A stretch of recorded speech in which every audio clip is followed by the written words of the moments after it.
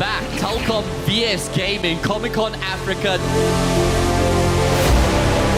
There is but one foundation the South African Counter-Strike scene is built on, and that foundation is passion alone.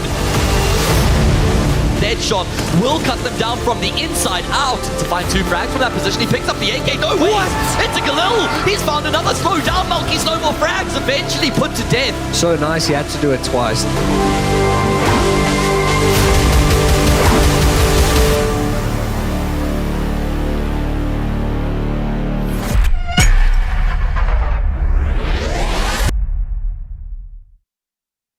It's that time of the year again, Comic-Con Africa 2024. We're here for the Telkom VS Gaming High School Esports League to open up the weekend. Can't wait to get into all the action. Players are already getting lined up on the stage, and we'll be jumping into that action soon enough. But before we delve too deep, I've got some fellas to introduce here. Immediately to my left is Elusive, a returning guest. Of course, he was here last year as well. And we've roped a new face in on the desk as well, Mr. Kani, who's going to be joining us for the weekend to break all the action down. Ruan, welcome back, mate. Thank you very much. I'm happy to be here. What an atmosphere already. Jeez, and that opening AV, I got goosebumps. I just want to jump on that stage and get behind the PC and play a little bit. Listen, Trev, the one thing that Ruan struggled with the most was actually being up here and not getting to be over there. You think that's something you're going to struggle with as well? I think so, eh? Being on the other side of the spectrum now, it's definitely a change of pace. You know, you come here, you want to compete, you want to win, and now you have to watch other people compete to win, you know? So I'm definitely being a bit jealous, but I'm really keen to see what the ZA esports scene can provide for us. Yeah, and what I love about having these two guys with me right now is that these guys are the legends. They're the veterans in the South African scene. They've been playing or were playing for a very long time. And now we've got them here to cover a high school game where we've got 14, 15, 16-year-olds on stage who are aspiring people trying to make their way up the scene, climb that ladder. So it's just cool to have that connection from the past into the present as well.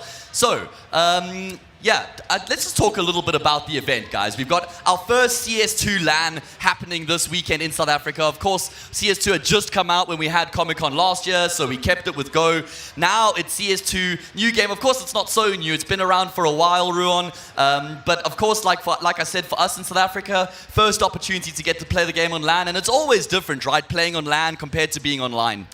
Yeah, it's gonna be interesting to see, especially like you say, the transition from CS:GO to CS2. It's not just a copy paste. You can't just do what you did previously. The game's different, the mechanics, the utility, the strategies behind it, the meta, everything's a little bit different.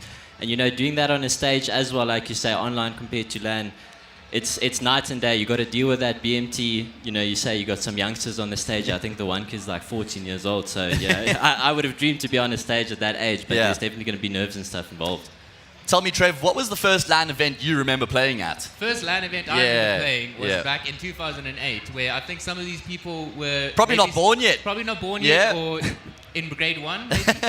But thinking back when I was in high school, we never had events like these. You never had the chance to prove yourself at such a young age. You looked up to the players playing on the big stage and you thought, wow, maybe in 4 years that could be me, Yeah.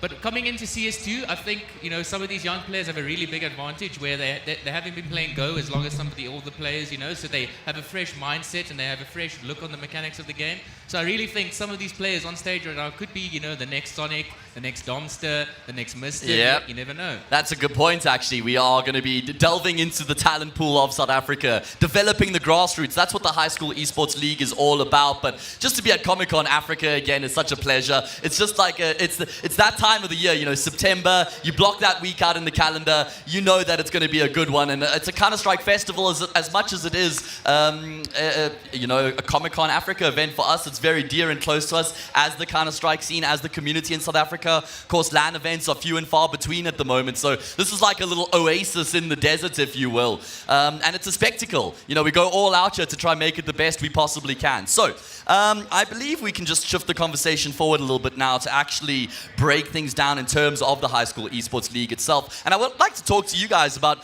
your experience when you were at school, because we just had traditional sports, right, fellas? It's not like we got to actually do esports as an extramural at school, Ruan.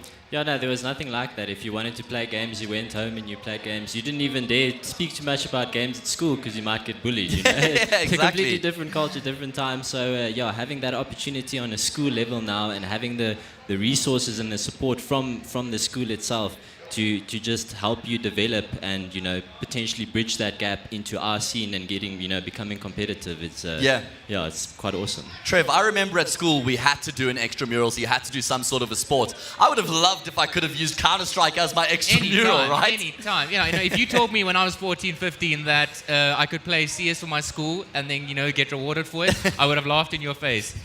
But, you know, this is something, you know, they've probably been looking forward to the entire year, you know.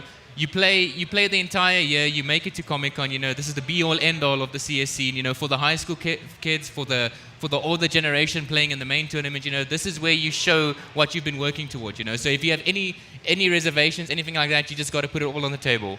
Absolutely. Just to break things down a little bit more in terms of what people can expect coming into the weekend, of course, this is just day one, Thursday, the opening day. It's going to be all about the high school matches here today, HSEL. We've got our first two semi-finals and our third, fourth playoff coming up a little bit later on today. Tomorrow, we have all four quarterfinals for the VS Masters. So that's where we really get into the main event of the weekend, of course. That's what we're really looking forward to. And then from Saturday, semis into the grand final and the third and fourth playoffs on Sunday. So it's going to be a festival of Counter-Strike really across the weekend. But like I said, today's the appetizer. Today's where we get to see the high school teams, and I believe we're probably not too far away from pulling them up on stage, and we can start to get them all set up and ready to go. But before we do delve too deep or get them going here, let's just talk a little bit more about bridging the gap, fellas, because obviously this is one opportunity for teams who are coming from high school, getting to compete at an event like, you know, of this nature, of this stature. What an opportunity. And, you know, I feel like in South African Counter-Strike, one of the big issues that we have is that very often the players who have established the scene have had to move on because, you know, priorities or whatever it may be. Now we're starting to develop these players from a much younger age, so it's surely going to make it a lot easier for them to tap into the competitive scene going forward, Ron. Yeah, I think, as you mentioned earlier, having that opportunity, you know, on a school level, having the resources to you know, develop yourself as a player and to get this level of exposure and to, you know, just get the ball rolling early on. You know, we also have our competitive scene here, you know, the old dogs, the actual, you know, and they get to see the youngsters as well. You know, they might pick up the talent and the youngsters get to see us. I don't know how much of that back and forth there is necessarily between, you know, the South African scene and the school level, which is why, you know, bridging that gap is so important. So yeah, I think it's a great opportunity, and I would just love to get all of these youngsters into that community that we have, and to develop them, and to have some of the old dogs and the old guard help them and, you know, guide them through that. Because I mean, if I look at myself, when I was 14, 15, 16, I had my brother, which was fortunately playing CS at that time, and he guided me through it. I wasn't allowed to touch online CS until I was 15 years old. I was shooting bots. Yeah. You know, he kept my internet cable unplugged, and then when I could beat him in 1v1s, it's like, okay, now you can plug in, we can get you going. He was a gatekeeper of the scene at that point. So cool. Trev, I mean, sorry, just to jump in. I mean, getting to play on stage now at this age, it just, you know, you get to go through the motions. You get to have that experience so that when it might come later on, if you're in the Masters or whatever, it's not the first time that you're getting introduced to that level. It's funny you mention that, because back in where I came from, nobody rated you until you played your first LAN. You know, before then, doesn't matter how good you played online, until you played your first LAN and so that you can actually perform on LAN, nobody cared. But now it's also, you know, playing on such a big stage at such a young age. You know, it's gonna start boarding up that BMT from such a young age that, you know, these players, once they do, you know, maybe get a shot at playing at one of the better teams, playing with one of the more established teams, they've already played on stage, they've got some of the nerves out the way, you know. And I'm sure with some of these players, you know, they probably have parents that, you know, don't want to see them playing on computers all the time. But when you're playing for your school and you're representing your school, you know, I'm sure it helps the parents see, okay, well, you know, this isn't just a waste of time. Yeah, I mean, if I was able to show my parents in high school that I'm playing on a stage like this, I think they would have been a lot more supportive than they were. It was only when I brought in that first, you know, paycheck, if you will, you know, the prize winnings from the first LAN that we won. Yes, they were like, okay, you know, maybe you can do this, you know. But before then, there wasn't a lot of support. No, you're right. This legitimizes it in a big way, 100%. Right? And like you say, it's always been something that's always, you know, brushed under the carpet or around the corner. You've never really been given the platform it deserves, esports, especially in South Africa. But Telkom's gone a long way in making that happen and enabling our scene. Where would we be right now without Telkom, honestly? Yeah, with that also, you know, you also got to keep in mind, like, gaming kind of developed when we were starting out. You know, esports wasn't really a thing. So we were kind of like, I'd say the second generation, I think, guys for us, you know, Style, Hella, and those guys, they were kind of the OGs, the first generation, the legends. And then we came in after that, and then there was another generation, and now it's these guys. So, you know, it's gaming is a lot more legitimate now that it's more developed than it was previously. I mean, we were carrying CRTs around, driving it on the back of a bucky 8 hours playing to in a the LAN. dungeon there You know, at the dome. exactly. That's Selling it for 200 rand after you're done with the tournament. Yeah, Oh, you really? get a towel or something. Because it was actually just too much of a It's too much trouble to carry take around. it back. Give it Yeah, to someone for $200. that contributes to the fuel to get back home, right? Exactly. All right, well, we're going to just be throwing this to a couple ads now while we get the players all ready to get up on the stage, and then we'll delve a little bit deeper into the game itself.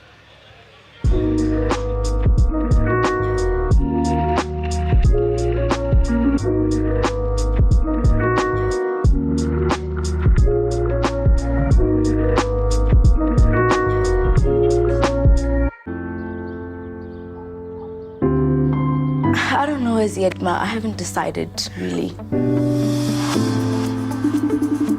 Hey sis, did you get my email?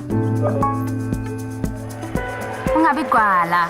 Find your courage. Welcome our next speaker from the top level in science, Notam. Get out there, dude. Find your tribe. Never let them go. And together chase the sun. Wow. Notando, the world is big. May you always be bigger. I'm proud of you. Dad, Mom, I know. Telkom. Possible begins here.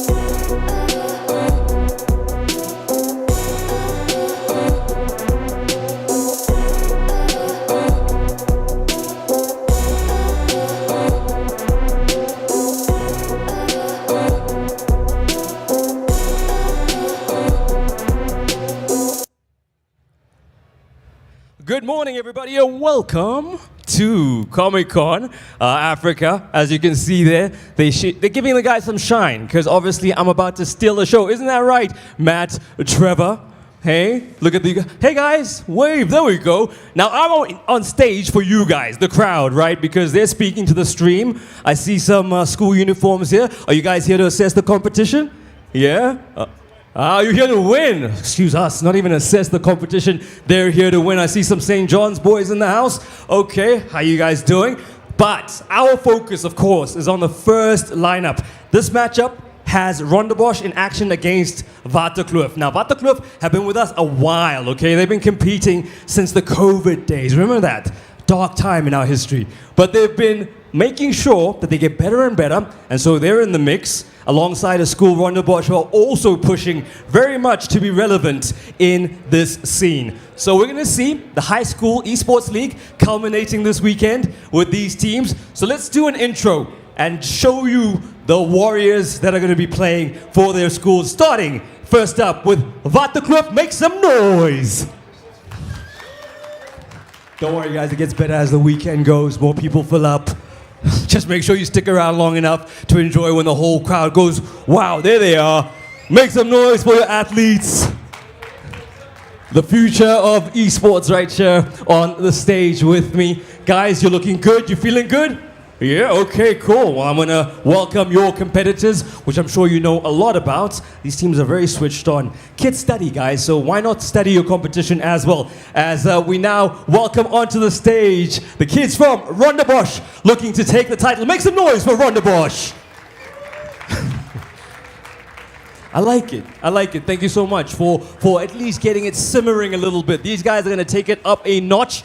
I'm going to chat to the team captains very quickly and just tell us about the journey to get to this big stage. How's it been? Have you made new friendships? How are you feeling? It's been a lot of new friendships. I was here last year and most of the team has left. I'm only one left. But new friendships, a lot of practice. We're happy to be here. There we go. I like to hear that. Now, this team here there's no one in matric in this team. Okay? That's interesting because on this side, we've got 4 matriculants, possible matriculants. I'm sure you will. You're good enough to see. No. It's a done deal. It's a done deal. Let's chat about your journey to this big stage. What do you know about your opponents? And what are some of the objectives for you and your team? Yeah, we've had quite a up and down journey in terms of the mental of our team, but we've overcome many things, and I think it's made us stronger, like, together. And I have heard that Vertigo has one star player called Rolex, who I'm very excited to play against. And yeah. Who's your star player? Me. Okay, I thought the captain would be like, oh, one of my teammates. He's like, no, me. That's why I'm captain. Okay, gents, so once again, you're in the zone. We're getting ready. What I'm going to do is I'm going to wait. You guys, you stand still. You guys come across, do your handshakes. And then before we do that, okay, what we're going to do is get your handshakes, get your seats, and I'm going to send it back to Matt and the group. Go ahead, guys. Meet your opponents. You stand still, shake hands, walk across. I like this. There we go. Camaraderie. A little bit of, like to see it, even a bit of a hug there. All these formalities fall away once the game starts because they know what's at stake. Gents, you can take your seats. 90,000 Rand is the prize pool that the schools are playing for. Sending it back to my team at the desk. Thank you very much, Mr. Kamza. Can't wait to get into the action. As you see, we've spawned another. We were 3, but now we are 4. And we have got the coach of Rondebosch, Mr. Jumpalot, who actually is a pretty recognizable name in the South African scene. So, mate, welcome to the table. Welcome to the desk. Thank you for joining us. Of course. So, how long have you been coaching Rondebosch for? I've coached them for this year, and they're looking good. I can say they're a well-oiled machine. Kremex is a star player. He can outrank anyone. Okay. Was he the captain, the one who said, I am him? Yeah, he's him. He's the main character. Okay, fair enough. Now, did you go to Rondebosch yourself? Yeah, 100%. Okay, now why don't you just tell me what the facilities are like at Rondebosch for esports? Of course. So we're sponsored by ATK or partnered, I'm not too sure. And we go there quite a bit because they provided their facilities to us. So yeah, that's kind of where the boys practice if they want to get a good grind in. And of course, there's Wendy Govender, who's an amazing teacher, and she supports the boys 100%. Okay, now how many times a week are the lads practicing, like as an extramural kind of thing? I think at least twice a week. Okay. Yeah. And is it recognized as like an extramural at school? Yeah, it's been a bit of a journey, but I think it's definitely getting more and more recognized, and the passion is really there. Like the gaming society is huge. Okay. Can I ask a question about the veto, right? So we have Ancient, Anubis, and Vertigo. Can you tell me something about this veto? Because these are quite team-oriented maps. Yeah, I think we were a bit surprised that they went for such like technical maps when like our team is so like our strategies are really like well-oiled and the team is like a proper unit. So I'm a bit surprised didn't go a bit more of the puggy way, like with the team composition they have. But yeah, it's good for us, so we're happy.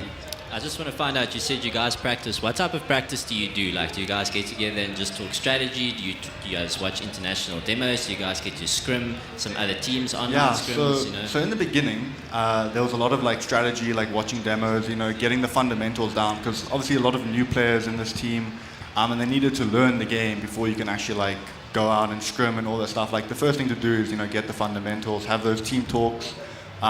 But yeah, they do a lot of scrims as well now, and that's kind of in the past. Like the team knows how to play Counter-Strike now. When you guys scrim, who do you scrim? Do you just scrim other guys at the school? Mainly like the lower level teams, to be honest. Like the top teams, they generally want to just scrim each other. Are there any of the better local teams, any of the main teams we're seeing this weekend that you tell your players to look at? Any players specifically? Yeah, I think Kitsuna is a pretty good team. I think they even played them recently and did actually pretty decently. That's good. So yeah, like I really like Kitsuna, but there's a lot of good teams. They have a very good Punishers as well. Yeah. Both very good IGLs. They have very good team-oriented play styles. 100%.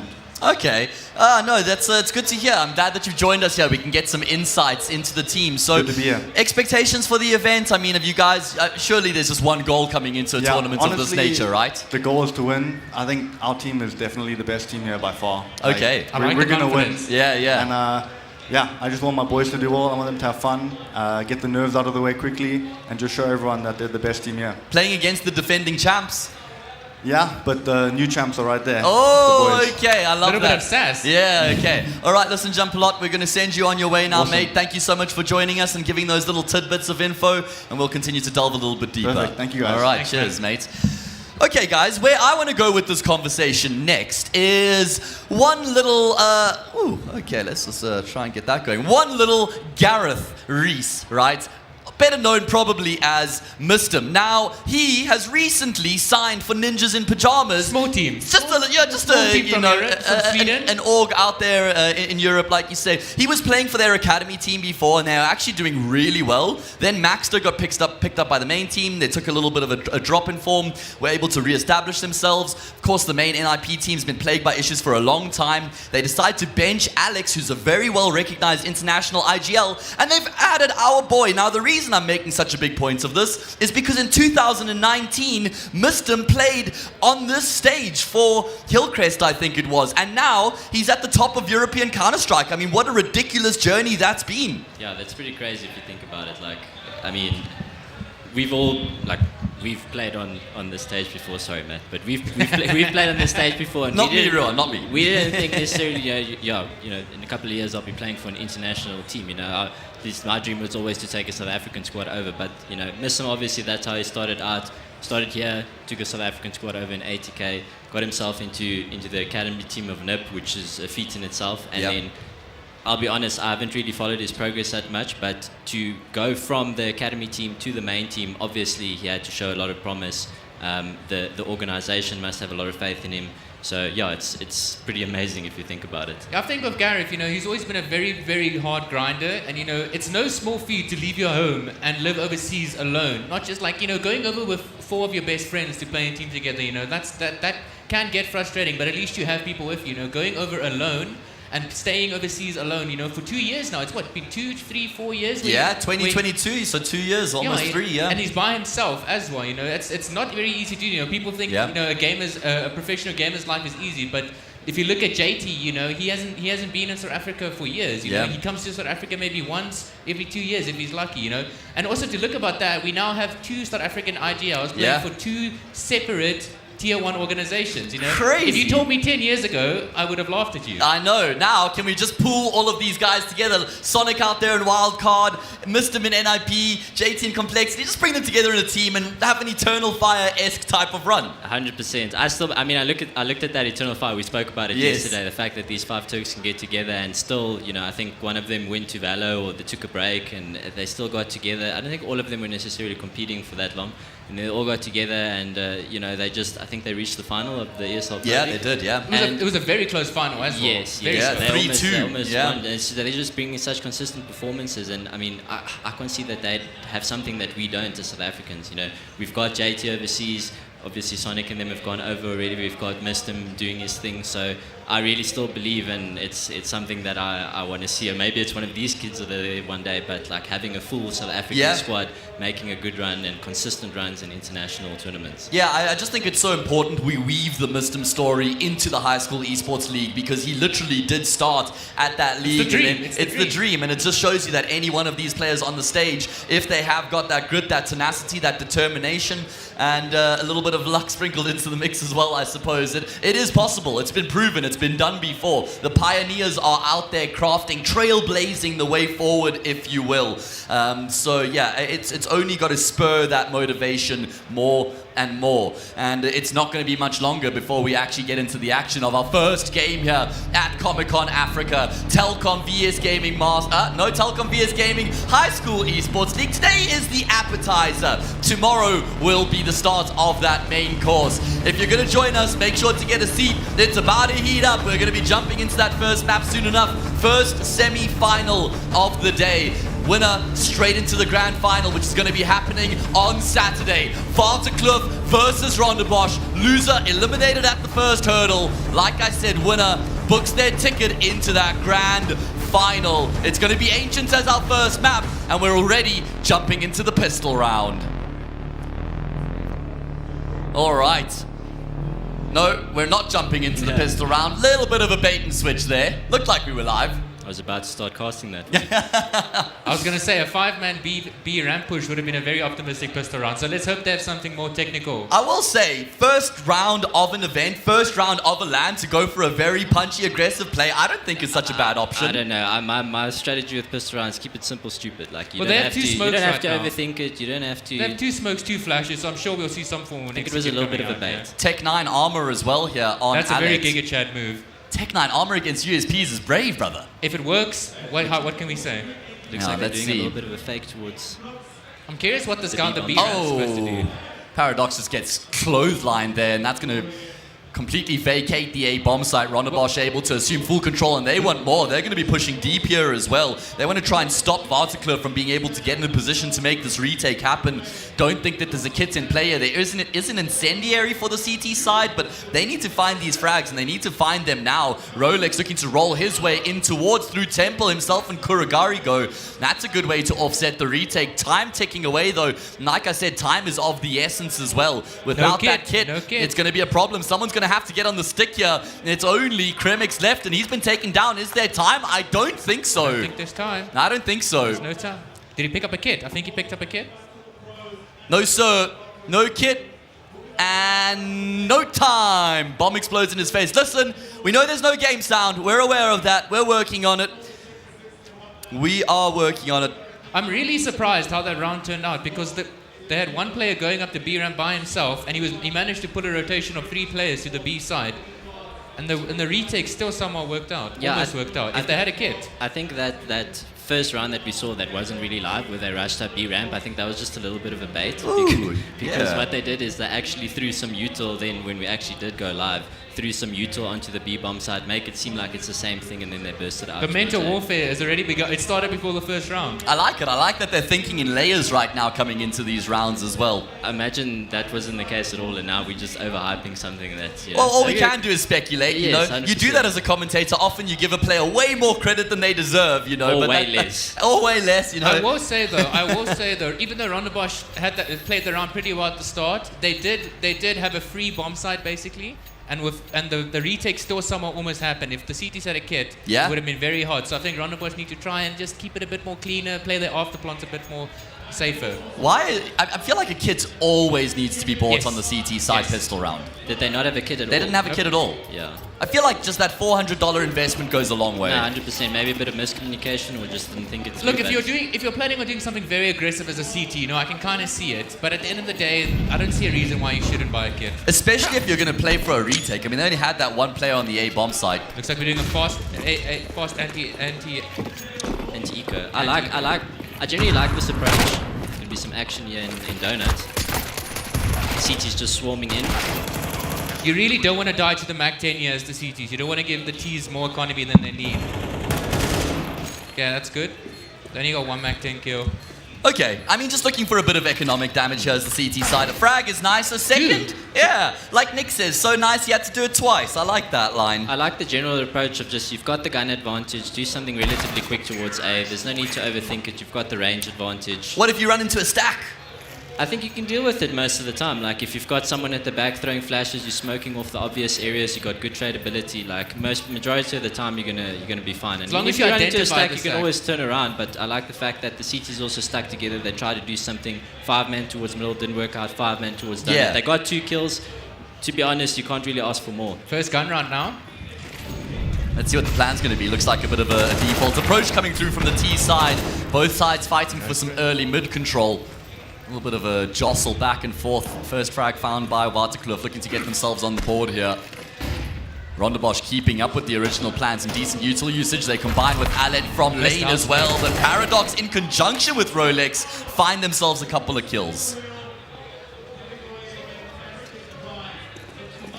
CT is opting to keep the middle control, good util at the start of the round. They're still fighting for mid right now. Yeah. They know where he is as well. Lost alive, 1v4. Yeah. Should be impossible for him to win. Yeah, should be. And I mean, at this point, if you could at least find some kills to try keep the CT side money honest, that would be great, but it's not going to happen. Clouds will finish him off, and Vertigo have got themselves on the board. Yeah, they've opened up their account. Of course, Ancient is the pick of Ronderbosch. Woo! Okay.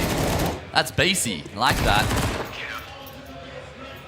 Like I said, Ancient, the pick of Ronderbosch. Vertigo, if they pick Anubis, Vertigo will decide the series if we go the distance. One thing to note about that previous round is that the T's opted for a fast middle take, but they missed their house smoke, and there was also no flash for the guys taking first contact. Something they might need to look at. Okay. Yeah, when you're taking mid early in the round as the T side, util is of utmost importance, right? Especially the flashes. And it's so valuable to have a player who's happy to be thrown in the front line, someone who wants to take those fights, because sometimes you get princess players, right, who just, they want to be set up perfectly and only take the gunfights that appeal to them and that are on their terms. But you need someone who's like, you know, keen to get their hands dirty. You need someone that's willing to run into that middle molly and just send it. And go for the duel, trust that your teammates there behind to trade. The majority of the time, if that guy gets that entry kill, that T, you can sprint towards Donut, catch that second guy off guard very often, and then you open up the map entirely. Yeah, snowball. Top round for Ronderbosch though, so very good for the economy. But Vertigo has survived 2 rounds in a row now with more than 4 players alive, so that's definitely going to help them build the economy to try and extend this lead.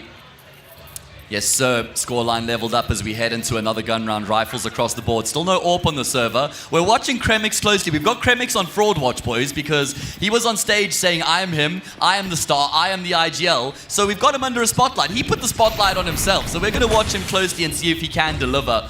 Rolex, another one of the players that was highlighted coming into this as well. More fights in towards mid here. This is what they tried to do the previous round as well, or the first gun round. Nice crosshair placement there, but unfortunately just the one, like you say. Pack-based mentality coming through here from Ronderbosch right now, and they've found the chink in the armor. But look at the bomb. Oh, that's problematic. Okay. Okay, but now you need to move together as a team. You need to assume, especially with this util going down, that the CTs are here. This is a huge problem for Ronderbosch. They did so well to get that positional control. Just a blunder leaving the C4 behind. Have to go back and force these fights. Bobyan. That's quite a name. They're still keeping 2 guys on the A bomb site. Like, it's at this stage, you need to forget about that, and get together as a team and reassess. There's a more important objective at hand here, and that is recovering the bomb. Clouds will find the kill, trades the name of the game right now. Kuragari gets in on the act as well. And it's only Zyrex left remaining, the guy who was on that A bomb site, just watching the kill feed, seeing his teammates dying, is going to have to try and clutch this one up. It doesn't seem like they're aware of where he is, though. He can have a very good timing coming from house here. Sees the one. And there we go. First frag found. Pretty good idea of where that second could be. But Kuragari will come out on top. The IGL for Vertigo. That's their 3rd round in a row. Starting to get some momentum going now. One thing I really liked about this round is that Vertigo identified that Ronderbosch were taking middle fast with the house smoke and the utility coming out. So they immediately sent 2 people A main to push out and got all that info. And thereby got the quick early flank on their mid. Game changing. Just talk about the push and the pull on the CT side for us a little bit, because I really want this to be an informative cast, you know, to teach, you know, when these guys go back, watch the VOD, they can learn from it, you know, some of the other high school teams that might be watching as well. So Ruon, you know, just to extrapolate that point Trev made, do you want to explain why that's so important on the CT side? Yeah, I don't know if they necessarily had a read on, you know, how the T's like to play, but in general, if you're not going to be contesting middle, you can throw some util there, but sorry, I just want to see how this round unfolds before I dive deeper into that. That's okay. If he loses his AWP, it's pretty bad. Well, he might holding not. his own, and he's got support from his teammate. Very well done in that situation. But yeah, you want to, you know, if generally on CT side, I like to keep that level of control, but you can see Ronderbosch is sending 4 or 5 players into middle, coming from catwalk, coming from middle itself. So having that early flank towards A, I think A main is an area that is very underrated as a CT side. You know, you can get a lot of info there very early on. They pushed 2 guys there very quickly on, and they got that flank. So just, you know, give some map control, take some map control from the other side. It's that whole concept of push-pull, as you say. Yeah. As you say. It seems like they're going to do an A take again, yeah, with full utility. It's looking like a full 5-man A with one guy doing a fake towards middle. 2-man setup on A. Yeah, clearly they play a very death ball approach here, Ronderbosch. Just happy to stack their numbers up and work together, but there's a good setup here from Vertigo to deal with it as well. Not a fan of that angle. Paradox does at least get one, looking to drop the nade, chip down these players, still making their way forward. Bobyan behind the box again, tries to get cute with the no-scope, but Here's that extra layer. Rolex will roll through Rondebosch. A triple kill out of him. And that's now 5 in a row as Rolex goes up 10 for 2. I'd like to see Rondebosch take attack pause here, which is exactly what they did. They're gonna need to try and play towards the B side of the map a bit. I think they have a really good mid take with really good utility, but unfortunately they seem to be losing out on the trades consistently. Yeah, it also just seems like they decide at the start of the round what they're going to do. Yeah. And they commit to that, as opposed to, you know, seeing what the CTs are doing. The CTs Adapting. are being very proactive. That round they didn't even have anyone in middle. So if they just play a relatively slower round, just a little bit slower, delay everything by about 10-15 seconds, get a little bit more info, you'll say, okay, cool, well, we got middle, guys. So probably A is going to be strong, or they're going to be aggressing towards B, so take that into account. But they're hard committed 5 there. Unfortunately, sometimes that happens where Looking the at the CTs buy, are set up for it. Looking at buy, I see 5 Mac 10, so I'm expecting something very fast to shine. Maybe a cave rush, maybe a B ramp pop. Definitely something towards B, yeah. I will say, though, coming into the next gun round, we need to see a different gear from Rondebosch. They can't just keep up with this very early aggression. All 5 players just looking to force fights as soon as they possibly can. But in this round, they do have that luxury. I like the setup from Vertigo here as well. Fairly passive and detached, but they actually do still get a little bit overwhelmed. Clouds has got a job to do here. Not expecting the fight to come through from long. Finally, a kill will be found by the CT side. A 5v3 turn 3v3 retake is going to have to come together here if the CTs are going to keep up their streak. Bit of SA util there. As these Mac 10s are just plaguing Vertigo right now. Paradox doing his damnedest to try find a way back into this bomb site. Kremix is fighting them. Paradox tries to go for a cheeky stick, but that was never going to work. And the half buy wins them the round. Yeah, Change of pace. Just a fast play up towards B there. They had 2 people there, but they weren't ready for something fast. There was no early util towards ramp. One guy had smoke out that he was throwing towards way ramp. Deep, yeah. Way too late. The teams were already up there, so I just didn't expect this level of aggression, which is something you should expect given the economy on the T side. I really like the space Rondebosch took that after they got up the B ramp. They identified that nobody was actually holding it or mollying it. So what they took is, after they got the first kill, they pushed to go hold that choke by CT spawn. So it was very hard for Vertigo to retake. Economy for the CT is not too bad. Got a guy on 8.5, 6.8. So they should be able to buy next round still. Though, eh? Still no AWP, and that's voluntary because they definitely had the finances for it coming into this round. I feel like AWP CT side is a staple. Seems like a bit of a slow round. The T's did throw a bit of fake util towards the mid street, but it doesn't seem like towards A there again. Yeah. I do like that conditioning though from Rondebosch, throwing that same util in towards mid, but then pivoting in a different direction. It's just Clouds who's jump spotting right now. This is where the AWP is so valuable. Posted up on long towards his B bomb site. Clouds spoiled for choice. Starts on one, finishes the other. Man advantage for Rondebosch as they take full control of this B bomb site. Gonna have to be another retake, and nice flash. Not sure that their chances are great at this. Who's going to take contact? You always need somebody to try and offset the retake. 333 carries that Mac 10 through, and yeah, there's just nothing really going for them. Paradox is probably going to have to accept his fate here and carry the gun over. Need to save this. Not going to be able to though, right? Not allowed a safe passage out of here. Now, fellas, we've seen 9 rounds of this game. Which team's impressed you more? I like the fact that Vertigo are being so proactive on their CT side. Teams generally play a bit more passive on their CT side, but I feel like with CS2, it's a lot more, you know, you kind of have to be a bit more proactive on your CT side. You see a lot of teams putting more time into their CT sides now than they used to in CSGO. So I really like the fact that they're being so proactive. But what I want to see from Rondebosch is identifying that these early flanks are happening from Vertigo. If they are pushing into areas, they're getting the info, whether they're getting it in middle or getting it towards A or getting it towards cave. Right now, they're just committing into areas without realizing that that's what's happening. And you can go an entire game like that and not know that that's actually what the CTs are doing. And it feels like they've got your number, but actually they're just pushing and getting the necessary info because they're not playing scared. So either they're going to have to play the way they've been playing and commit into a site and gamble, or they need to just spread out a little bit more and identify where these pushes are coming, because they are coming. Yeah, I feel like it's been a very aggressive T-side from Rondebosch so far, and like you say, Rondebosch need to read into that and try to come up with some sort of a solution. A little bit lackadaisical there from the T's, swinging, not too concerned about any CT aggression that could be in play, and well, they get caught off guard by it. Paradox continues to do work as the A anchor. The comms coming through a bit late, but Zyrex will still find the frag, so that does open up the A bomb site. Bomb going to take a while before it's actually able to get it. Oh, no, never mind. It's on the site already. I thought it was on the lurker. All right, Plant comes through. This time the retake looks a lot more doable for the CT side, though. I like that reaction, that instant play towards A when they identify that there's catwalk aggression coming from middle. That means the CTs are playing aggressively in middle. Really good retake so far from Vertigo. And now they know where Kremix is, but he's still going to be able to find the first 2 kills. 2 more to be found, but doesn't expect Rolex to be as far forward as he was. Not a bad shout. Good economical damage. I must say, Rolex has looked good in terms of his individual mechanical level. 12 for 4 right now. Yeah, I'm impressed by what I've seen from him so far. Speaking back on that round, I really like what Ronderbosch attempted there. So this is a classic in CS, is when you win 2 rounds going to the same bomb site, your IGL says, okay, so let's fake that bomb site and go to the other bomb site. Conditioning, right? Conditioning, yep. So they attempted to fake the B, but as you can see, Vertigo were playing very accurate towards the mid side, so the B player basically went down before the A execute could come in. Talk a little bit more about conditioning, please, Elusive, and I'm not talking about shampoo version of conditioner. Yeah, just doing a similar thing over and over to make the opponent adapt to what you're doing. And then on a round, a very important round, you switch it up and you do something differently. And you use that against them. Really nice flash coming in from Clouds.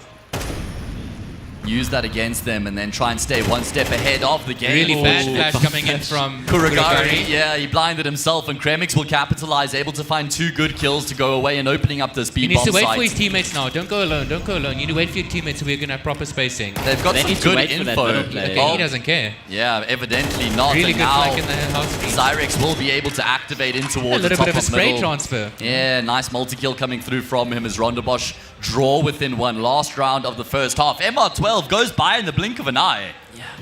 I really like the confidence from Kremix. He's definitely, you can tell he thinks he's better than everyone else, so he's just taking raw aim doors. I really like that. I would maybe prefer if he had a teammate closer to him that can actually trade with him, or even go in first so he can get the trades. I'd like to see that a bit more of that on the CT side. What we should also see is Paradox spending his money. He's still stuck in CSGO, boys. Why have you got money in the bank right now, Paradox? You're supposed to empty your pockets coming into this round, is that fella. armor USP that I'm seeing? That is Kevlar USP indeed. Board strategy card, and let's see how it pans out for him. I don't have much faith, I'm afraid. All right, well. Do you have you ever played with somebody, Elusive, who just felt like he was always better than anybody, no matter who he went up against on the server? I think you have to have that mentality when you. Did you have that attitude? To a certain extent. I mean, if you press tab and you see Olaf Meister on the server, you're like, okay. I bet Detrony still felt like he could take him on, though. I think when we were closer to our peak, you kind of feel that way. Yeah. And I think what really makes a difference is you should always have that mentality, and I think an important thing that for the youngsters as well and general viewers is that mentality is an internal thing. Like, you shouldn't have a chip on your shoulder and walk around being arrogant.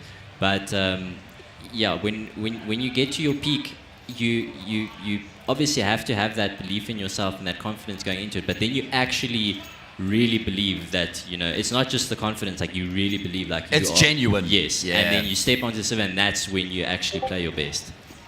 Trev, have you? Yeah, for me, I mean, I was always very cocky. Yeah. But more in a sense that I try to use it to get into my opponent's head, you know. And then at one point you realize, well, like, if you don't have the confidence to go in first into a bomb site and get opening kills with 4 flashes being thrown and molotovs, you know, you're never really going to achieve something that you want to. All right, well, Vertigo here to kick off this T-side pistol round are just going to shift themselves in towards this B bomb site. They are able to find an opening kill, but now the resistance starts to mount. Plant comes through, frags being found by the CT side. Zyrex will actually get demolished, and in fact, Bobyan and Rolex will combine to close out the pistol and regain the lead for Vertigo. Not a fan of how Vertigo took that round, even though they win. I didn't see a single piece of utility. They kind of just dry ran it up the B bomb side. Luckily, it worked for them, but definitely want to try and get some utility in your pistol round, guys. Yeah, they also had a lurk in middle, which didn't really do anything. I think he just went up catwalk and went cave. If you're going to rush up the bomb site and commit hard before you... He has no impact on the round. Exactly. All right, well, both sides winning their T-side pistol. Full eco from Ronderbosch. Let's talk Forces CT side second round. Is it situational? Do you think CS2 good option? Is it map dependent? How do you see it, Trev? I think it's a bit map dependent. Hey, I wouldn't force in a round setup like this where it's 6-7. I wouldn't force second round as a CT. I would just send all 5 my players somewhere, try get a kill, 2 if you're lucky, save the guns, build some economy. Because with MR12 right now, you know, economy is so much more important than it was in MR16. I just love how they went 5 AK, no util. Yeah, I'm sensing a pattern with Vertigo. But to build on Trevor's point, I think it felt like it was a bit more viable in CSGO. It's definitely map dependent, as you say, but also it's team dependent, because if you are a team that actually puts time into those types of rounds, you've got proper setup, you've got a good read on what the opponent's going to do, then I'd say, you can go for it. It obviously is a risk, but it's got a big reward. Yeah. I feel like often teams will have like a second caller or something like that who does call pistol rounds and force buys and something of that nature. But either way, now we move into a gun round. It's not an ideal gun round for Rondebosch because they've got a FAMAS and they've got an MP9 coming into this round. Looks like there's a set strategy coming in from Vertigo to the B-bomb side, smoking of cave, smoking of short. Util raining in, but they just get shut down. Where are the flashes, guys? Where are the flashes? That is a good question. Kuragari eventually draws some blood here for Vertigo, but the damage is done. The round should be dead in the water. And these two teams are looking pretty evenly contested out the gates here. I think a pattern I've seen from both teams so far is not a lot of defaulting. It's mostly been straight execute. Have we seen a single default yet? I don't think so. I don't think so. I don't Just think more so faking either. and execute. So I'd like to see a bit of a change of pace from both teams. Some depth. All right, time to just catch our breath. First timeout being used here by Vertigo. 8-7, first map of this semi-final. Winner goes into the grand final, which will happen on Saturday. Loser has to come back later today to play in that third and fourth playoffs. So you can see both star players of both teams are sitting on 16 kills. Rolex 16 for 7, Kremlin 16 for 9. Yep. So they're definitely having a little bit of a 1v1 in their own right. I'm definitely sure they're both looking at the score and saying, okay, well, I got to at least outfrag their star player. Not a lot of util for the T's to work with, so they're either probably going to do something fast or they need to hold on to that util and do something delayed. It seems like they're doing a similar strat to the previous round. The CT's keeping it relatively standard with their CT approach, taking middle control, basic util. Basic catwalk molly as well to stop the CTs from taking catwalk control. Listen, Paradox, I appreciate that you save your money, but just buy a P250, mate. I mean, no one wants a Glock. No one wants a Glock. Yeah, is this the same guy with that armor USP? Yeah. Definitely need He's a youngster, some man. answers He's from a him. youngster. I believe he's only 14 years old, if I'm not mistaken. That's crazy, guys. 14 years old and playing on a stage like this, honestly, I think I was still like eating dirt at 14. I don't know, man. Like I was eating my Yu-Gi-Oh cards. Yeah, economically, Ding, ding. that didn't really make a lot of sense, especially with the approach with that round. I think they had 3 guns there, but what I want to see in those types of rounds is you send the AKs together. You can get that. You can use the pistols to get a little bit of info in a safe way. They can maybe be the cannon fodder, the first bait. ones in. But But then you've got the usually AKs same, to back it up. You've got that tradability to have that sort of a plan. Yeah, I mean, if you're looking at it now, they're on another save, and I see 2 people with armors and a Glock. So I don't really understand that. You should have just done 1 full save or done 2 I don't think half anyone's got armor, Trev. Oh, is that not an armor icon? No, that is their school logo you're looking at. Okay. That's good. Ooh, okay. getting behind them and doing some damage. wait, Alex. hold on. Maybe all they need is Glocks. They've just been able to find 3 kills Where's effectively. Dave when you need him now?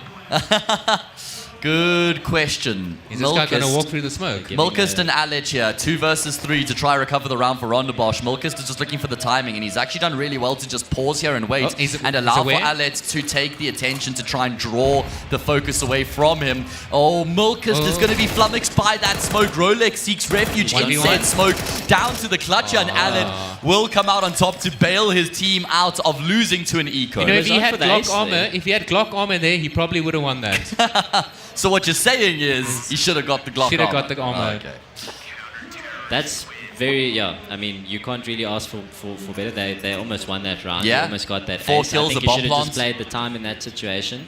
Could have played with the CT a bit more. But obviously, when you're 4 kills into the round, you're feeling yourself going for that last kill. Think you're going to get it. Unfortunate. But really important the score round now. 9-8. Yeah, if Vertigo lose this, they're going to feel like they're under the pump at that point. They're yet to win a gun round here in the second half. Notice Vertigo through the early cave smoke from T-spawn. It's actually a very hard smoke to line up. I mean the donut smoke, sorry. So you see they might be trying to fake a fast A execute here. You see one guy throwing util. He's going to go out and commit with it now. But unfortunately the timing just doesn't seem right because the players towards B aren't even nearly ready to take the site. So now the jig is up. So I'm not really sure where Vertigo is going to take the round from here.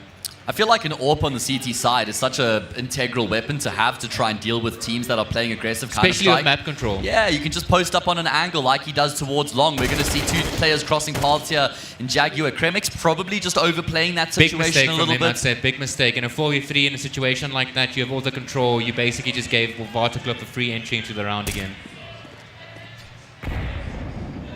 I'd love to see how Vertigo play this round out.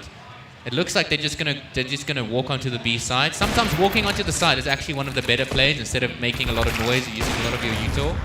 Good trades coming in. Oh, that's a really big miss shot there. Bobyan is opening up. He's gotten 3 kills now here in this round.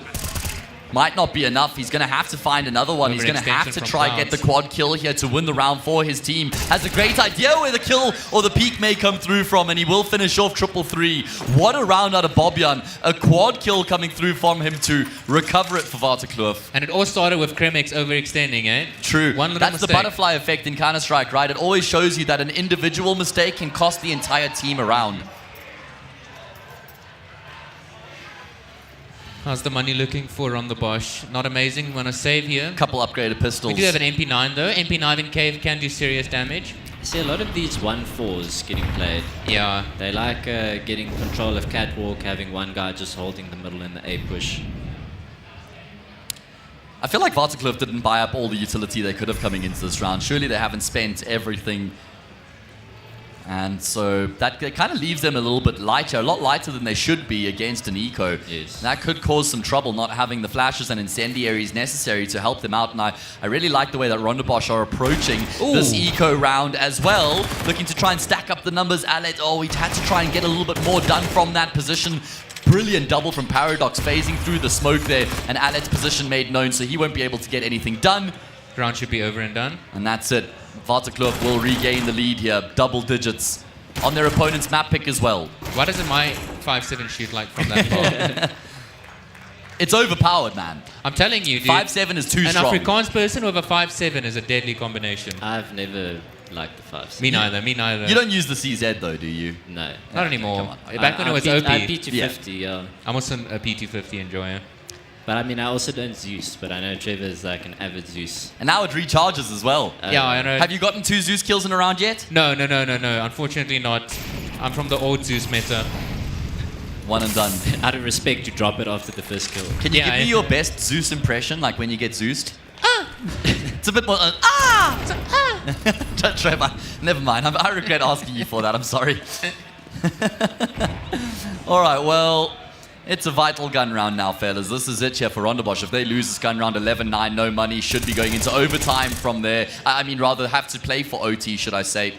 Let's see how Ronderbosch plays with the man advantage. Again, just trying to force too many fights, right? You can have a game plan coming into a round, but once you get a kill, things need to shift. The dynamic needs to change. No idea where he walked for. He had a good angle. You could have just hard. I don't know why he walked forward to try to get a kill after his teammate on B already got a kill. That's a big frag from Rolex. Gets stinked by the M4, but AK trumps M4. Ronderbosch are going to have to make a play now somewhere. Bobyan spotted him. That's a lot of info, but... Actually, Milkus is going to keep up with it. How far does he go is the question. He catches the player with the nade up, but thankfully, again, it's Bobyan who's on the scene. I feel like this guy's just fragging like a madman right now. Something about people with Jan in their name. Shout out Takbok, one of the real ones. Yeah, you got 40 seconds. The round's pretty much open. You know, CTs are more leaning towards B, but obviously there's going to be a rotation coming in. But I like the fact that Vertigo are grouping up. This is a really strong position. Actually might be being watched right now. It is great awareness there from Paradox. And now it's all on Kremix, the IGL, the star player, self-acclaimed. 1 versus 2 clutch. It is doable. Paradox is fairly low right now. There's no kits in play for Kremix, so time is of the essence. No utility either. And there's a molly on the T side. He should know that it's Prana for Donut, so he should expect at least one player there. But unfortunately, he's not able to get that kill, and Ronderbosch are now falling apart on the CT side. Money not looking good. They're going to have to save here. They could force, but if you force, you're basically throwing the match, giving match point to Vertigo. It's just a lot of duels being taken all over the map. And not smart ones either. And not taking duels with your teammates. It's a lot of individual duels. Yeah, one thing, you just need to take it that one step further, the theory crafting behind it, and go, if I'm going to be stepping this area, I need another teammate to be in an area where they can capitalize off of it. If I get the kill, he can help. You can take control. If I lose, I've got maybe a guy standing next to me that can trade me out. just that little bit of something extra. Pretty unlucky from Ronderbosch here, where they decided to push middle and push B in the same time to see if they can kind of pinch catwalk and catch the Vertigo on off guard. But Vertigo just went for a full-on A execute. This is looking really good for Vertigo, I must say. Individuals seem to be warming up as the game is going on. We've had Rolex throughout the map, but Bobjan's come to the party, and Paradox has had some good rounds as well. I like his name, Bobjan. I feel like he's taken the most common English name, Bob, and the most common Afrikaans name, Jan, and then turned it into Bobjan. Cinema. Yeah, cinema. Doesn't really get more entertaining than that, baby. Okay, where's Kremix? I want to see Kremix pop off now. Again, he needs to bring his team back. I don't understand why we don't buy util when we've got money. Listen, they're motivated by Alexi B, okay? And in Navi, they only buy the exact utility they require for the plan in the round. Where are the flashes? They don't need them, Trev, okay? They don't need no flashes. Kremix, though, will find a first kill, and he's taking down the crown jewel of Rolex. That's going to force Really nice Vertigo's spot hand in towards the safe bomb site. But as you say, 333 in a fantastic position to mow them down. Kuragari meets the same fate. I loved how he played that. I loved how he played that. He got the 2 kills, and then he hit so that his teammate could get the first. But he's been playing that same box every single round that he's been there when they hit that A bomb site, and they're throwing mollies towards the back of site as opposed to just mollying out that area. And also, unfortunately, there's 3 guys there with util in their hand when 333 decided to step. So probably not ideal. No. That's where roles come into the equation. Everybody knows what's required of them when you're going into the bomb site. Each person has a set duty. But Ronderbosch have kept themselves alive. Vertigo have had 3 map points from 12-9. They now have 2 left remaining. They need to force us into overtime, do Ronderbosch. I'd love to see Rolex maybe drop some extra flashes here. What's the money situation like? I'd love to see some extra flashes drop to Paradox so you can maybe get some util as well. Because I'm only seeing 2 flashes, and that is not enough. You can also see a stark contrast in the CT side between the 2 teams. You know, Vertigo were a lot more proactive, taking risks, getting info, whereas Ronderbosch, they're pretty much doing the same middle take every single round, trying to establish middle control, get some catwalk presence, and then they're playing standard, 1A, 1 donut, 1 middle, 1 towards B, and then 1 cave. At least let your A or B players play together, If you're going to make a play towards A and B, do it together, be it cave or ramp. And the way Vertigo was playing right now, this is much more what you'd expect from a default. Even a 1-4 is fine, that I mentioned earlier. They're holding for the pushes that they do on their own CT side, but it's not really coming. This is actually the first 1-1-3 I think we've seen all game. Just changing up the pace a little bit, looking to build themselves into the round. Nothing untoward here from Ronderbosch either. You can see on the minimap a few moving parts right now as they look to just try and adjust the setup, but probably a little bit tentative. I actually love how they're playing this. Ronderbosch? Yeah, no, Vertigo actually. Okay. Yeah. Starting off the 1-1-3, and then they walk the entire way past cave to middle, just in case. Because if any CT is lingering about, it's an insta kill for the Ts, because the CTs have no information. And this is where the understanding comes in, is knowing when to activate. So they're taking middle control. Paradox has created a presence here. Now he just needs to relax and chill. Now it's time for his teammates to start doing something. Look where that player in Donut is starting to get some info. Look at this rotation coming as well from the CT side. Yeah, I was going to say, Ronderbosch have read into this. Good trade, really good trade coming through from Bobjan. Can he double down? He spots out that second player behind default. The spray from Paradox will betray him. Kremix, though, able to lock it down with the double of his own. Wonderful multi-kill. That's 3 for him in the round. Vertigo fall flat on their faces. It's really important that Ronderbosch don't give away more kills to them now. They really need to build their economy, so they need all 3 of these players to stay alive. 100%. Look at the money for Vertigo going into this next round, by the way. Yeah. It's a disaster. Vertigo have almost played that round perfectly. Just 1 or 2 missed timings on the Donut players coming a bit too late. Like you said, the rotation came out so fast because Paradox was making such a big noise there. If Vertigo have maybe decided to go back towards B at a certain timing there, would have been a free bomb site. That's what makes the difference between watching a demo and truly understanding a demo. You can see that they clearly know where all the pieces need to be, but how those pieces play off of each other in different scenarios, that takes time and that takes experience, that takes theory and chatting about it and getting on the same page. And I mean, we've got guys in the scene that are playing at this tournament that still struggle with that. It's not an easy concept. Name some names. Hey? Name some names. We'll see them tomorrow. We'll call them out. We'll call them out when they're on stage. I'm saying everyone does it at some stage. Once again, the economy, as you rightfully point out there, baffled. It's the last round. It's the last round. And there's money it's the last in the round of the map. You can't be saving your money, Paradox. It's not your pocket money.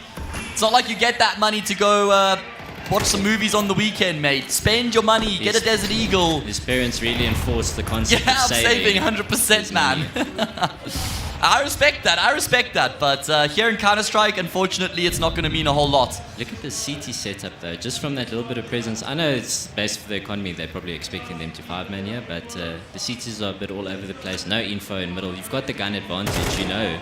Ooh, shot. That the economy's not that great. Oh, okay. Bit of an overextension there. Yeah, overstays his welcome for sure. Zyrex is going to also overfight in towards middle. Okay, lots of damage has been done though, so it's still very doable here for Rondabosch. It's Alet who's over towards the speed bomb site. I like that they're pulling the trigger here and just committing to this now. Get the util down, send it together, make sure there's nice flash as well.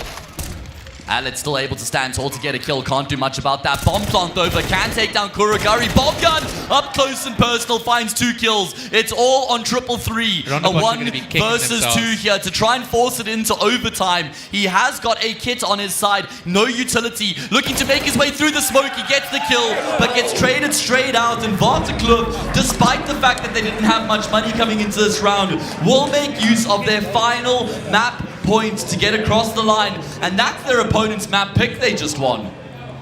Yeah, very back and forth, very close game. The biggest thing that stood out for me, I was just having a look at these ADRs. 105 from Bobian Rolex, 96, 81 on Kuragari. You know, some big performances, yeah. I feel like Bobian really stood up in that second half in particular. Yeah. Especially when it came to entry frags, you know, he was the one setting the pace. He was the one getting his teammates onto the bomb sites. Definitely, you need a player like that, especially in these tight games. Yeah, I feel like he had more impact in the later stages of the round, when the bomb's getting down and actually taking the bomb site. Which is actually the more difficult stage of the round as well, because it's not like you can just plan for that. That's where the cerebral understanding and game sense comes into the equation. But that is the first map of the day, the first map of the first semi-final done and dusted. It was the pick of Rondabosch, but it was Vertigo who came out on top. So they've taken a commanding lead here in this first semi-final. Will they stamp their ticket into the grand final, or will we require Vertigo to see who's going to win this game? We'll find out after a short break.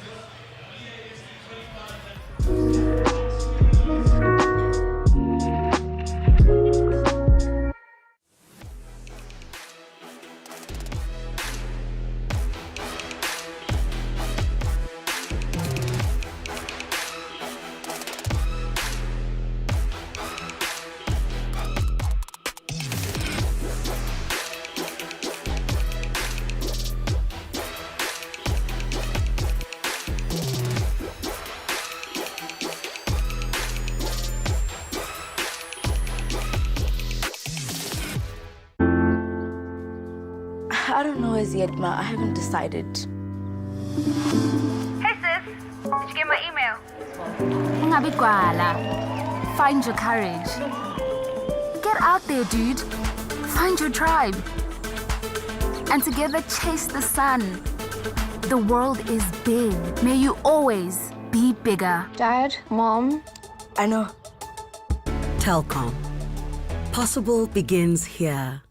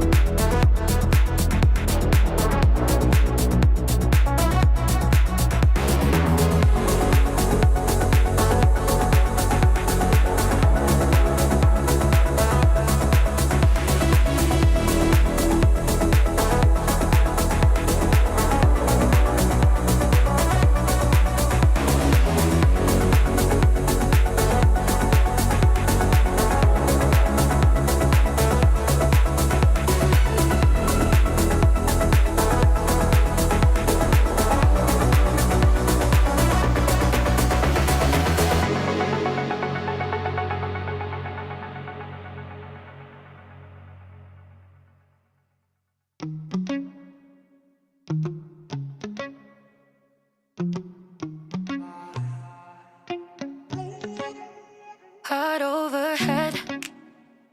And I guess love to watch the way you made me into a mess. Hands on my dress, neon red. You were everything I didn't need until you left. Now I'm dancing around my living room. I get drunk on the thought of you and I. We are back and we're going to be getting into the second map of the first semi-final soon enough. It was Ancient up first, the pick of Rondebosch, but won by Vertigo. So that gives them a big edge now coming into their pick of Anubis. Yeah, it's going to be interesting how these teams play on Anubis. We got a little bit of insight on you know, how they're playing Ancient. It was a very brawly game. We saw some decent fundamentals, some default-esque, you know, some 4-1s, 3-2s here and there. Nice CT aggression, especially from Vertigo. I want to see how they translate that into Anubis. Just based on the style we saw on Ancient, do you think that same sort of approach on the T side will work well on a map like Anubis? I think so, yeah. They're really similar maps, but I think, you know, Anubis is a much more T-sided map, so whoever team is starting on T-side, you really want to start off strong. You know, you want to build a nice round lead, but it's also going to come down to, I think, some of the things that I noticed in the map one that the teams could improve on is their trading, you know, especially not overextension. These are small things that the map don't really affect, but it's some things you can fix between games, as you know. I'm sure they had a chat after the game, both teams saying, guys, let's play off each other, talk to your teammates, you know, set your teammates up for success. Yeah, one thing that I also just want to add, we saw a lot of CT aggression coming from Vertigo on Ancient, and as Trevor just said, Anubis is a map, it's a bit more T-side favored, so if you play your CT side with confidence and you get the info in the necessary areas, you know, it makes a big difference to counteract that advantage that the T's have. So I'm expecting Vertigo to bring the same type of style. I'm a bit scared for Rondebosch. If they're going to be playing that stagnant CT style, then you know it might not work out as well against. They're going to have to take map control somewhere. Yes. You know, they can't just let the T's come to them. Hopefully it's going to be towards mid. I think towards mid or A is generally where T's like to take control on this map. You know, you can do some really nice flash plays towards A. Hopefully they practiced and dry ran some of those, so hopefully we'll get to see some nice picks coming out from that. Yeah, I feel like Anubis CT side is the one CT half in Counter-Strike in the map pool where you have to be proactive, you have to take initiative, you can't afford to just sit back on the bomb sites and get executed upon. And we are going to be jumping into that second map right here, first semi-final. It's Anubis that's going to be coming up. It's the pick of Vertigo. They're leading the semi-final 1-0 right now. Can they book their ticket into the grand final 2-0, or is there a twist in the tail? Do we go to a third? Well, we're going to be finding out soon enough, aren't we? My one concern here for Rondebosch, fellas, is that they had the choice of sides coming into this game, and they decided to start on the CT side. So, less favored side is where they're going to begin their proceedings. Well, yeah, I mean, as I just said about the style that you have to play on your CT side, a bit more aggressive, a bit more confident. So I want to see if they actually, you know, they picked the CT side, so hopefully they've got, you know, something up their sleeve. They have an idea of how they want to approach this. It can be a benefit though, starting on the CT side. You get yourself 4 or 5 rounds, then you end on the stronger side, and you close out the map on the stronger side. A lot of teams like that. Well, then why don't you start on the T side of Nuke, Trev? Because I don't like that map. Ah, I see, okay. So, personal preference, fair enough. Okay, well, here we go. Second map is live. Welcome, everybody. Comic-Con Africa 2024, Telkom VS Gaming High School Esports League. Semi-final number 1. Of course, we've got Parklands against St. John's coming up later on today. Interesting approach here. CT is very stagnant. Looks like a bit of a fake here towards the A-bomb side. Definitely draw some rotations. And not really, no. Oh, needed that kill, really needed that frag. Milkist has been able to find a good multi here as well to just shut down everything that was going on over towards the A-bomb site. Rolex gets a kill back. He's going to have to do more, though. Continues to chip away at these players. It's going to be really tough to find a bomb plant from here. It is winnable. I mean, he's lost his teammates. So he's going to have to clutch this one out. I feel like I like this, yeah. He's actually been able to figure out where both these players are. He's going to get the kill on the connector player, and then he knows where Kremix is, so he's able to just immediately pivot towards the opposite side of the map. Playing this perfectly. Huge clutch if he could get this, if he can pull this off. Yeah, it'd be a great way to start off the map, that's for sure. At least he's going to lock in a bomb plant at the bare minimum here, give them some extra finances going into that next round. Rolex walks into the crosshair, but still comes out on top of it anyway. My goodness, he shows off the fancy blade afterwards. What a way for Rolex to win the first round for his team. That was a quad kill. Yeah. 4v2. Very, very big round from him. And he's carrying on that performance from the previous game, so yeah, it's good to see. And it's not like that was just mechanical ability that won him that round. You could see there were some really good decisions being made throughout that clutch. I will say though, I'm not a big fan of how Vertigo played that round. They spread their players very thin with the faking on the one bomb site with 3 players and then initiating on the bomb site. We only go with 2 players. It's very risky, you know. Only reason they won this is because Rolex popped off. Bailed them out, yeah. I'd really like them to really tighten up their T side. Once again, what we spoke about in the previous game, Vertigo playing more of a default-esque, you know, they're spreading out, they're getting some info, they got the A and B pushes covered, they're holding canals, they're holding middle, seeing what the CTs are going to be doing. A little bit of a boost coming out there, but not going to catch Kurogari off guard. MP7. Oh, never mind. MP dead, more like. This is another situation. If you're going to be committing that far into a bomb site, you need your teammates to be ready to jump off of something else. They are kicking it into another gear, but the CTs are also responding to this. I mean, it's a bit of a toothless stack because it is an eco round right now, and it could get messy. That Mac 10 has to kind of just do some heavy lifting right now to alleviate some of that pressure. And Bobyan, well, we saw him rack up a number of multi-kills in that previous map, and he's been able to find one here already on Anubis. A triple kill out of his Mac 10 will give him some good money. But don't count Kremix out of this with the D. Don't give him 1v1s. Give him Oh, really nice crosshair placement. Luckily, Bobyan came and stepped out as soon as his teammate died. He was on 31 HP there. That's one body shot from the Deagle, and he's dead as well. So very close round, all things considered. So just talking about that round, right? I really liked how Vertigo started it out. You know, they did an anti-eco basically, where they covered all the steps and they were just holding. Obviously, a bit of an overextension from Kurogari here. You don't really want to step that far up, especially that early into a round. You want to give it at least another couple of 30 seconds or so, and then when it's less than a minute, you make a decision with your team and you go together. But still, it worked out for them. Hopefully, now the first gun round, hopefully Montage can definitely do some aggression somewhere, because they need to get into Vertigo's face and really take the battle to them. I do like this call coming through in the first gun run from Vertigo. They're going to just go straight through the smoke here.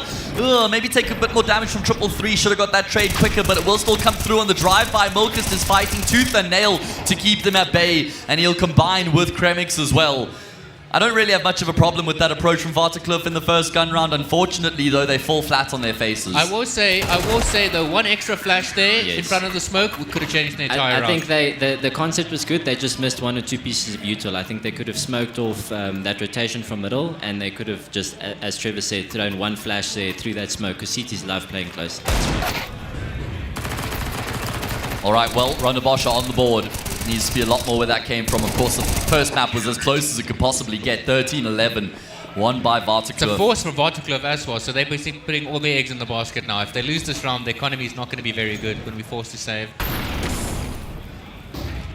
Bobyan does have that AK. Going to have to be the hero here in the round. Kremix is also looking to force these fights. Brave from him. I'd like to see them set up Bobyan somewhere here to get an entry frag.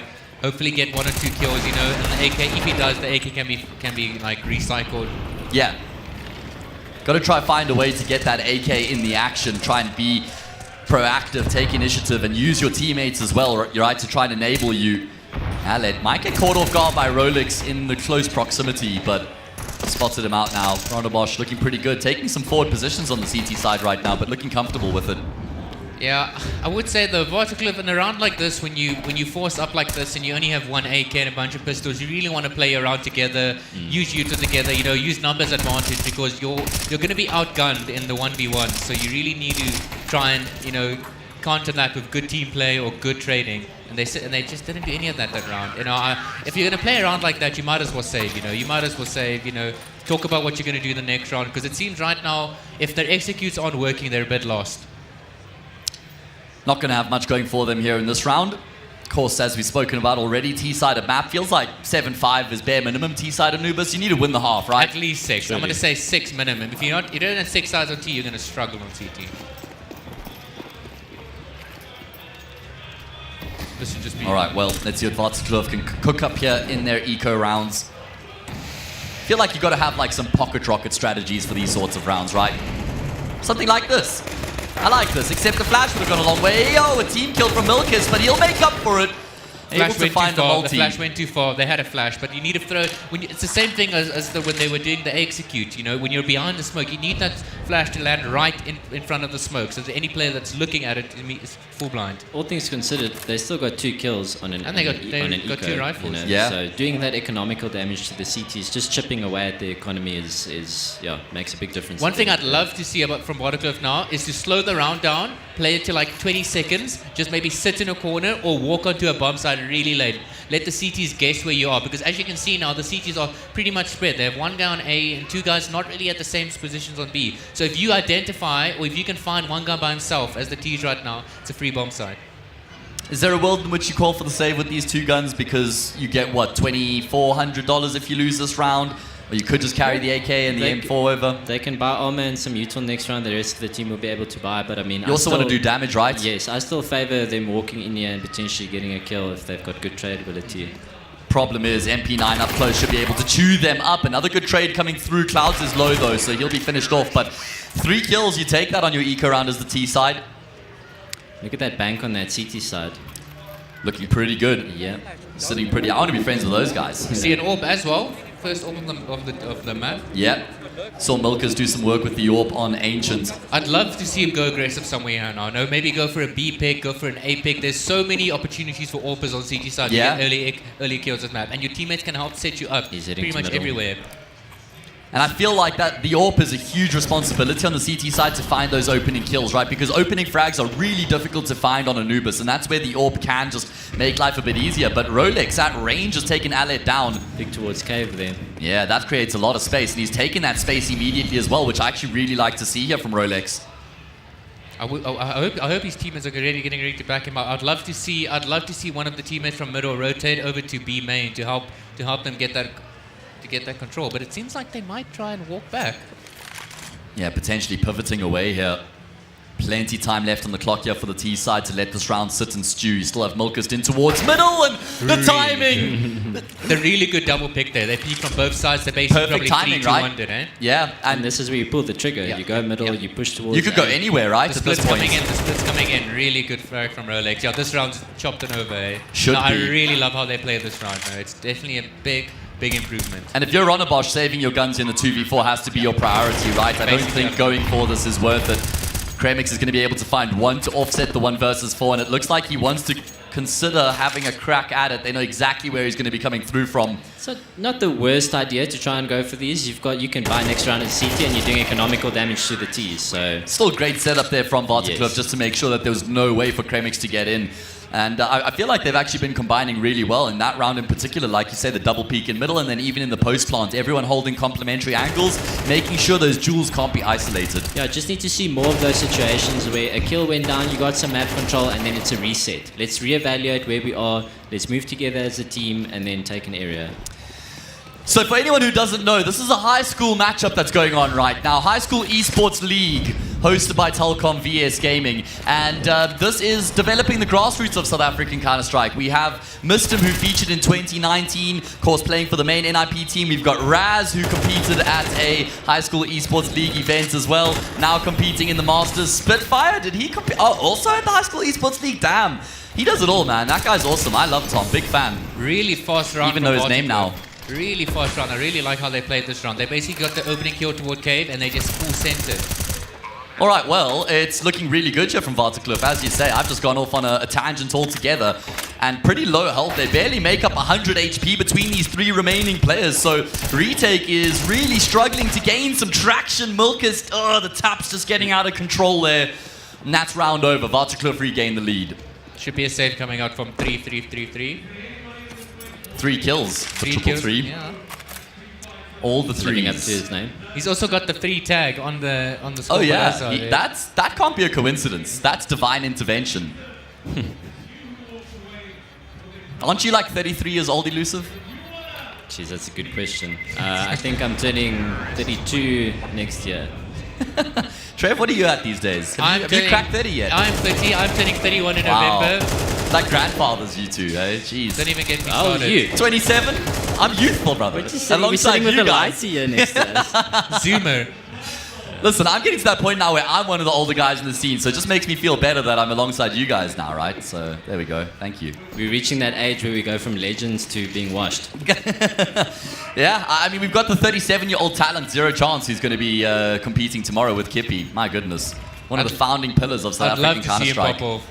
I'd love to see that. Kremix has a saved M4 here, so I'd really like to see him go aggressive because there's basically a very small chance of them winning this round. It's basically going to come down to him getting opening kills, you know, setting his team up for success. Yep. I like the fact that Alit is getting some info towards the B-bomb side. There should be a rotation towards A. They've got a 3-man stack here, but they're breaching the A-bomb side now.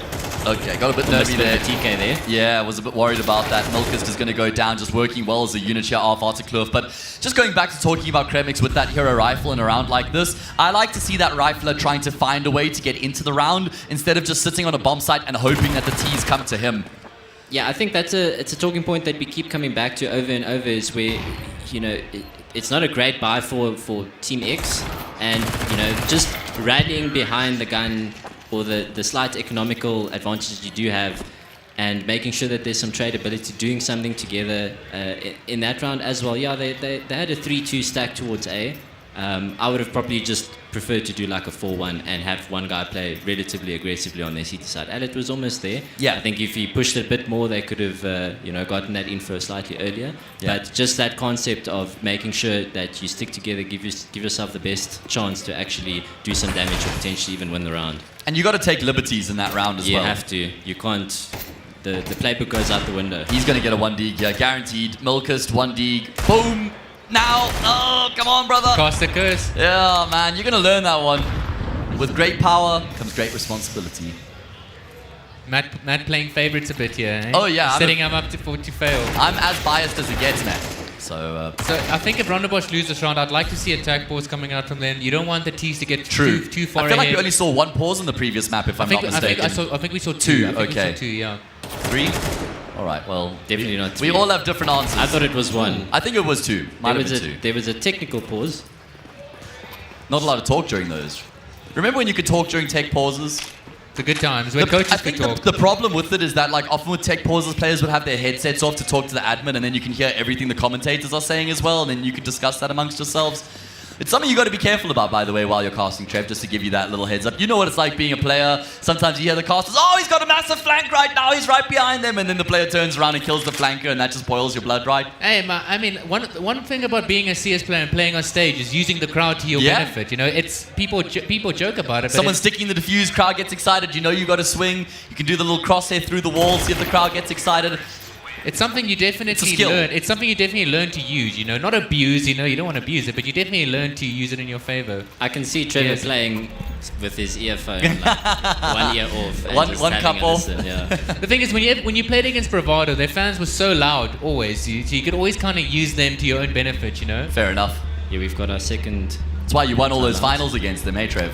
Yeah, many. Yeah, for anyone who doesn't know, Kanye and Elusive, the 2 fellas I have alongside me, have been rivals for a long time. And teammates at some stage. Short only in one stage, and it was a very abusive stage in my life. I apologize, Trevor, for yeah. It was a very tumultuous. It was a very. Where did that streak come from? I couldn't imagine that from you. Hey, was that your brother? No, not at all. We obviously came from the energy days. We were like competing for number 1 and 2, and then went to Carbon, and you know, different vibe. Obviously, different vibe. Took a while to get things running, and I was used to playing at a certain level. And you were very close. Took it out on Trevor. Yeah. I was a young pug star who didn't really care about strats. I just wanted to shoot people in the head. Again, the situation of the T's having the economy to buy full util, but then we don't do it. Nice little nade. We're going to need to have a conversation with these guys at the end of the game, I think. I do like that, though, the nice little nade to pop the smoke, peeking with 3 guys. You know, if someone's holding an angle and 3 guys look at you, you know, it's very hard for you to get a kill. I hope to see a lot more of that in tomorrow's games. Yeah. That's one of the things about CS2, you know, breaking the smokes with nades to get the kills. It's one of the new things that we get to see from this new game. Oh, well, Paradox, that's a vital multi. He's even spotted another. Surely he doesn't get a third from this, right? Milkus with the Orpal peek out, but Bobjan, he's just taking his head right off. Cool, calm, and casual, man. How have Vertigo recovered this round and make it look as easy as they have? Alit. You should pick up the orb. You should pick up the orb and save. Yeah, he wants to go for it. He wants the glory. Yep. He's got the guts, but as you say, gets a kill and gets out with the AWP. So I guess he knows best, mate. Yeah, no, Rondebosch really need to try something different here. You know, they're kind of getting steamrolled, as the kids say. They were leading 3-2, right? 5 rounds in a row for Vertigo now. Look, it's not like the rounds are very one-sided. I think it gets to a point where someone's just walking into a site and they're winning the aim duels. So having better crossfires or just making sure you get that first kill, jiggle peeking the corner as opposed to just full-on committing to the duel, you know, get the info, make sure someone's flashing in, peek on the timing, that type of thing. There's ways to deal with it if the duels aren't going your way. I feel like Vertigo are just exploiting the deficiencies of the CT side of Anubis really well, where it's so difficult to anchor as the only player on a bomb side because there's so many gunfights, just one-on-one, head-on-head gunfights, and it's not like the architecture of the map really lends itself to a strong anchor position on either bomb site. So Vertigo just winning those key gunfights, and that's actually been a huge factor in their success so far. Notice Kremix has picked up the AWP now. He said, fine, I'll do it myself. And there we go. Easy as Paradox. You can't afford to just shift walk into that angle, I'm afraid. No, it's a very, very, very, very normal AWP spot just to hold early into the round. It's definitely something you need to be aware of. And if Rondebosch have been awake this time, they'll know that Paradox is usually the B lurk. So the fact that he's over there lurking towards A means that they're coming towards B. Oh, huge double kill. It's fallen apart for Rondebosch again after they find an opening pick. Kremix tries to be proactive and have impact elsewhere. Vertigo go back to the scene of the crime. Full side control, a smoke to block off connector. Elusive calls for the save. It's going to be 8-3 then. I think they're going to want to roll the dice, but the problem is they've got no money. So if they go all in here, lose this round, then 9-3 surely looms. There are kits in play. That helps. Kills coming through here as well. Cloud steps up but goes down. They know where he is. It's all on Rolex. The man who clutched up the pistol round to win the round for his team is going to have to clutch up here, but he won't be able to. Kremix with the AWP opens up and finishes off the job. They've got the kits, and Rondebosch have made the retake happen. That was such an important retake. Going down 8-3 into the last round, looking at a potential 9-3 half would not have been good. Now at least 4-8 you can manage of that. 5-7, that's actually a really good half as a CT on this map. Especially being down 7-3. I was gonna say Zyrex and Alet must be kicking themselves because they had such a good setup on that B bomb side, and they didn't get a single kill. I can't believe Rondebosch actually won that retake. I think Vertigo just dropped the ball a bit there on they that did. plant. See, this cave position has been very hotly contested this half so far. You know, basically one of the first entry kills in the round always come from this position. I love playing around the smoke grenade at the front of cave there as well. Able to just push through and then peek on the extremity side here down into canals, but Rolex has it under lock and key right now. See, still a very passive, very default setup from Rondebosch, 2-2-1ing right now. I'd like to see them maybe, shift one player from mid over to B. You don't really need two players in mid. As soon as the mid guys spot something, you can have someone from B or A rotate over, they're basically just wasting a player in middle. Alec gets a really big impactful frag. There's no one else B main now. Yeah, Paradox needed to just stay in the corner of their post and wait. Way too early. All right, well, now that also caused the player from mid to rotate over now. He's actually rotating back for some reason now. That's a huge entry from Kuragari, and Rolex will compound the success as he gets a kill of his own. Vertigo in pursuit of that 8-4 halftime scoreline. It's going to have to be another retake here for the CT side. Lots of damage being done. 3-3, only 2 points of health, but Clouds doesn't expect the swing to come through, so at least able to find that frag. A smoke on B main could go so far right now if they have a smoke for B main. I think they've just thrown one, if I'm not mistaken. It's going to be at the front of E-Box. Bobian is going to look to clear that smoke out with the nade. The diffuser's no longer being stuck, and kills will come through for the T side. Kremix has to clutch up with the AWP. Knows where both of these remaining players are, but they're toying with him. I love that they're not giving him any head-on-head gunfights right now. Kremix has to go searching, misses a key shot, eventually will connect, but the round is dead in the water. Nice little highlight there from him as he connects on the no-scope, but the round will go the way of Vertigo. And look, considering the fact it was 3-2 at one point, ending 8-4 in their favor is actually a really good fight back. Yeah, not bad at all from Vertigo. That decent approach on their T side. They were active, they were getting that cave control. They were kind of all over the map. I agree with what Trevor said in the previous round. I don't feel like Vertigo did anything to warrant having two CTs playing in middle in that round. Yeah, no, 100%. The only time they really did anything towards middle was when they blew up the nade, or was when they blew the smoke up and just took like 3 peek middle. But that's not something you'll do every round. I think this is going to be a very uphill battle for Rondebosch, though. Being down 8-4 on this side, in your elimination map. Just going for a completely dry take into the B bomb side. Well, there's a smoke now. 333's desperately trying to add another kill to his tally here. Bob Young with the P250 trying to do work as well. Rolex has the Julies. 2 kills and all the frags found for Rolex. That's going to be another quad kill. He's gotten a quad kill in both the pistol rounds now, man. Can I just say, Valve, please nerf the dualies. That is not fair. I feel like I've seen some good clips from you with the Julies before. No. I'm not a dualie player. I'm a P250 kind of guy, though. All right. I basically just spam left click, close my eyes, and pray. I think that's what most people do with the Julies, honestly. It's the dualies and the Tech 9. That's how you play it. I bet Tuckborg must be a fiend with the Julies, bro. Like, that guy's fire rate on the Tech 9, I think is second to none in South Africa, honestly. No. I don't know how he does it with his fingers. It's like that Call of Duty bind where you could scroll up with your and just all 7 bullets within a blink of an eye. This is starting to get very concerning here for Rondebosch, fellas. I don't know why they bought pistols as well. You can't afford to upgrade pistols in a round like this. That's an egregious decision if we're going to be brutally honest. They need a bomb plant, otherwise it's true. A waste. It's like, I kind of get where they're coming from, because even if you full save, you still don't have enough money to get a proper buy. But then go all in. Yeah, at least go all in then, like... This is just like sort of in between in no man's land, neither here nor there. You're looking at a 10-4 scoreline, and you're going to have not enough for a proper buy, and then you lose that 11-4, you get your first proper buyout. Yeah. Oh, did he just get he just got digged by his teammate? I was like, where did his belt get run from? All right, well... Someone checking PC, that's not normally... And now he's only got 4 health here. Not ideal for the gunfight against the pistols. Running out of ammo as well, but his teammate will come through to bail him out. A number of the kills come through from SMGs. And Vertigo are 10-4 up. Our defending champions are 3 rounds away from booking their ticket into the grand final in pursuit of defending their throne. Jumpalot, the coach of Rondebosch, came up on stage and he said, "You're looking at the new champions." And, well, I mean... You can see where that confidence is coming from. It's going to have to require a hell of a fight back if that's going to be the case, fellas. Very important gun run from Rondebosch. Now, they don't have a lot of utility. We're looking at 2 smokes, maybe 5 flashes, no mollies. They're going to have to really, step up this round. If you don't win this round, it's going to be really hard to come back in this series. Very passive approach on their CT side to middle here.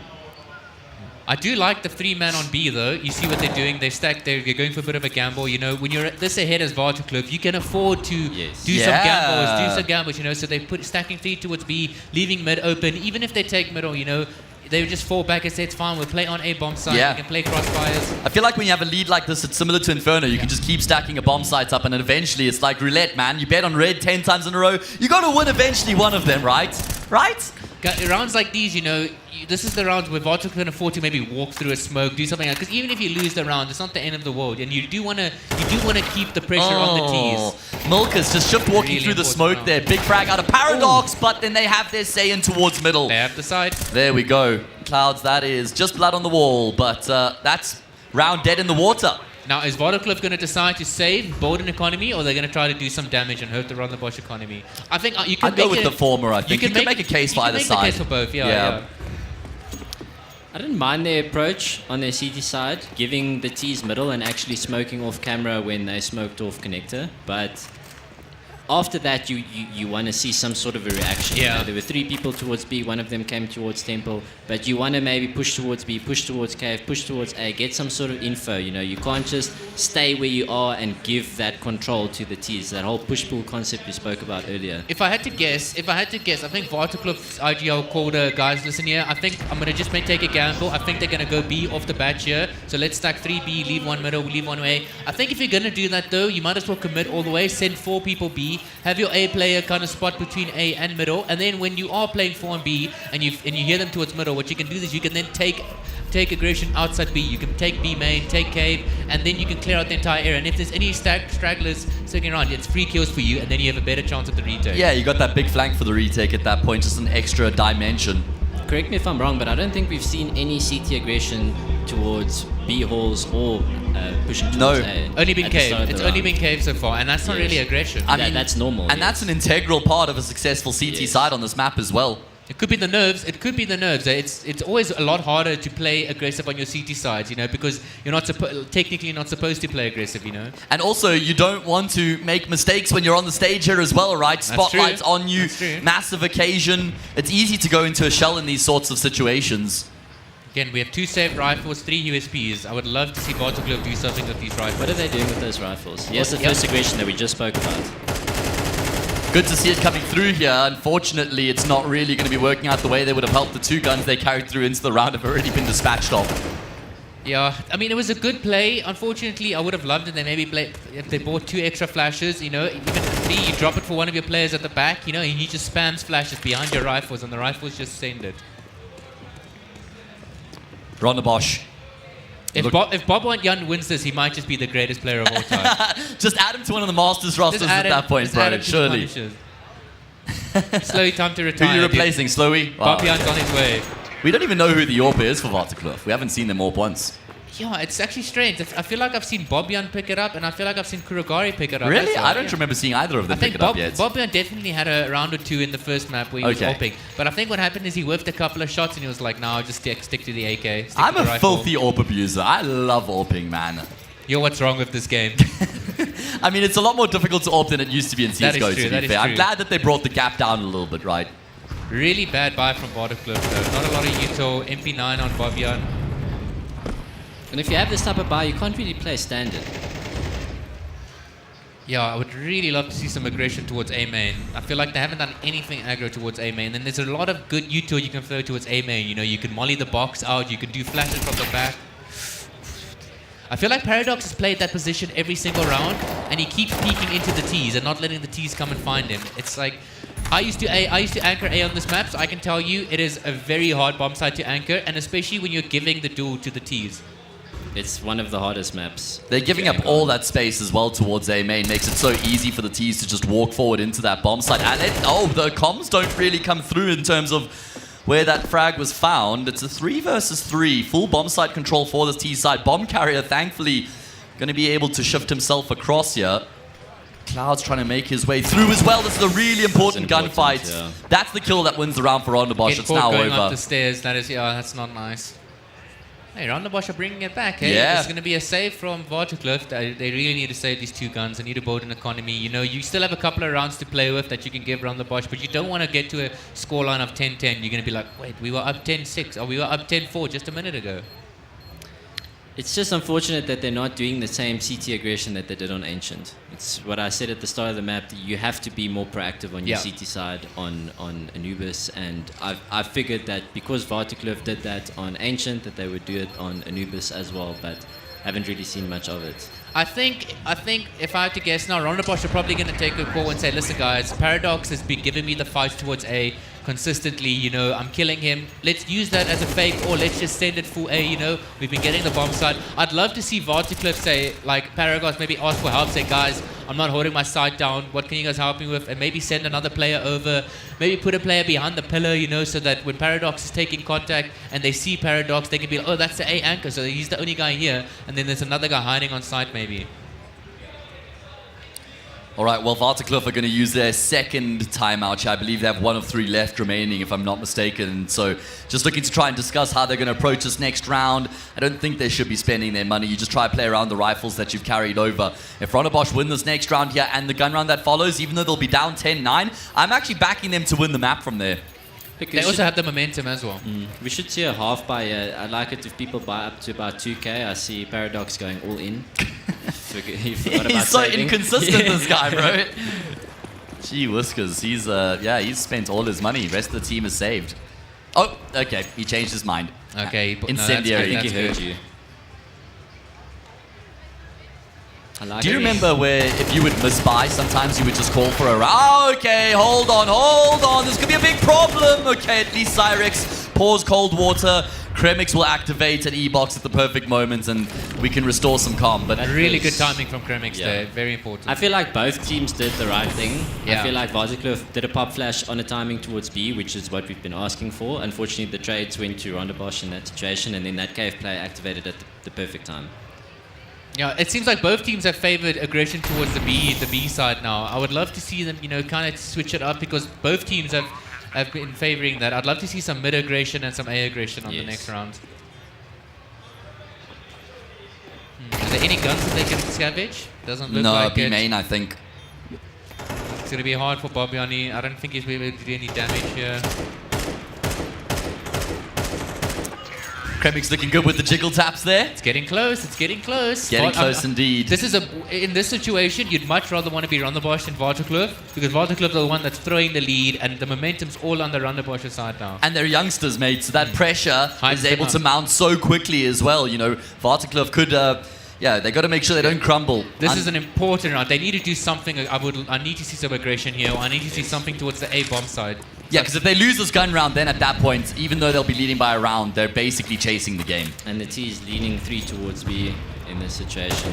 I think expecting the aggression. The fact that there's 2 people towards middle here tells me it's probably going to be some sort of a B split. Oh, big gunfight coming up. The Uto. Yep.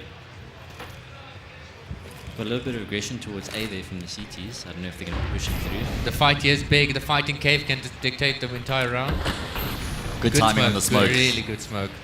Just going to buy some time here. Waterkloof don't really seem to have a great idea of what's going on, but they're going to start to get a little bit of information. Kuragari nades the smoke to clear it out, but that then in turn exposes him. Rolex looks to activate off the back of it with the flank.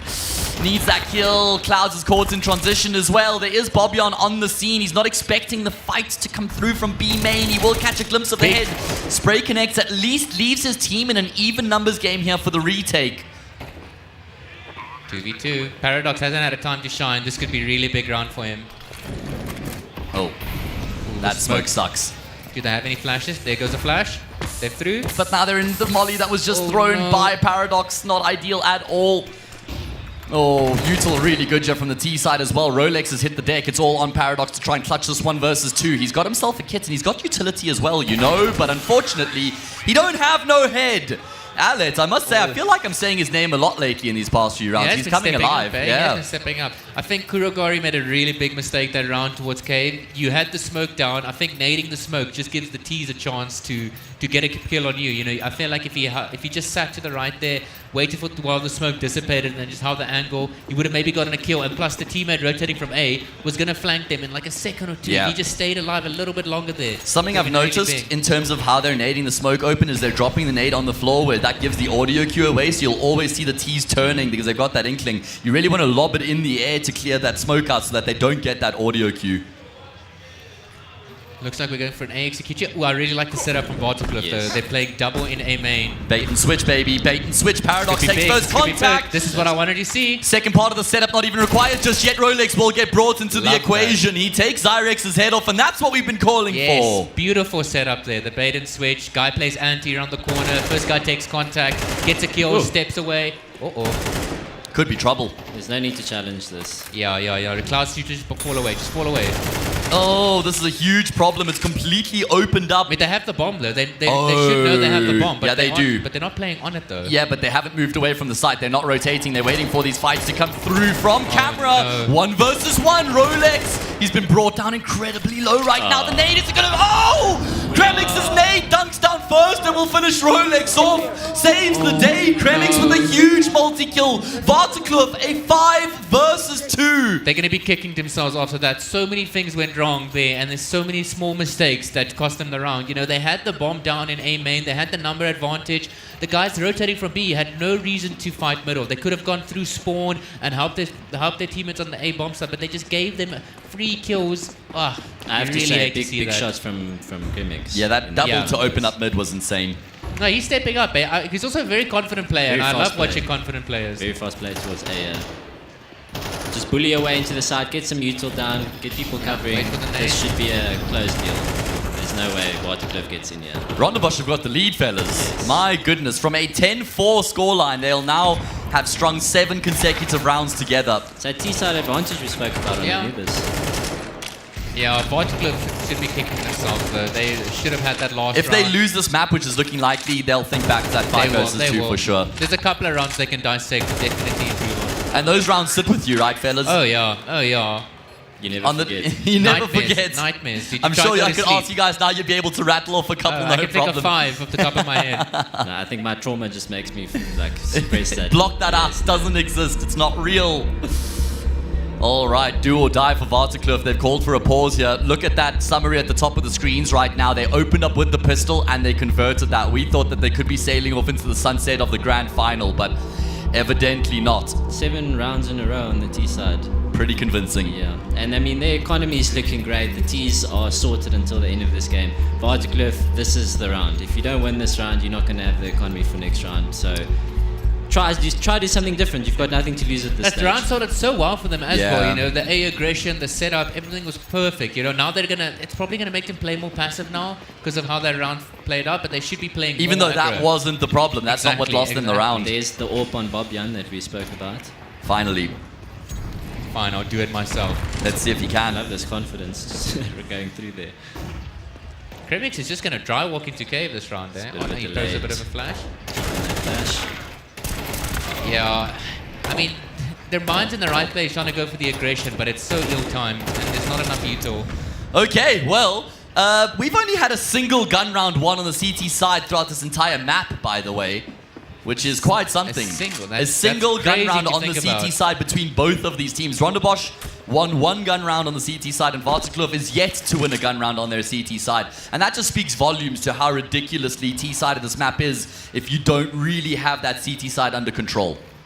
Yeah, I feel like Anubis is one of those maps where the CT side is just a little bit more important than some of the other maps. You just have to put in a bit more time, make sure that your crossfires are good, make sure that people understand the rotations, make sure that you've got set plays, aggression towards middle, aggression towards B, aggression towards A, change up the timings. Like, B is the best place to aggress on a weird timing. And also, like, be a bit more versatile with the AWP. The economy's been in shambles this whole time, so it is rough. But taking that AWP towards A early on, getting that pick there middle, I feel like you always just get smoked off. There's not much to do in middle.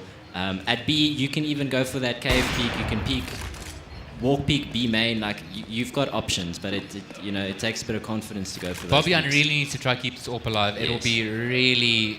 It'll be probably game deciding if he loses this AWP. Oh no, what a good shot by Aled though. Aled really has come alive when it comes to entry frags in this T side. He's definitely, he might not be positive in score, but the frags he's getting off such high impact that he's definitely someone to name.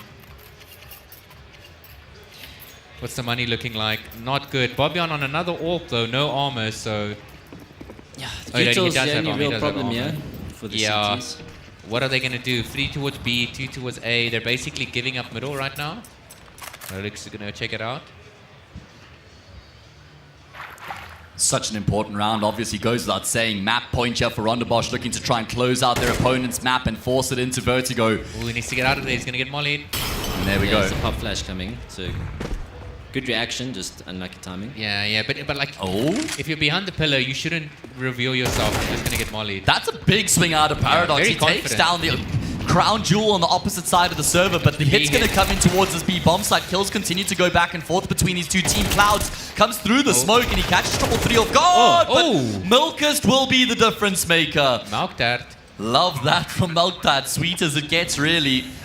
And it's all on Paradox, the 14-year-old, to try and finish it off, but unfortunately it's not going to happen. And the fight back is completed. Rondebosch, well, they win, what's that? It's going to be 9 rounds in a row, I think, to complete the comeback. Flawless from Rondebosch once they get the ball rolling on their T side. They prove impossible to stop. Instoppable, that's actually a pretty good word. I'm going to keep that one in the notes. But boys, what a performance there from Rondebosch. I mean, that was really impressive on their T side. They made it look easy, honestly. Yeah, both teams, I liked Rondebosch's approach on their T side, but I feel like the CT side was obviously just the crux for both of these teams. We mentioned how important it is on their CT side, but big standout performances from some of these players. 124 ADR on Kremix, I think is his name, the self-proclaimed star. So and he lived up to it, name, fair enough. All right, guys, we're running behind schedule now with these games going the distance. 13-11 on the first map. Vertigo won their opponent's pick. Rondebosch did the exact same thing in a 13-10 fashion on Anubis. Like I said, it means we're going to have to go to Vertigo as the third and final map. We'll be there soon.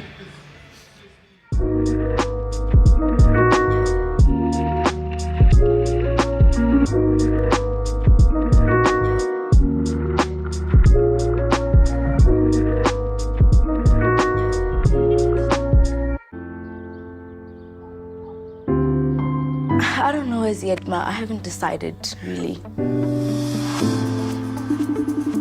Hey sis, did you get my email? Find your courage. Welcome our next speaker from the top building in science, Montage. Get out there, dude. Find your tribe.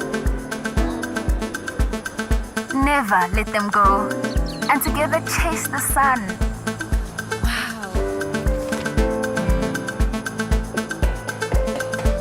Notando, the world is big. May you always be bigger. I'm proud of you. Dad, Mom. I know. Telkom.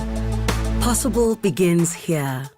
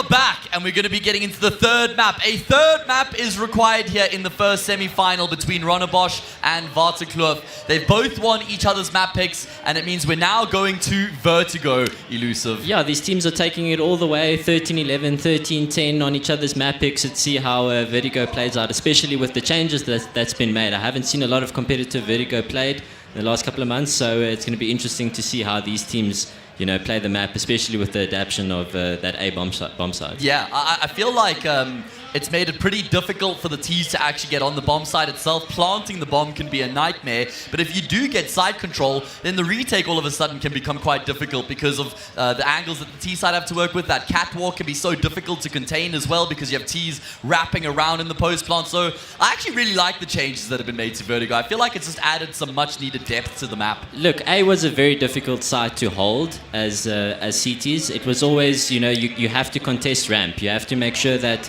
there's util exchange there. There's fights from skinnies on timings. There's pop flashes. There's the trading of the util, and then eventually you have to fall back. And it's at that point where the whole push pull comes in. You got to take a bit more control somewhere else. Got to get a little bit of info because playing back on A, it's not always the easiest, especially if teams know what util to throw. They just smoke you off. So now with these the new introductions, the CTs can rotate in faster. They've got that outside area that they can now go around.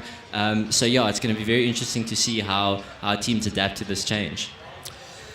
Tell me, which players have impressed you the most so far here, Elusive, in the series so far? If I just look at the names here, so Rolex has obviously been standing out. Bobjan's been standing out. Kremix has been standing out, and now on this 333's also was holding his own quite well, anchoring well on Ancient. And then Alet has stepped up a lot in the second map. So for me, the thing, anyone can have a standout performance. People have their favorite map. Sometimes, you just feel really good and you're fragging. Sometimes you feel bad going into the game and then you have a baller, So yeah. It's kind of up and down, but it's, to me, seeing someone have consistent good performances, it is what really sets apart. So I don't like to make a big deal of someone having like a one show, but so far we've seen some relatively consistent performances, so yeah. I feel like if you look at the team as a whole, I think Rondebosch as a unit have been more impressive compared to Vertigo. I feel like Vertigo have been bailed out by their individuals, in particular Rolex and Bobjan. And now we're going to get into this third and final map. Winner of Vertigo gets themselves into the grand final. That's going to be happening on Saturday. Loser has to come back and fight in that third, fourth matchup later on today. So here we go, ladies and gents. Third map underway. Paradox is feeling the heat. He's feeling the pressure on that B bomb site. There's a deagle from Bobjan. That is brave indeed. Unfortunately, not able to find much with that upgraded pistol as Rondebosch take full control. Oh. We were not live? That's unfortunate, I think. What if we're going to see the same thing we saw in Ancient? They do a little pre-live pistol round and then they mind games it into something else. This time they're going to stick with the same strat though, yes, not fake as though they're doing it and do something different. Double up. Okay, well now we're into the pistol round. We can already see it. For real this time. For realsies. No takebacks. Rondebosch, well, it's very similar approach. This time just towards the opposite side of the map. Kuragari will take a head right off. Bobjan rotates through as well. Some good resistance here from Vertigo. And actually the T-side smoke that's been thrown. It's a missed smoke, yeah. It's going to hinder this take quite a lot. The C-tips are set up for this, but the T's are here in numbers. Oh my, okay, well, another kill coming back for the CT side. As you say, Rondebosch is looking to try and get control, but every single gunfight's being won up by the CT side right now. Milkers is the first to draw blood. That's a nice little adjustment tap out of Alet. How many more can he find? We've seen a couple heroic pistol rounds already. Clouds on Cloud9 at the moment. Low health on Bobjan. Alet is actually pretty healthy right now. This is very doable for him. It is indeed. The bomb not in his control. The CTs know where that is, but the CTs need to just make sure they've got good tradability in this type of situation, which right now doesn't look very likely. Oh, Alet, he spots the leg out of Bobjan, so he's able to just get that kill for free. Now he knows where Kuragari is. Oh, I don't know if you want to offer up these fights if you're Kuragari, but he will, and he comes out on top of it as well. Okay, a back and forth pistol round. Always looked like it was supposed to be Vertigo, and courtesy of the quad kill from their IGL, they will get across the line. Yeah, very brawly pistol round. Unfortunately, that miss smoke, I think, hindered them quite a lot. It would have been nice if they could get into that bomb site, get the bomb down, and then play a little post-plant situation. But yeah, the round played out with that nice 4K from Kurugari. Fast approach here in middle from the T's, just sticking together, trying to swarm the CTs. Not a bad idea. Clouds with the USP. I remember that was a popular option. Was it when the economy changed and you just didn't see as many force buys in the second round? A lot of teams would just carry USP armor over, and that way you could afford to buy an AWP in the third round because you didn't force up a gun in the second. So it was something that Dimmy famously did a lot. He wanted to AWP, so he would just not invest into that round, and yeah, he'd probably just get armor and then he'll run around. He won't even buy util, so and just hope that they're on an eco. Yeah, but I feel like he used to just get a kill anyway. He'll put himself in a good position to allow for that. So. Yeah. Knew how to play to the situation. Yes, 100%. All right, well, first gun round is upon us here. AKs across the board for the T side. Ronderbosch looking to get themselves on the board, but Bobyan, I like the proactivity towards ramp. We've seen some very static CT sides on Ancient and Anubis from both of these teams. I mean, there was some aggression on Ancients in particular, I guess, but on Vertigo, good to see that they are keen to get into the faces of their opponents here. As we welcome Trev back. Are you feeling lighter? All right, well. One thing that I'm going to mention this early on, yes, because I don't want to come back to it the whole time, but you really need to have tradability towards ramp. If you're going to be walking up there as a T, you know, if you're by yourself, it's one thing, but then you got to play it a little bit slower, but otherwise have 2 or 3 people there. Someone's posting skinny, 2 people are working up ramp, or 2 people working skinny, 1 person's posting ramp.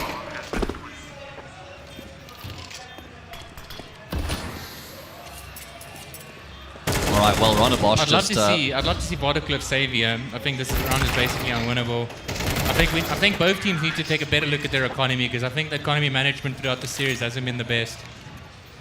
Look, saving in those type of situations, I mean, we've been competing for years, and you get into those situations and you think, you can win it. I think I can win it, yeah. And you know, your team's like, oh, if you're feeling it, go for it. You also look at the money and you're like, oh, we've got money in the bank, we can afford to go for this, but you got to think long term, not just the immediate round that's going to be following. No, I think it's something like if you're a team like this, a high school team, and you watch any pro teams, you know, even in the tier 3, tier 2 scene, you know, the way they manage economy, it's like sometimes, you know, one person dies and it's a 4-man save. Yeah. Around really, when you don't have any map control and you're down a player, sometimes it's just a better thing to just save. Jame will save with 5 players alive sometimes. That's why he's the GOAT. Very nice opening. Wow, yeah, huge opening kills here coming in towards the A-bomb side. Bobyan with a little burst through the smoke gets a frag back, but there has to be a whole lot more where that came from. And have a look here at Zyrex. He's already been able to clear out the opposite side of the map, and the bomb carrier is going to rotate across. I like how Bobyan's moving around the map here. He's definitely he got a kill on the one side of the smoke. Ooh, that's so unfortunate. I think if he played a bit closer to the smoke and tried to maybe get a timing there, I think he could have gotten another one kill. But the round's already in a very bad spot.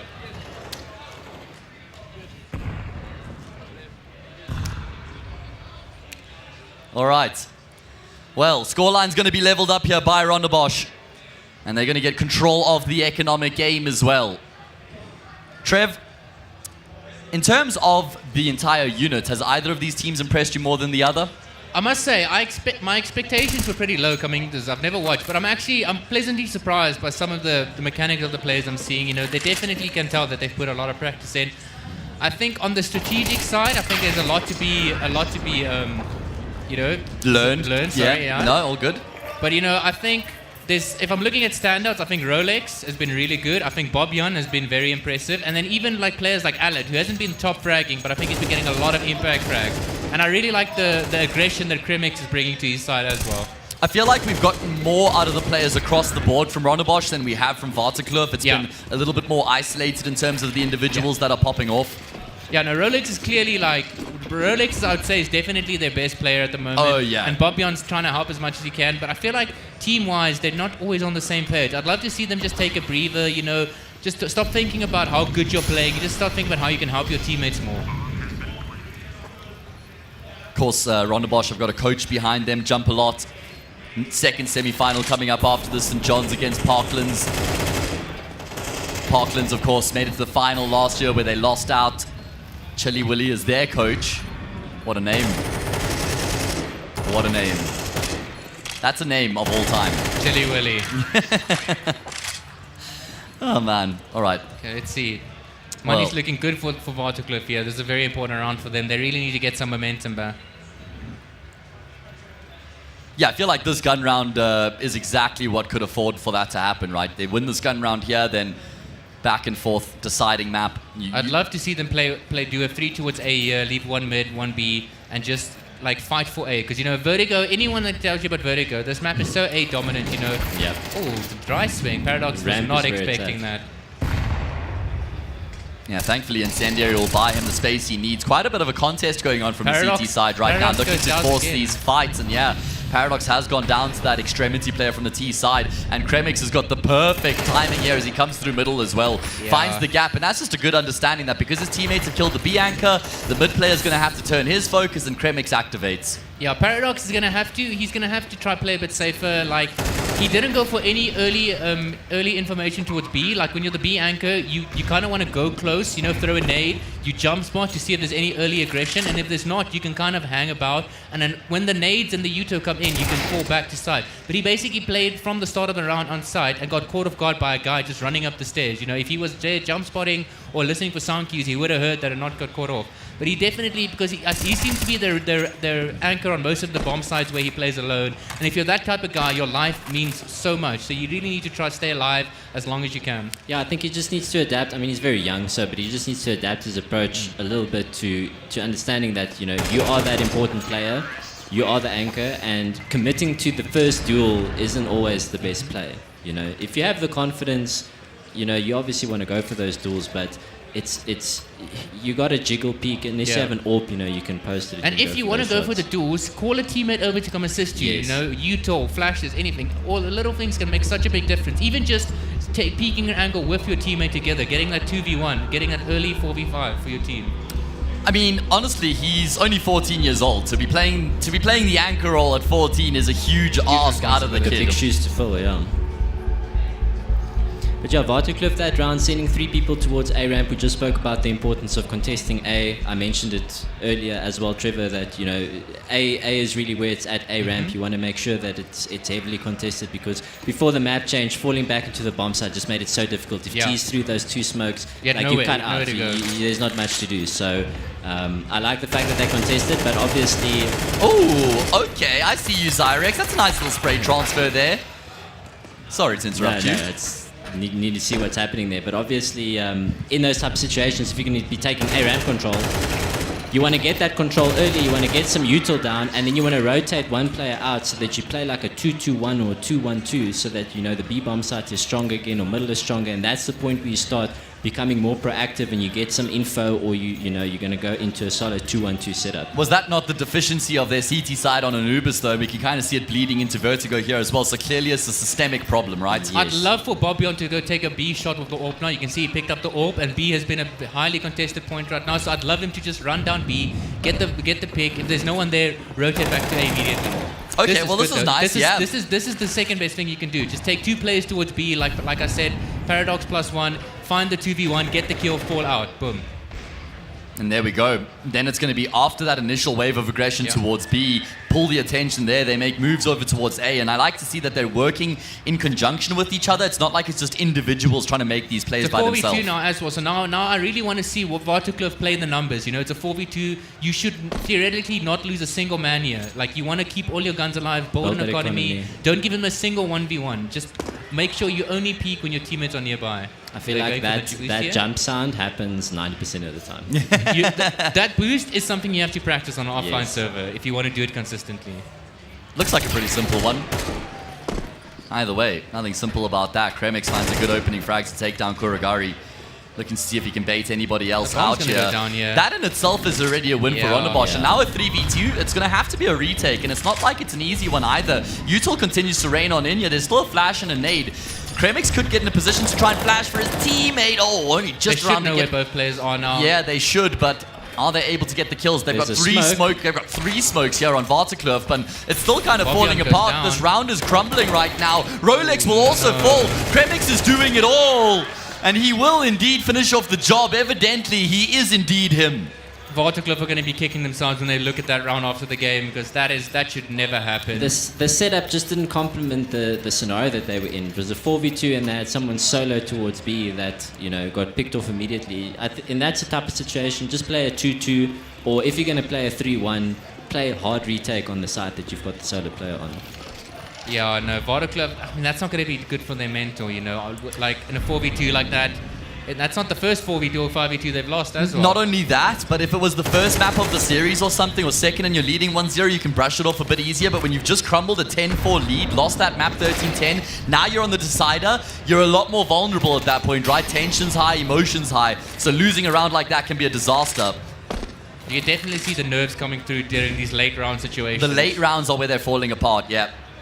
It's also, yeah, it's hard to know what they're thinking without listening to their comms, you know, but I'd love to have a little sneak peek into listening what their IGL has to say for us, you know, because the IGL is supposed to be the one that reels them in. Shout out Green Soup. He's a real one. Green Soup. Nice. Green Soup, mate. Let's just keep that one English.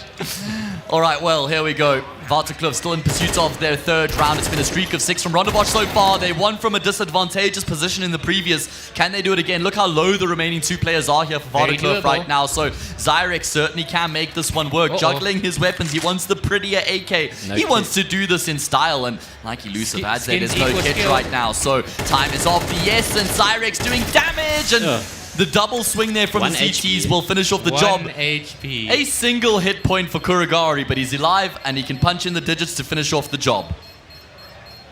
I don't think I've seen the deep ramp smoke being thrown by the CTs yet. I don't think so either. And that's arguably like the primary piece of util that you want to get down so that you can feel comfortable swinging towards the bottom. It's like window area. smoke or Mirage, you know, it's very It's standard. a staple. Yeah. So can't play the map about it. I don't know if it's just their approach to play back, which is what they've been doing, but you can still throw that smoke and throw a flash and then play back and make the T's think that you're there, and so that they expend their util. But right now they're just running up, but the T's hard committing to the B bomb side here. It seems like they want to pull the trigger, smoking off that molly. Kuragari holding his own. Completely blinded up. I don't think he even realized he got the second kill until he checked the kill feed there. 2 for the price of 1. Everybody loves a special. And this is why it's so important to contest early, like Trevor said. You come towards this early B ramp, you get that molly down or a nade or a flash or something, and you just peek and you take those duels, because the T's, it's very difficult to come through there and clear out all the angles as a T. Nice boost here, but it's a very well-known boost. I'm sure they won't get caught off by it. Oh, Bobyan peeks on the timing, and that is a very huge, brilliant multi-kill coming through from him there. Finds the first, swings for the second. Well, he's feeling it right now. He's got that momentum. If I'm getting 2 kills like that, I'm swinging the third. I'm asking for a flash from my team, and if there's no flash coming, then I'll swing. I don't believe you, Kani. You're absolutely Trevor, you would have been, you would have been trying to knife this guy. Who am I kidding? Surely there's not another clutch in the works. No ways, right? I don't think Vertigo can handle another round loss like that. Mentally and physically. What was this halftime scoreline on the first map? It was 6-6, wasn't it? It was close. 6-6 was ancient, yeah. Okay. And Anubis was like... Anubis was obviously heavily dominated by the T side on both halves.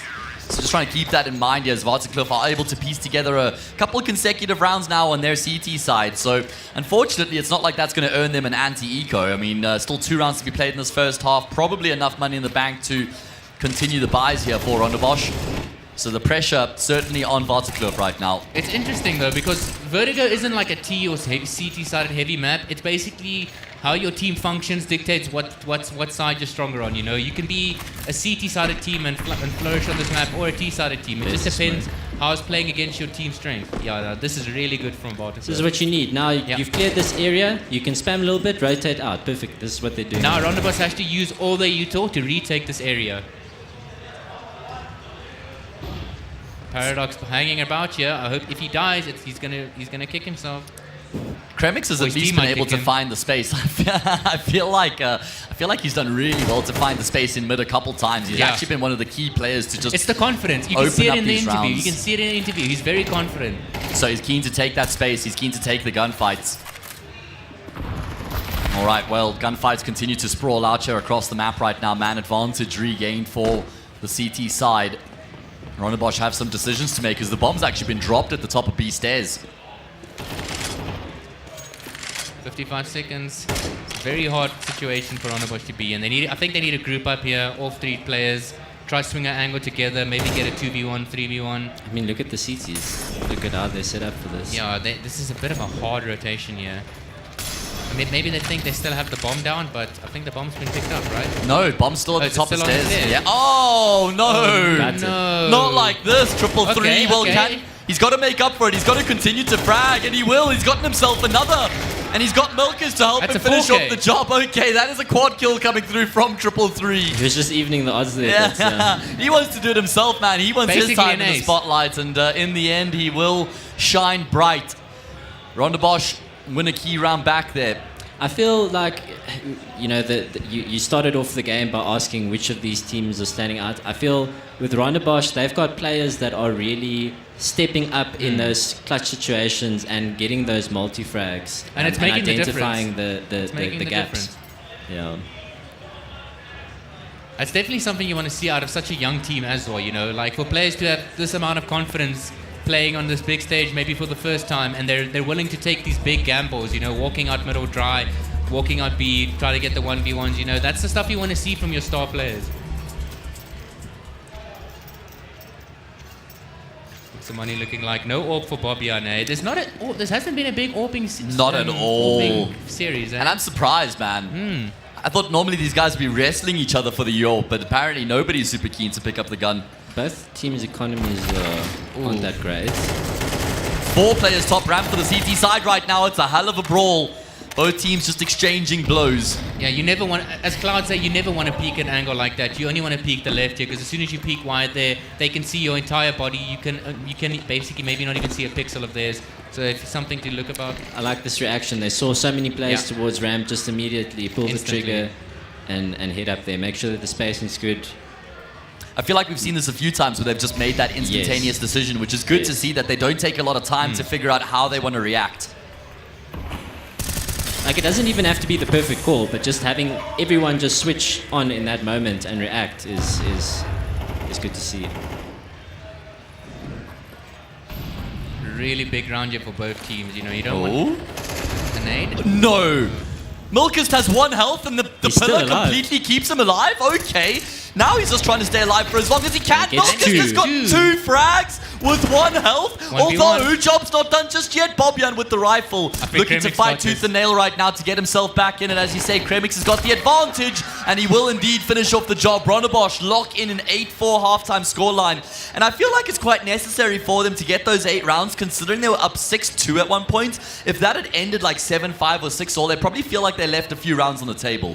Really big half from Kremix, though, I must admit. You can see this guy is feeling it right now. 15 for 7. He's not just getting the easy kills, he's also getting the openings, which are the hardest kills to get. Yeah, no baiting, not just trading, sending in his teammates first. He's often by himself. I feel like, When you have a player like that can get the opening kills, but he can also clutch the round at the end. You know, that's what more can you ask for? I feel like Vertigo is definitely maybe one of the maps that he enjoys playing. I just always see Vertigo as one of those maps you either love it or you hate it. There's no middle ground.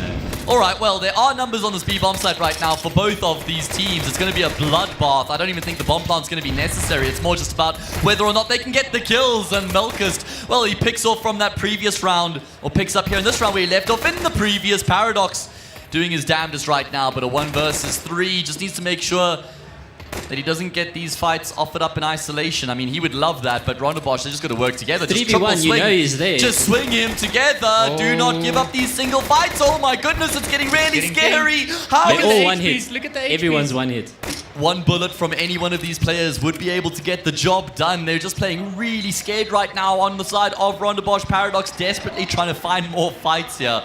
And he will. He knows and he where knows he where is. the last player is, but it's going to be a headshot from Arlet. That gets way too close for Way comfort. too close.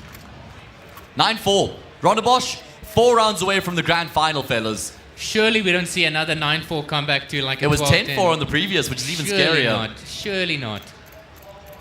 I mean, if Vertigo do go on to lose the semi from the position they were in on Anubis, that'll haunt them for a while. Yeah.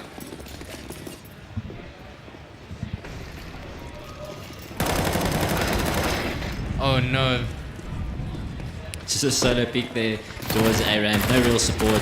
I don't know. He's swarming the sides. Buying a rifle like that and then just peeking like that into 4 pistols, that is not something you want to do ever. I don't know if he threw any util there either. No, he just dry swung it, eh?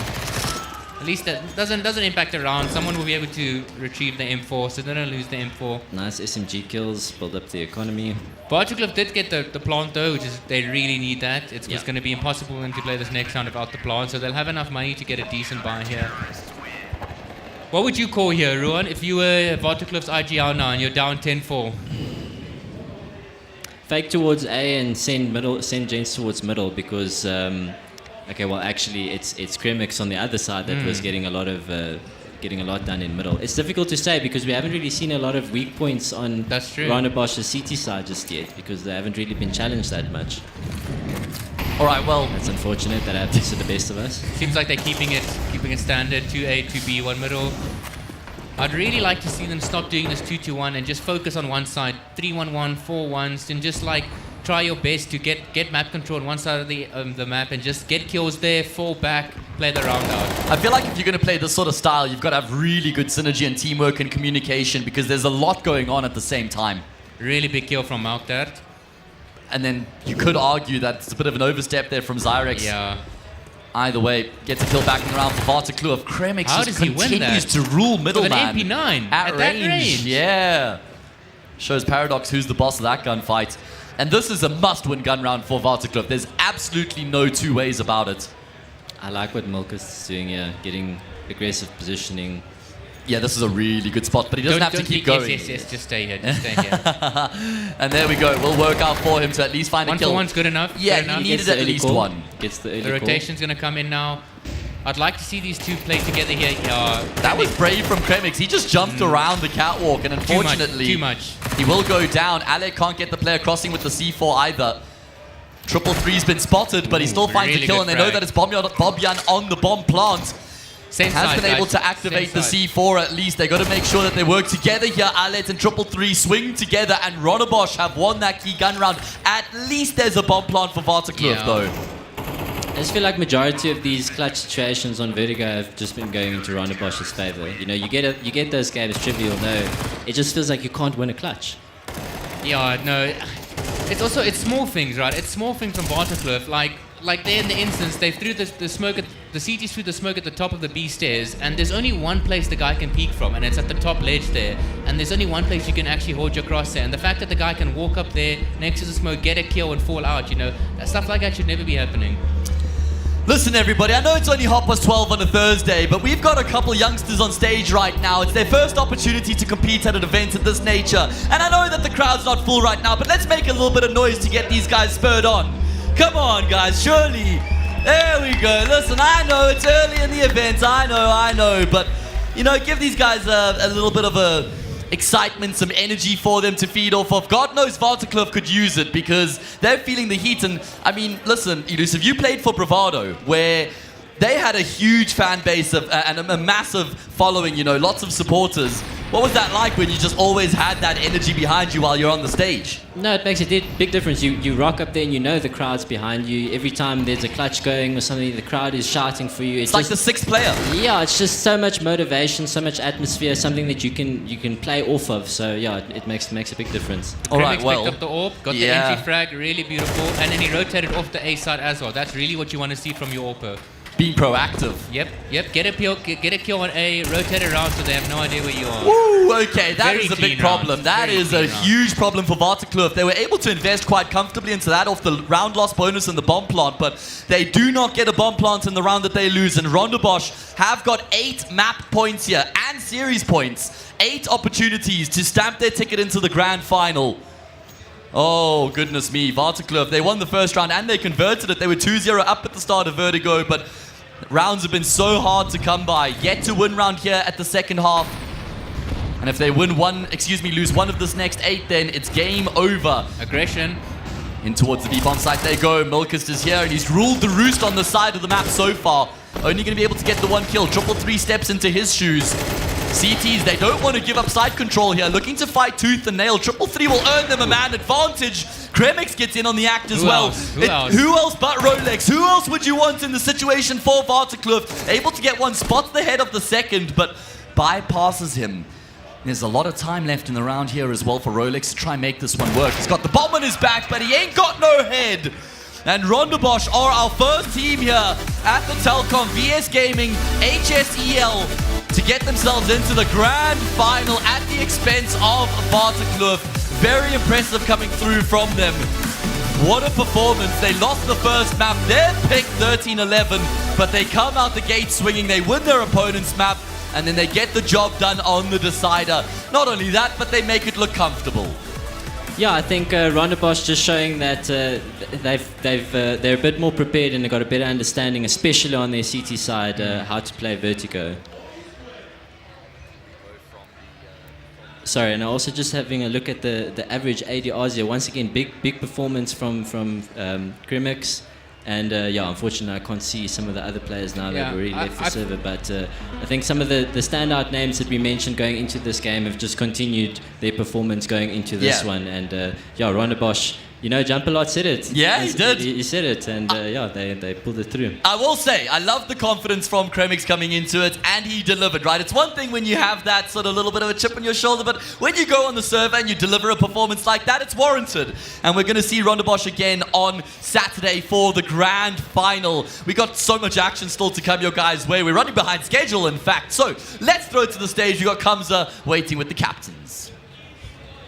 Hey, how's it going? Thanks, guys. Pretty much a perfect way to start the weekend. So much jeopardy, twists and turns. The first round goes, you think, uh-oh, this is not their map, yet they still dominate. You guys come back and do the same, Kremix. Looking at how you planned in terms of your vetoes, map selection, are you happy with how everything has gone so far? Yeah, I'm pretty happy. Like, it really improved our mental towards the end. I think we've become stronger after actually losing that first map, because we were so down, and then we had such good momentum going into that third map because they didn't win a single round after we'd won 9 gun rounds. So I think that this was a really good game for us. What do you think was the biggest change for your guys mentally to come back, bounce back, and then still keep your mental?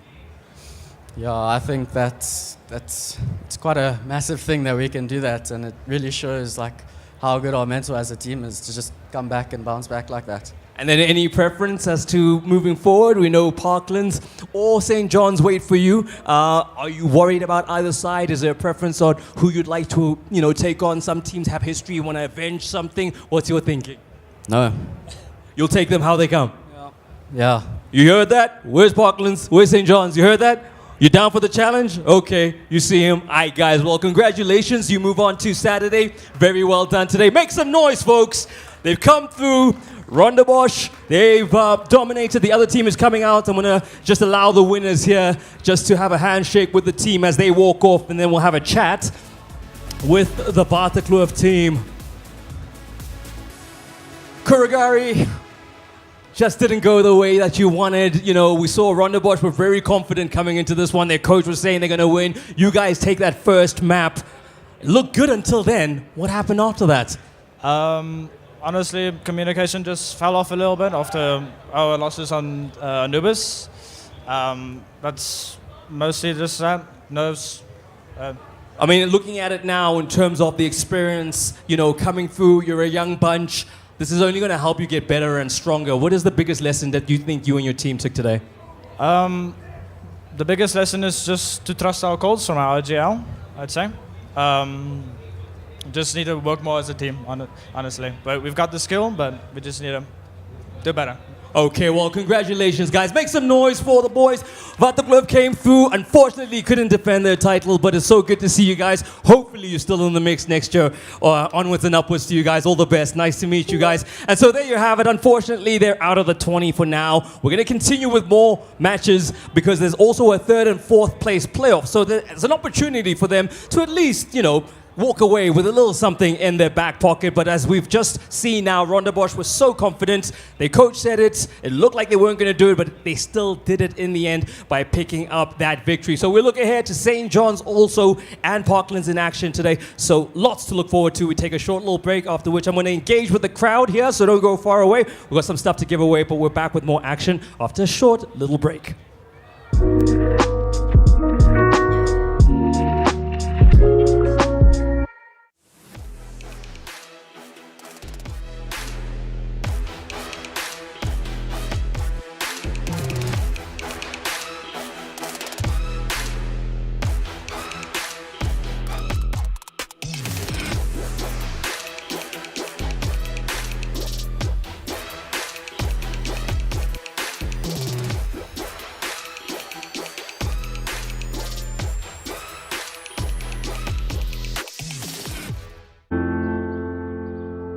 I don't know as yet, Ma. I haven't decided. Hey sis, did you get my email? Ungabi gwala. Find your courage. Get out there, dude. Find your tribe. And together chase the sun. The world is big. May you always be bigger. Dad, Mom. I know. Telkom. Possible begins here.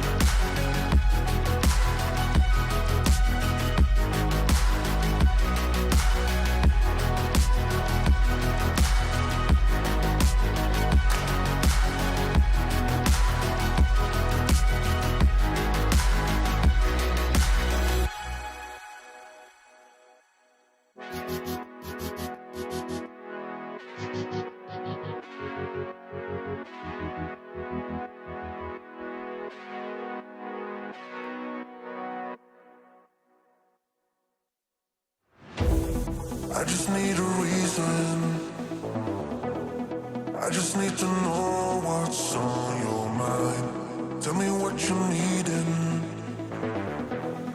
You can call my name, I'll be around. Dum da da, dum dum da da, dum dum da da, dum dum. The sky is falling. Dum dum da da, dum dum da da, dum da da, that will keep you safe and sound. Dum da da, dum dum da da, dum da da, dum dum. The sky is falling. Dum dum da da, dum dum da da, dum da da, that will keep you safe and sound. Dum da da, dum dum da da, dum da da, dum. The sky is falling. Dum dum da da, dum da da, that will keep you safe and sound. I just need a reason. I just need to know what's on your mind. Tell me what you're needing. You can call my name, I'll be around. Dum da da, dum da da, dum da da, dum. The sky is falling. Dum da da, dum da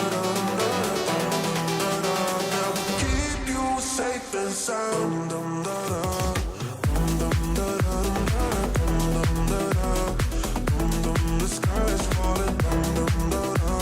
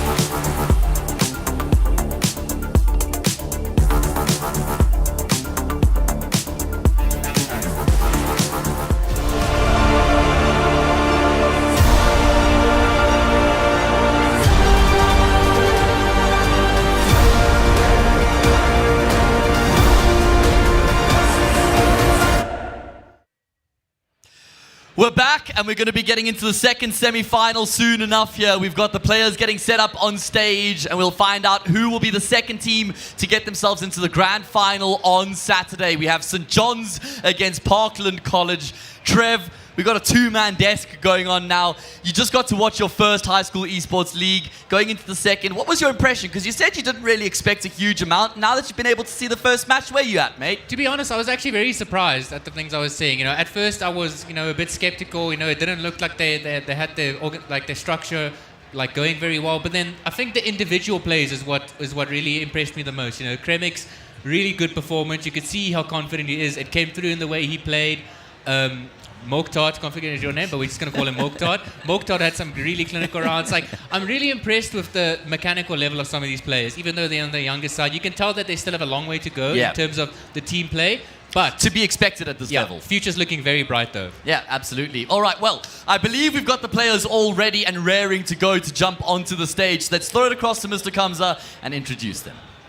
Well, thank you very much to the desk. Good afternoon to everybody who's here. Do I have a crowd in the house?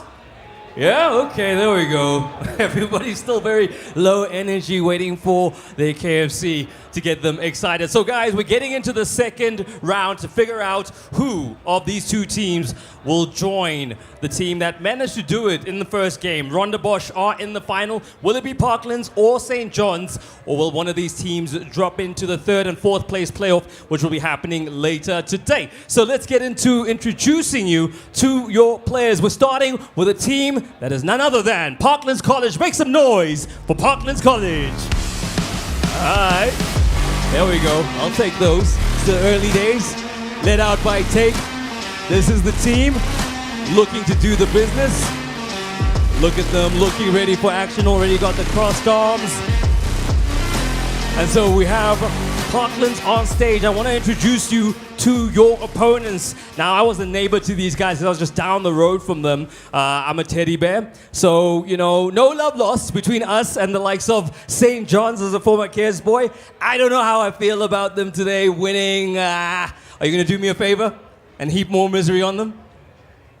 Maybe? No, you have to, Tate. Okay, so here we go. Make some noise, folks. I can see some parents in the crowd waiting to shout and scream for St. John's. Here we go. St. John's players. Or are they maybe worried about the competitors that they up against? Guys, I think you scared them off. Oh, I'm wrong. Here we go. Sorry. They just wanted you to think that. Okay, so here we go. We got St. John's in the house. Guys are looking clean. Where are you from? Are you from a school camp? Yeah, we were on a wilderness camp for 24 days. So we're coming back very rusty and yeah. Oh, you didn't have your rigs out there with you? Yeah, not really. Okay, so tell me what you know about your opponents in Parklands College. Do you know who you're up against? Is there a key player for them that you want to focus on? Yeah, we kind of have a lot of strats against them. So we're pretty confident that we can try hit them quite hard there. Okay, you heard all of that, Tate. How are you feeling in terms of coming up against these guys? You know what's happened in the matches before. You know what it's going to take to be in that grand final. What do you think of your opponents? I think you get rid of one of them and then it's free, so we'll see. Woo! That was spicy. Okay. Who's the key player on that side? Definitely Global Killer. Global Killer, you're a marked man. Okay. To the two teams, please take your seats, guys. We wish you all the best for this best of three encounter. Go ahead, guys, as I send it back to my team that's at the desk building up to this, all the technical talk of vetoes and maps. Let's get into it. Thank you very much, Kamza. I like the fire coming through there from Parklands, Trev. I must admit, it seems like there's a bit of rivalry going on. It seems like they know each other's teams as well, so I hope there's some banter going in the all chat during the game. Yeah, I mean, listen, if we're going based off of shirts alone, I know... Do you remember on HLTV, it would be like who has more profile pictures would be the team everyone would think would win? Yeah. So, shirts, I think they've won that battle. I think Parklands are a bit in the lead there. I think they're really 3-0 up in that regard. Okay, well, thankfully, the numbers that actually matter are going to be the ones in the server itself. We're going to be getting into Parklands versus St. John's soon enough. Trev, let's talk about maps coming into this. It's going to be Dust 2 up first, then Mirage, then Anubis. And just to confirm who picked what, I believe... Okay, Parklands They picked Dust, and obviously St. John's picked Mirage. Okay, yeah. So not that we know anything about their map pool or these players' strengths or weaknesses, but we know what maps we're going to have. Yeah. So Dust to Mirage, immediately those are two very puggy maps, right? You know, they both clearly want to play for a puggy play style. We're not going to see a hectic strat. It might be a complete opposite of the game we just watched, where you see a lot of 1-4s. We're probably going to see a lot of just dry walking into areas, flashing your teammates in, going for kills. You know, hopefully the trading is good, but I think it's going to be a brawl. I feel like it makes more sense when you're kind of competing at this level to play those puggier maps, because we saw in the previous game the strengths of the players was their fragging power, right? The mechanics, exactly. Yeah, so playing a map that requires like some crazy intrinsic tactical depth and nuances is probably not a great idea. So yeah, like I said, Dust 2 Mirage makes sense. Are you a Mirage enjoyer? I feel like a lot of like Mirage is one of those maps a lot of people think is stale, but Dust 2's right there. If we're talking stale, I mean that's as stale as it gets. I much prefer Mirage over Dust 2. I think Dust 2 with the changes they made, I don't think it made a big difference. But when it comes to Mirage, even though Mirage hasn't changed in so long, the players have developed the meta in Mirage so long. Like, think about back before the window smokes were a thing in Mirage, you know? Completely different map. And then people started learning all these window smokes from Spawn, and it basically changed how you play Mirage, you know? It's a very mid-heavy focused. You want your extremities to just put on some aggro, just put some aggression in there, not die, but just, you know, try and catch them out, look at where the rotations are coming from. But I think everything's going to revolve around middle. Yeah, I think just talking a little bit more what you mentioned there, you referenced the changes, CS2 being able to clear out the smoke grenades with the nade. I think that has affected how Dust 2 is played. You're not nearly as safe crossing as the T's through long to get onto the A-bomb site, or the mid to B splits obviously not as reliable as they used to be as well. And I think it has added an extra layer of entertainment to the map. Definitely. I think Dust 2, if I had to think about where most of the action is going to come down, I think it's going to be the B site, you know, because B site's so hard to retake. Yeah. Once the T's have control of the site, it's almost impossible unless you have a really good utility setup. And again, long is going to be, if the way I see it, long's going to be a battle every round. Whichever team can hold long control or take long control from the CTs are going to be in a massive advantage in terms of map control. And I'd say also just keeping your head, because we heard of the post-match interview there from Kuragani, the losing team captain. He mentioned that the comms kind of fell apart on Anubis, and then that's where they started to fall short. And for me, that's a big key point coming into this, because obviously the players are younger, they're less experienced. So I feel like whoever can just keep their composure, can keep their communication at a high level, should be having a good advantage coming into this. No, definitely. You know, like, as you said, as we saw from the previous game, you know, some of these players mechanically they can perform. You know, put in the heat of the moment, they can perform. But we don't know what's going on in the communication of the team. We don't know if it's chaotic. We don't know if it's quiet. Maybe they can't even hear footsteps because people are shouting. You know, so it's all about just taking it round by round, staying calm. You know, make sure the comms are clear, and then, you know, at one point, you know, you're just going to be boarding rounds. And as soon as you have that a bit of a lead, you can start playing a bit more loose, you know, go for a bit of gambles, try to catch people out, and just go for tilting the opponents. Yeah, all about knowing how to use that momentum once you have it behind you. But listen, everybody, we are just having a few tech issues at the moment, and while we resolve them, we're just going to run a few adverts, and hopefully, once we're done, we'll be ready to jump into the action.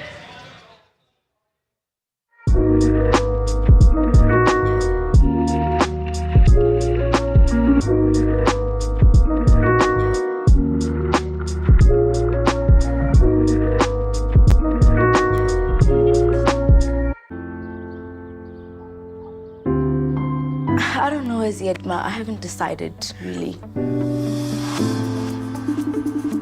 Hey sis, did you get my email? Ungabi gwala. Find your courage. Welcome our next speaker from the top moving in science, Montage. Get out there, dude. Find your tribe. Never let them go. And together chase the sun. Wow. Notando, the world is big. May you always be bigger.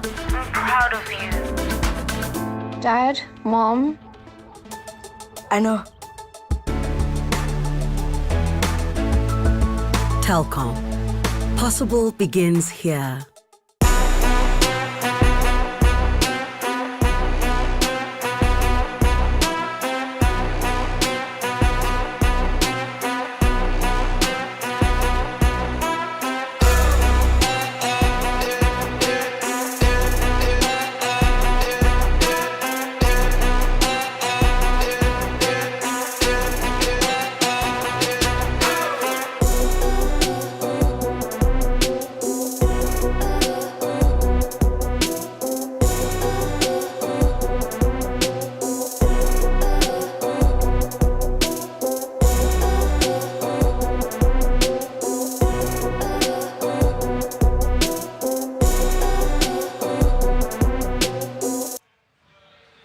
Okay, we're back, and I was telling the truth this time. We are basically ready to jump into the action, guys. Trev, before we do, we need to get some predictions out there. We got to stick our necks out there, make some calls.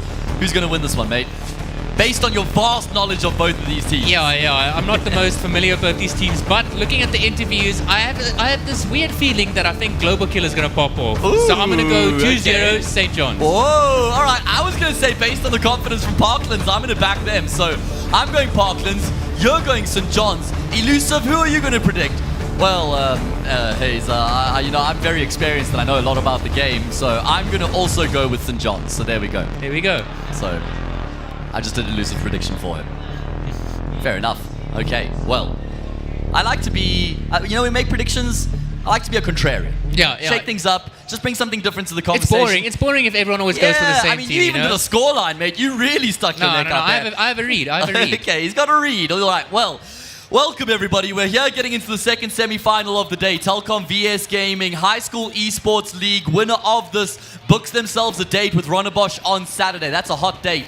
And loser, well, they have to play in another series immediately after this. We're live into Dust 2. Welcome, Elusive. I did your prediction for you. You predicted St. John's, by the way. And you know what? It's not looking great. It's not looking great, Chief.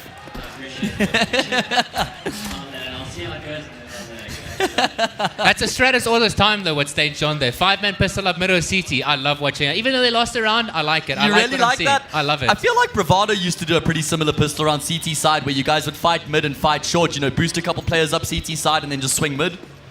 On CT side, that's too. Yeah, we definitely did something similar to this. Even if it's just to get early info, not necessarily full on commit. All right, well, I've also noticed a tendency with these high school teams that they don't seem to force buy in these second rounds if they lose the pistol. Pretty conservative decision making. I've got a pet peeve though. If you're full ecoing CT side, you're not allowed to buy a deagle unless you got 2 or 3 kills in the pistol. No, it's criminal. It's criminal, and it means no util in that next round, right? Selfish, Trev. You do not want to look at a player and see he has 1.3k after the second round. That is unacceptable. You need a full save. He needs to pop off now. He needs. Oh, it's not him. If he gets 4 kills of the deagle, I rest my case. Fair enough. Then it's all bad. You also missed in the interview, Elusive. We were told that Global Killer from Parklands. They said Global Killer is the only player they have to worry about. So, okay, they've singled somebody out. They don't seem too concerned.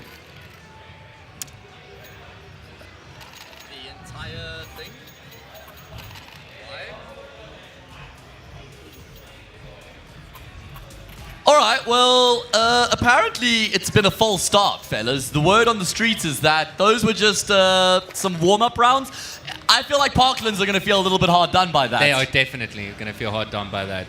But if you're St. John's, you are thanking your lucky stars. Yeah, that's true. A reprieve, a lifeline, if you will. Just warming up a little bit, I guess, getting our voice into it. That's just a little bait and switch, keeping everybody on their toes. If Parklands are as good as they say they are, the 2 rounds shouldn't mean anything to them. Should be able to just do it again, right? It's their map pick. And they've got Coach Chili Willy behind them. He was the winner in 2022, I believe. Coached the team in 23 where they fell short.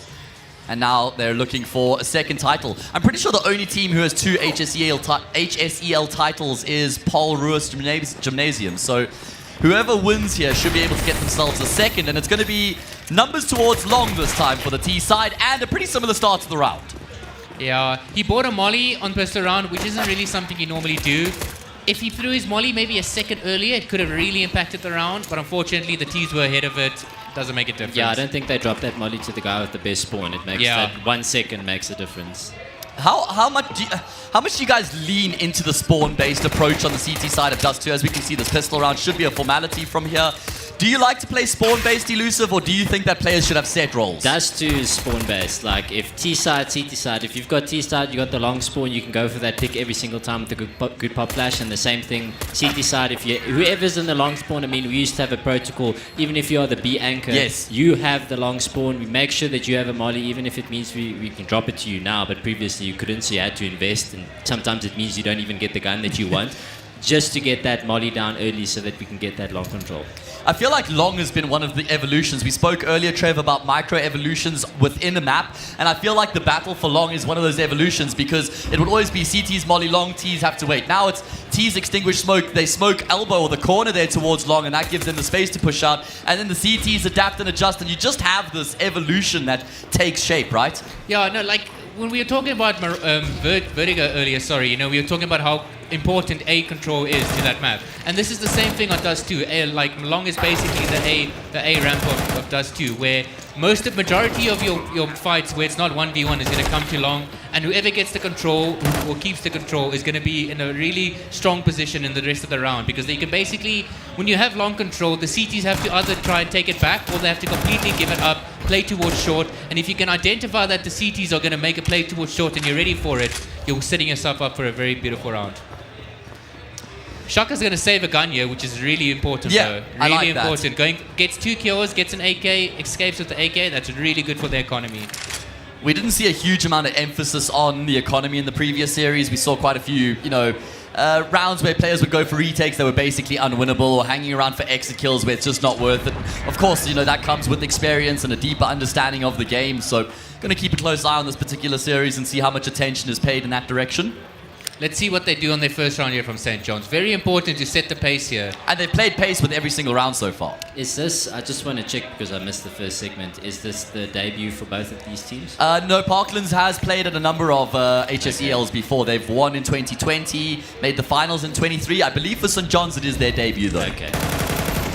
And boy, are they getting a welcoming here from the previous champions. There's that long contention that we talk about. Obviously, that molly failed. Unfortunately, it sometimes can be difficult if you don't have the front spawn. A lot of teams even have like a lineup where they'll look into the wall and just release on the timing, which is actually the best way to do it.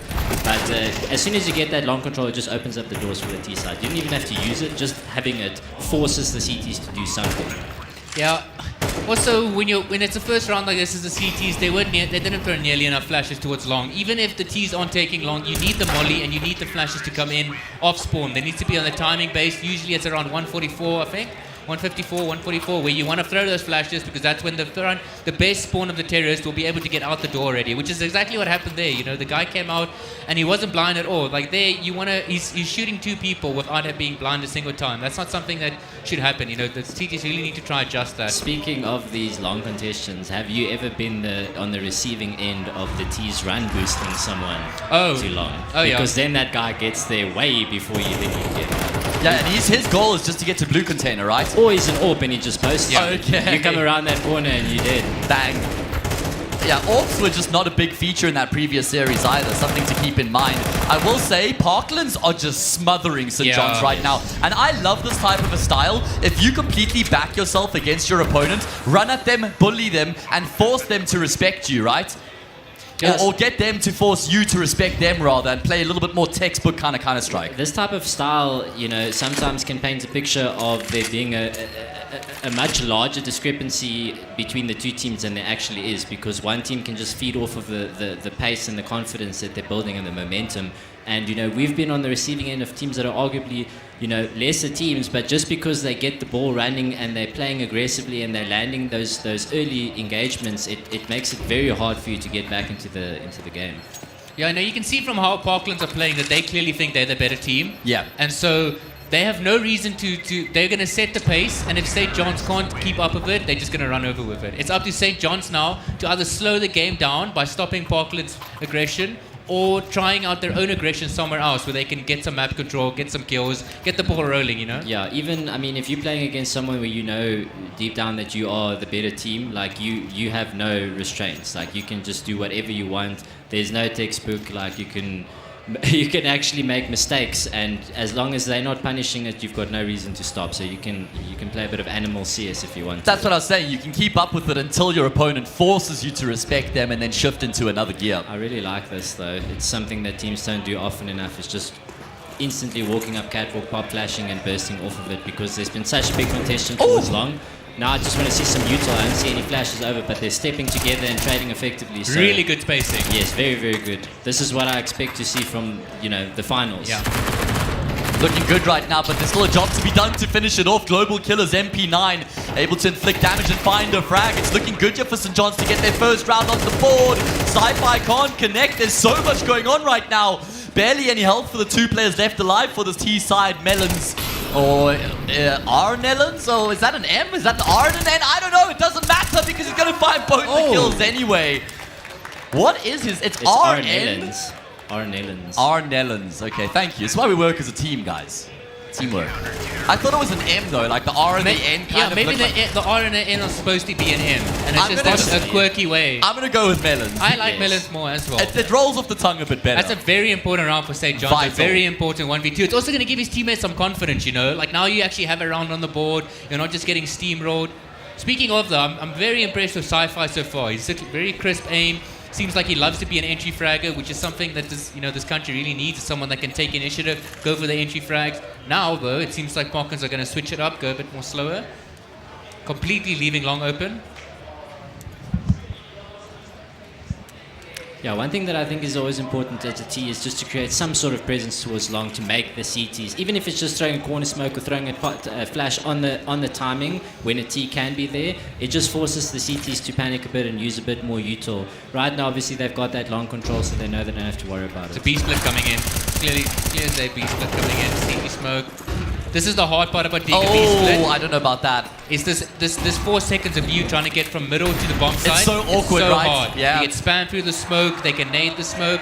But once you make it into the bomb site like this, it's very hard to retake. The nice thing about CS2 is the fact that obviously the smokes are as puffy as they are. So previously you needed to use 2 smokes and spawn there, which a lot of teams fumbled. So now you can just throw 1 smoke and you can throw it from more places, so it's quite easy to throw. Obviously the CTs have the possibility of just nading it out. But making mid to B play is just so much easier for the Ts. I must say, Sci-Fi, as you've highlighted already, Trev, is looking very crispy in the server. 9 for 4, come out the gate swinging. St. John's win their first round based off an impressive retake, but then they lose the round immediately afterwards, which just mitigates any momentum they were looking for. Yeah, you can see, how in real life, you can see from people's, from how their body moves, their body language, type of person. It's exactly like that in Siege. You can see from the way Sci-Fi moves and the way he shoots that he's very confident, and he clearly thinks he's better than the opponents he's playing. And it's working out for him. The confidence plus good aim equals a lot of kills. Yeah. Yes, sir. I feel like that's 2 characteristics South African Counter-Strike players just don't lack: confidence and good aim. There's smoke as well, that new Xbox smoke that you can throw. Just 1 smoke blocks everything. It's just so much more puffy than the CSGO version of it. So you can do more with less at the end of the day.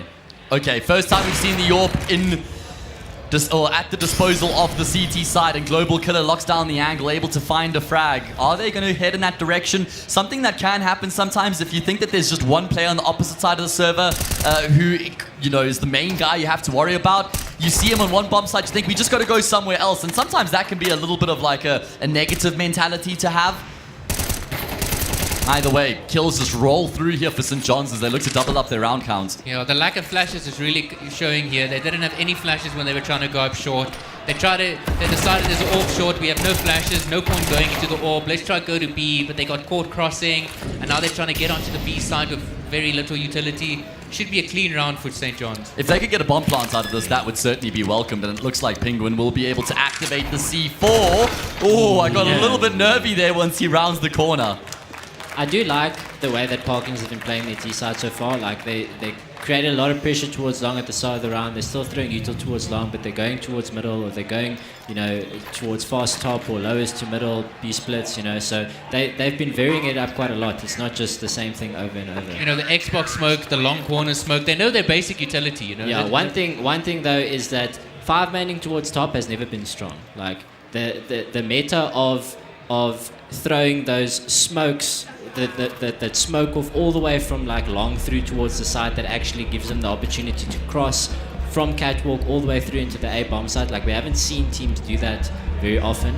I'm never a big advocate of just sending 5 people towards top. I would rather try to create more of a presence towards long. Once you have that top control, you can leave people there, you can create a middle presence, you can create a B presence, create a long presence, whatever you want to do. Play around with the CTs and then you activate top as opposed to just sending all 5. I think 4-1 is a way better setup, and then what you want to do is if you know the CT smoke and you drop the guy down CT so that he can run the AWP down long. It's always very unexpected, and the CT struggled to deal with it. Orp on Global Killer, though. I'd like to see what you can do. I did vouch for this guy, so you better not let me down. Yeah, you predicated your entire prediction off of him here, Trev. All right, well, Melons towards long. Molly not going to do enough to completely force him out, and he gets a kill before he goes down. He was inevitable, but was inevitable that he'd lose his life out. Frostbite tries to take the round by the scruff of the neck. There's your AWP, and unfortunately not going to connect. The unit just working so well for Parklands right now. They know exactly where Global Killer is as well, so he really shouldn't be able to get much done from this position. 4 opponents left alive, and he's only got that much health to his name. Very, very impressive round from Parklands, because you can tell from the start of the round they were going to take long, but they also left the guy close middle doors on the lurk. And as soon as the kill started coming in towards the A side, he walked through middle. The guy wasn't looking at him. It's a free kill. That's just basic map control at work for you. The economy for the CT side not looking too great. They need to win this round, otherwise we're looking at a 8-2, potentially even 9-2. Taking long for free, yeah? Oh, okay. Melon, he goes to the same spot 2 rounds in a row. Twice in a But row. you also, if you're going to play there, you can't be taking first contact. Yeah, you need a someone teammate else to be waiting for you, and you need to be hiding, waiting for a flash. And this is a really important gun round for St. John's as well, because we've been trading a couple rounds back and forth between these two teams, and it means that they're not going to have any money coming into the 10th round. 7-2 the imminent scoreline, and Parklands are just running riot on the server right now. Shaka needs to save this. It's the best play. Very one-sided at the moment. And another thing with the obviously the smoke changes from CS2 is the fact that you can now smoke that long cross with one smoke. With one smoke, yeah. There's room for improvement with the one that they throw. I'm pretty OCD when it comes to util, but yeah, you can get a really nice smoke down there, and then you can obviously just cross without having to worry about expending too much util. But obviously with the CT side, you can be spamming that. You can just listen to sound cues. You can throw a nade and then take a couple of duels. You can have a guy set you up with a flash so that you can swing through. There's ways to counteract this, but staying on the site, especially after you've lost a guy at car early on. We've already spoken about him not having to challenge so early and being first contact. But yeah, staying on the site when they've thrown that long cross smoke and there's no one else fighting, it's just suicide. Yeah, my real concern here for St. John's is that all 5 of the individuals here from Parklands have actually had their moments in the spotlight where their mechanics have kind of shone through. So, man, I feel like based off what I've seen so far, Parklands might just be able to run over their opponents if they can keep up with this sort of level. The way I see it right now is they've got the mechanical advantage and they have the structure advantage. So when you're worse than your opponent at mechanical plays, and you're worse at utility usage, and teamwork, it's really hard to win a game of Counter-Strike when you don't have any edges over your opponent. At that point, I mean, look at that there. Goodness me. Was that Slash or was that Wake? I mean, honestly now, come on. I really like the change of style where they just went up middle. They had an opportunity there to get, I think, the 3rd or the 4th player heading towards long. It's so often that you catch the bomber there, because the bomber is obviously not one of the first guys that goes through towards long. But unfortunately, they missed out on that opportunity. 2 really clean Deagle headshots from Frosty Pillow this round.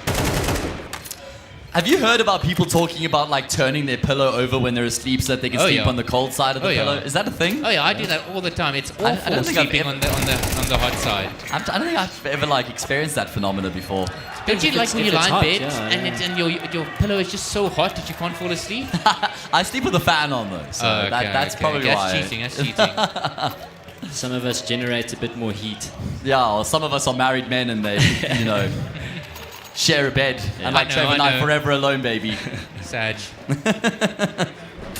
MP9 buy from St. John's, and this guy's just running up middle. I like it, honestly. At this point, when you're down 2-8 on a map like this, you got to start just taking gambles. They don't have to even be calculated. I mean, look at the control here from Cypher. Brilliant triple kill, all headshots on the spray down as well. Since when is Dom playing for Parklands? I don't know. I didn't know he was back here, man. A Dom reincarnate right now. A regen, if you will. And they're still keeping up with the same style that they came out of the blocks with, and why wouldn't they be? 9-2 up here, last round of the first half. Confidence is brimming for Parklands. I would love to see St. John's take attack here. Yeah, true. They need to stop the momentum somehow. I see they have got somebody standing behind them, but he doesn't have a headset on, so I'm assuming it's not a coach who will offer any advice on how they can try and recover what's going on here right now. To be fair, this is Parkland's map, and well, I guess you could tell from what's going on right now.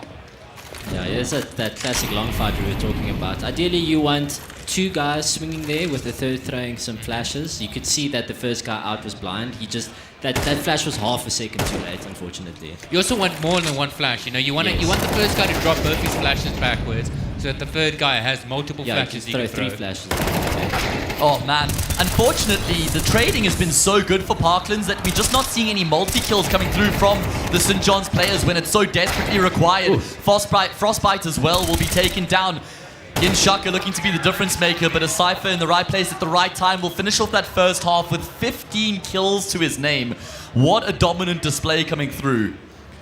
What you mentioned the trading from St. John's from Parklands is too good, and I think it comes to, like, if you look at the previous game we just watched, we watched mechanically good players, but even then the spacing wasn't perfect. Parklands' spacing so far has been really, really good. You know, they're tight when they wait. You can see the first guy wait for his teammate to get closer, then he wide swings, gives his teammate enough positioning and space so that he can swing with him, goes wide. Really, really good stuff. I'm really impressed. Tell me the team that won the previous, that Ronderbosch that won the previous one. If I'm Ronderbosch, I'm scared right now. Because seeing the mechanical ability of all 5 players, yes, I mean, they are really stepping up and they're showing us what they've got. So I've cast a number of these HSEL matches over the years, and I actually don't think I've ever seen a team that has got 5 players as good looking as these guys are in the server right now. I'll just go up and say that. So yeah, and they're really good at CS as well. Okay, all right. Listen, Trev, they're minors, okay? No, they've been very impressive so far, indeed, I must say. It's going to require... I don't know. At this point, I kind of feel like a win condition for St. John's is Parklands just like disappearing, because they're looking so well oiled right now. And I think I got to give some credit to Chili Willy as well, their coach, because clearly he's been whipping these boys into shape. Yeah, maybe he showed them the Elise training routine, shooting the bots, getting the config sorted. Elise uses the same one as Zero Chance, right? Yes, he got it from James. Yeah, naturally. All right, well, 11-2. We missed the pistol. They won the pistol as well, It was fellas. so fast. Oh my goodness. Okay. No, we're just having some tech issues on our end, so apologies, everybody. But it's looking like this one might be over pretty quickly. Trev, you mentioned that if Parklands deserve it, then those first 2 rounds that we had to write off shouldn't make much of a difference, and that has proven to be the case so far. Somehow this round's a 2v2. That is true. Is this a force buy from the T's? I can't it's tell. a full eco of Glocks and a doolies. full eco. Okay, well, eventually the job's done. 12-2. 10 map points here for Parklands. Elusive, this must remind you of your Bravado versus Energy days. Which one? Take your pick. Yeah, I mean, we've had such up and down results that this has gone both ways. Okay, fair enough. Okay, 12-2. Parklands have 10 map points here to finish off the job. That molly's too deep. You want to throw that molly nice and shallow. The 60s realize they still have this control, which is what they want. They've actually just got the 1 player posted there as well. Yeah. I see he's giving it up. I really wanted the T's to re-aggro long there. Feel like you need it. Your 4 players stuck in limbo right now. You can tell they have no idea what to do. They're like, do we go back long? Do we go short? We don't have a smoke for Xbox. And they are going to take your advice here. They have very limited utility right now, but they've got enough to try and make something happen. I'd love to see them just walk this in. Just walk it in. But now they're already running. The smoke's come out. You're going to see the rotation's going to come in now. Has Sci-Fi been spotted yet? Yes. Okay. Are you sure? I'm not entirely sure. He's going to be able to find 2 and then some good chip damage as well. A Cypher spraying through the smoke there. Not able to get a huge amount done. 3 versus 3. Must win round here for St. John's. Obviously goes without saying. And then 9 more after that to force overtime. Clean. And it looks like they will be able to pick up the first of the 10 required. Okay, who said St. John's was winning 2-0? I think that was the fella... I think that was Ruan. The guy with the glasses. Which one? Yeah, I know. I said no such thing. Listen, guys, we aren't great adverts for what gaming does to your eyes. I'll just put that out there. Can Penguin 1v2 to win the map? You blame Netflix. Genetics. Oh. But I think Netflix has something to do with it as well. He has a kit. Okay, well, there we go. Well, St. John still has some life left in him. Good work out of Ginchuk up. I don't think we should underrate the importance of stringing a couple of rounds. Even if you lose this map for St. John's, like, you don't want to get like slapped around on the first map and then your confidence is down going into the next. If you can string on a couple of rounds, one or two players has a few standout performances here and there, even though you lose the map, you know, you've got a bit more confidence going into the next. So it's very important to never give up, regardless of what the score says. And you also force your opponent to work a little bit harder to actually win the game, you know, expend a little bit more energy. Frustration could creep in. 100%. St. John's really like taking this long with 5, eh? But look at what this does now, sending 5 people alone. Look what it does. I love the response from Parklands, I really do. And it's just a Cypher who has to try and buy as much time as possible, and he's not only done that, he's been able to get a kill as well, and now the rotations will flood through. Numbers here for the CT side, Really St. John's Molly. running into them. As you say, a well-placed piece of utility. Kills continue to go back and forth, but St. John's don't have the numbers to sustain the trading game, and eventually they will fall short. 13-3. What a dominant display coming through from Parklands as they slap St. John's in that first map. Yeah, you can see it's definitely their map pick. They're feeling very comfortable on the map. They had a very clear idea of what they were going to do on their T side. And even now, that round on their CT side, when they had the economical disadvantage, just doing something together with 4, immediately going into that fast flank towards top, yeah, they seem pretty well oiled on that map. I must admit though, like, clearly Cypher and Sci-Fi were the 2 standout players, but I feel like the others didn't even need to do anything, you know? So it's like, they might even not be the best players, but the others were just chilling, you know? I feel like we saw their moments. There was like that one frag from Penguin where he just peeked out long and he got the one tap on the car player. Everybody else had their moments as well and in some important rounds. And so that's quite concerning indeed for St. John's, the fact that they were just run over in the fashion that they were. Thankfully, I guess a little bit of consolidation is the fact that it's their map pick up next. It's going to be Mirage. We are just going to have a short break before we jump into that second map. Hopefully that short break will serve St. John's well so they can just reset themselves and come out the gate swinging.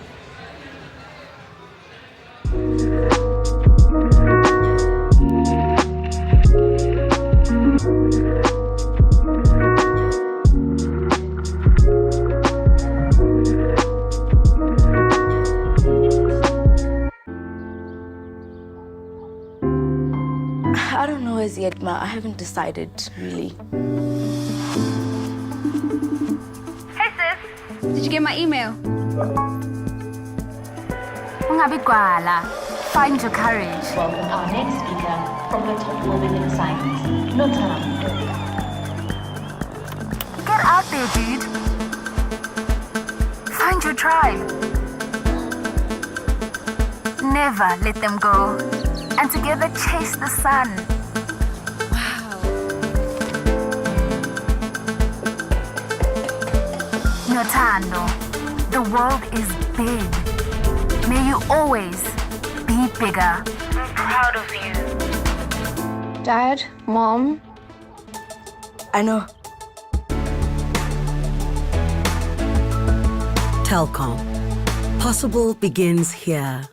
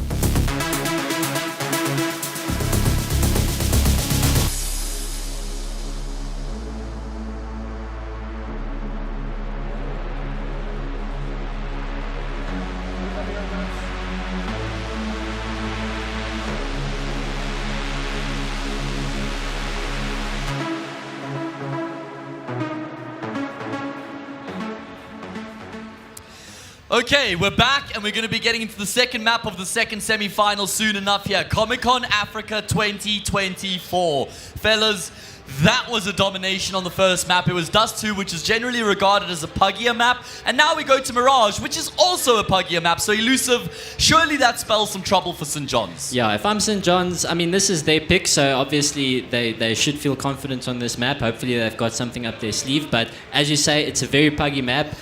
The same as Dust 2, so I'm expecting Parklands to come out with the same type of momentum and aggression that they did in the previous map. Yeah, no, if I'm St. John's and I pick this map, hopefully they have something prepared, you know, because they're clearly being outclassed mechanically. So in CS, though, mechanics isn't everything. You know, at the top levels, you have players that are not mechanically gifted, but they know how to play timings, they know how to play rotations. So if St. John's can just get the ball rolling a bit, you know, do some nice strats. Are they starting CT? Do we know if they're starting? Well, no. Parklands would get the choice of sides. So St. John's will start T's. So I think that's better in a way. I feel like when you've just been dominated like that, to play against a team again where you're starting CT side and they get to dictate the pace can kind of be difficult. Definitely. Yeah, I mean, I'd actually like to see. I'm expecting Parklands to carry on with their aggression even onto the CT side. And if you're the T side on Mirage, you're playing against CTs that are playing really aggressively and they're playing close ramp, they're fighting middle, they're pushing B apps, fighting catwalk. Like, it's really annoying to deal with because you feel like you can never get a foothold in the game. It's like, got to throw your entire game plan out of the window and just go, let's just deal with what they're doing first, and then we can do what we want to do. All right, well, I believe we're ready to jump into the action here, so we can get the server going and we can get the players ready to jump into that pistol round. So, fellas, your prediction is dead in the water. You can kind of get it half right if St. John's recover. Elusive, your prediction is looking pretty rough right now as well. I don't even want to talk about my prediction because I haven't made a prediction, but I'll make one now. I'm going to say 2-0 Parklands. Okay, yeah, get to peek behind the curtain before you make a call. Alrighty, fair enough. We'll give that to you because you didn't get to make your own prediction. I'm feeling pretty damn good about mine with Parklands to win it out because, well, after that display on Dust 2, they're definitely going to be feeling it now coming into Mirage. Can they finish off the job? Will they do it in style? I don't think they're really going to care how they get to cross the line as long as they get across the line. So, let's go. Mirage is live. Second map, second semi-final. Let's get into it.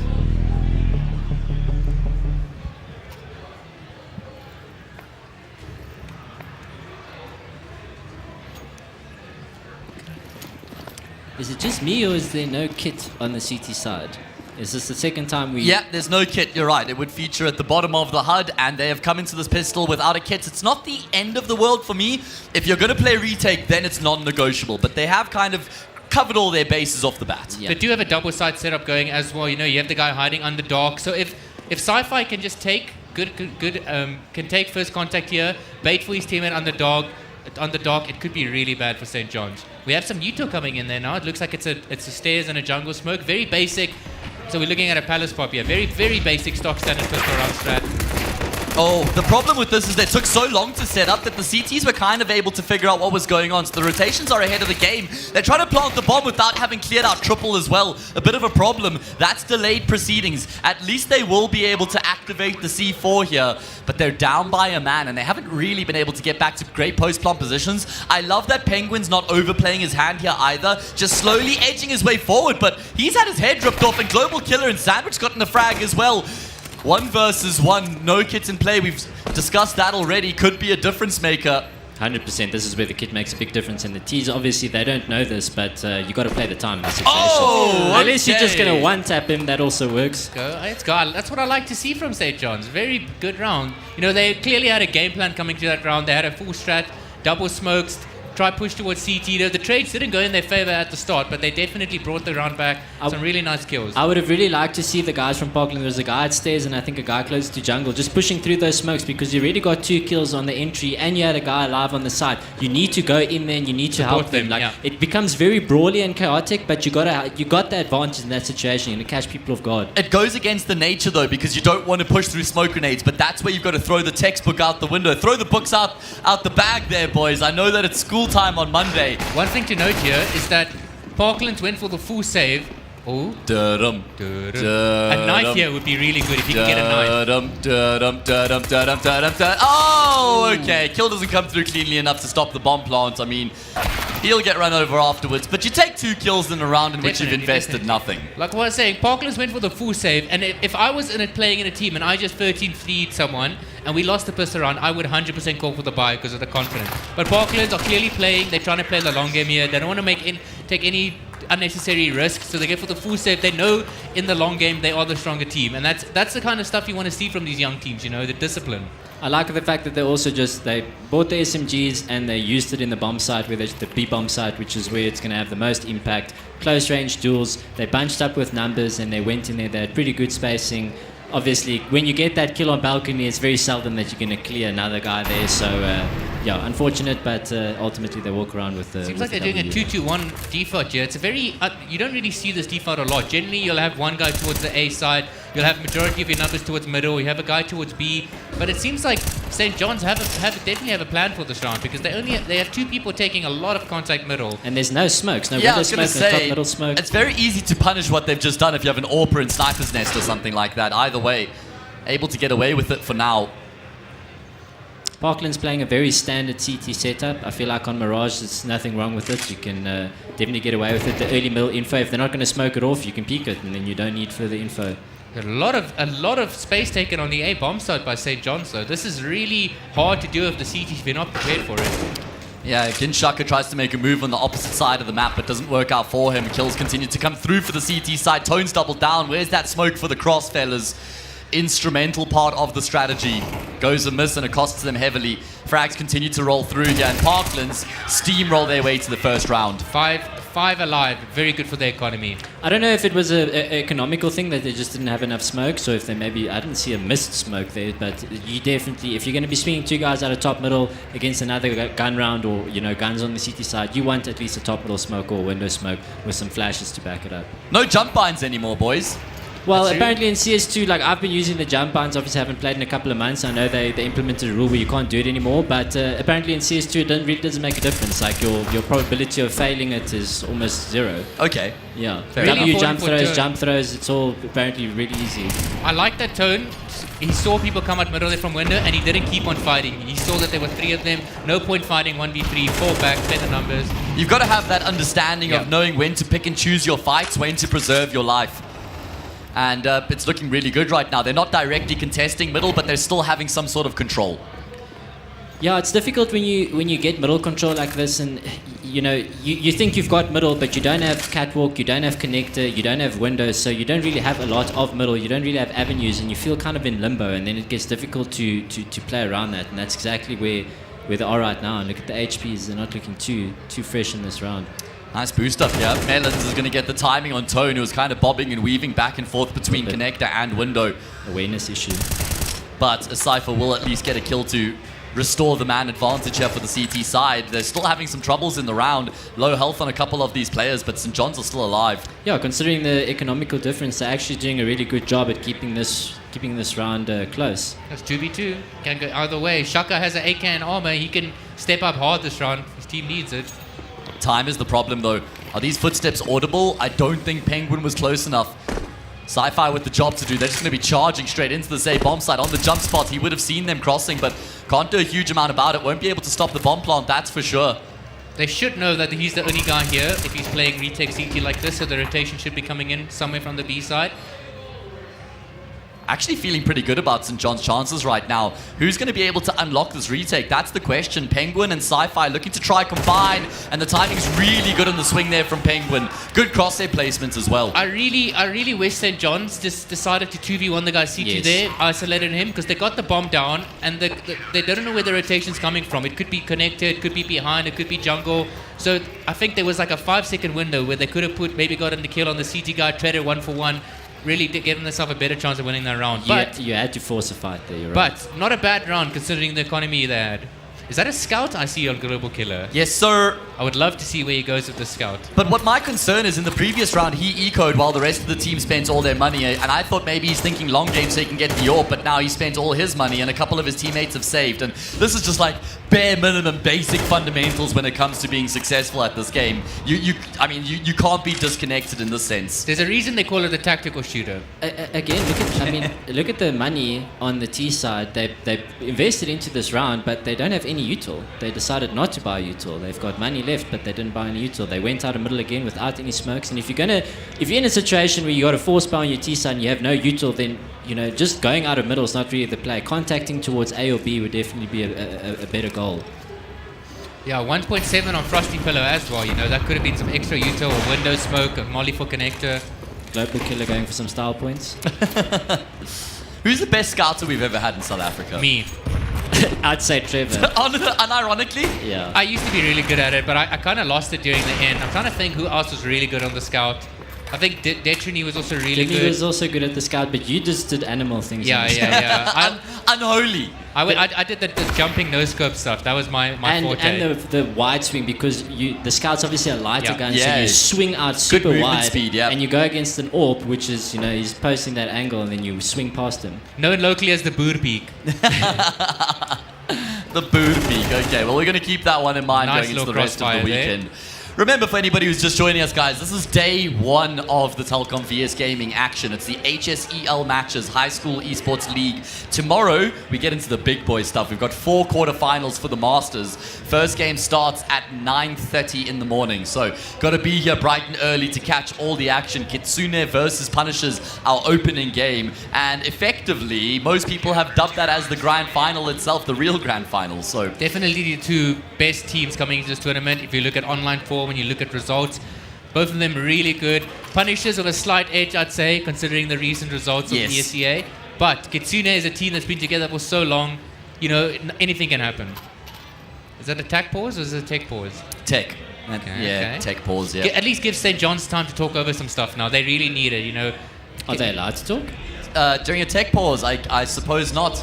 We can peer across. Doesn't look like there's a huge amount being said right now. I tell you now, if Romano and Arthur were the 2 admins, I wouldn't do anything to piss those guys off. That's because they will certainly keep you in line. That's for sure.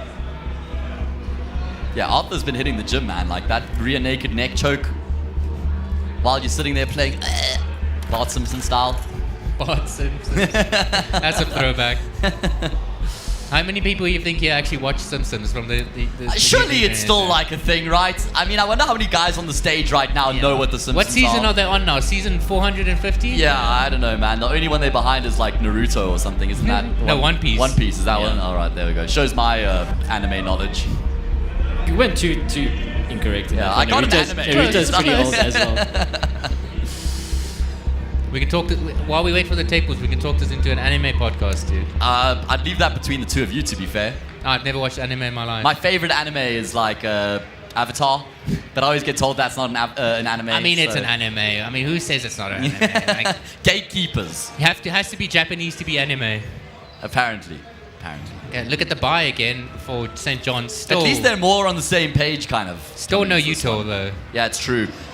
Which is just, But if you're just going to dry swing out A, who needs util? That's a good point. Wake is not expecting for the peak to come through from lower stairs. Thankfully, Tone is there to get a kill, but it's not going to stop Wake from eventually dying. Nade's going to come through, and the Cypher's been able to double down. They can't do much about the bomb plants itself, but at least they've gotten a man advantage now for the retake. Global He could Killer, go big here. He could great go big trigger here. discipline. Really like the trigger discipline coming through from him. He wants more than just the one kill. A Cypher turns, and that'll allow for Tone to actually get the trade. Frostbite, 1 versus 2 here for him. Smoke separating him and an opponent. He's trying to isolate these fights to the best of his ability. should know and it's he CT. will find the first, but unfortunately not expecting Penguin to be up on top of the ticket booth.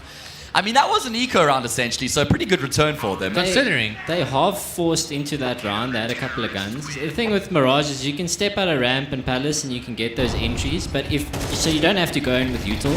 But to get to that next phase of crossing past connector or jungle or into CT, you have to have some util. Either a smoke, or you need to pop flash it and swing it on a timing, and that's obviously where they fell flat. As they got that initial kill, actually I think they've got the first 2, but then afterwards it just I think fell we'll flat. see tomorrow when we see the big teams play. You'll notice when they do something like this where they take the A site, you can't just take the site and chill. You need to take control somewhere. Usually it's CT spawn or jungle or connector. You have to take one of these 3 spots after getting the bomb down, because if you're just sitting on site or playing towards ramp, the CTs know exactly where you are and they can always funnel you out.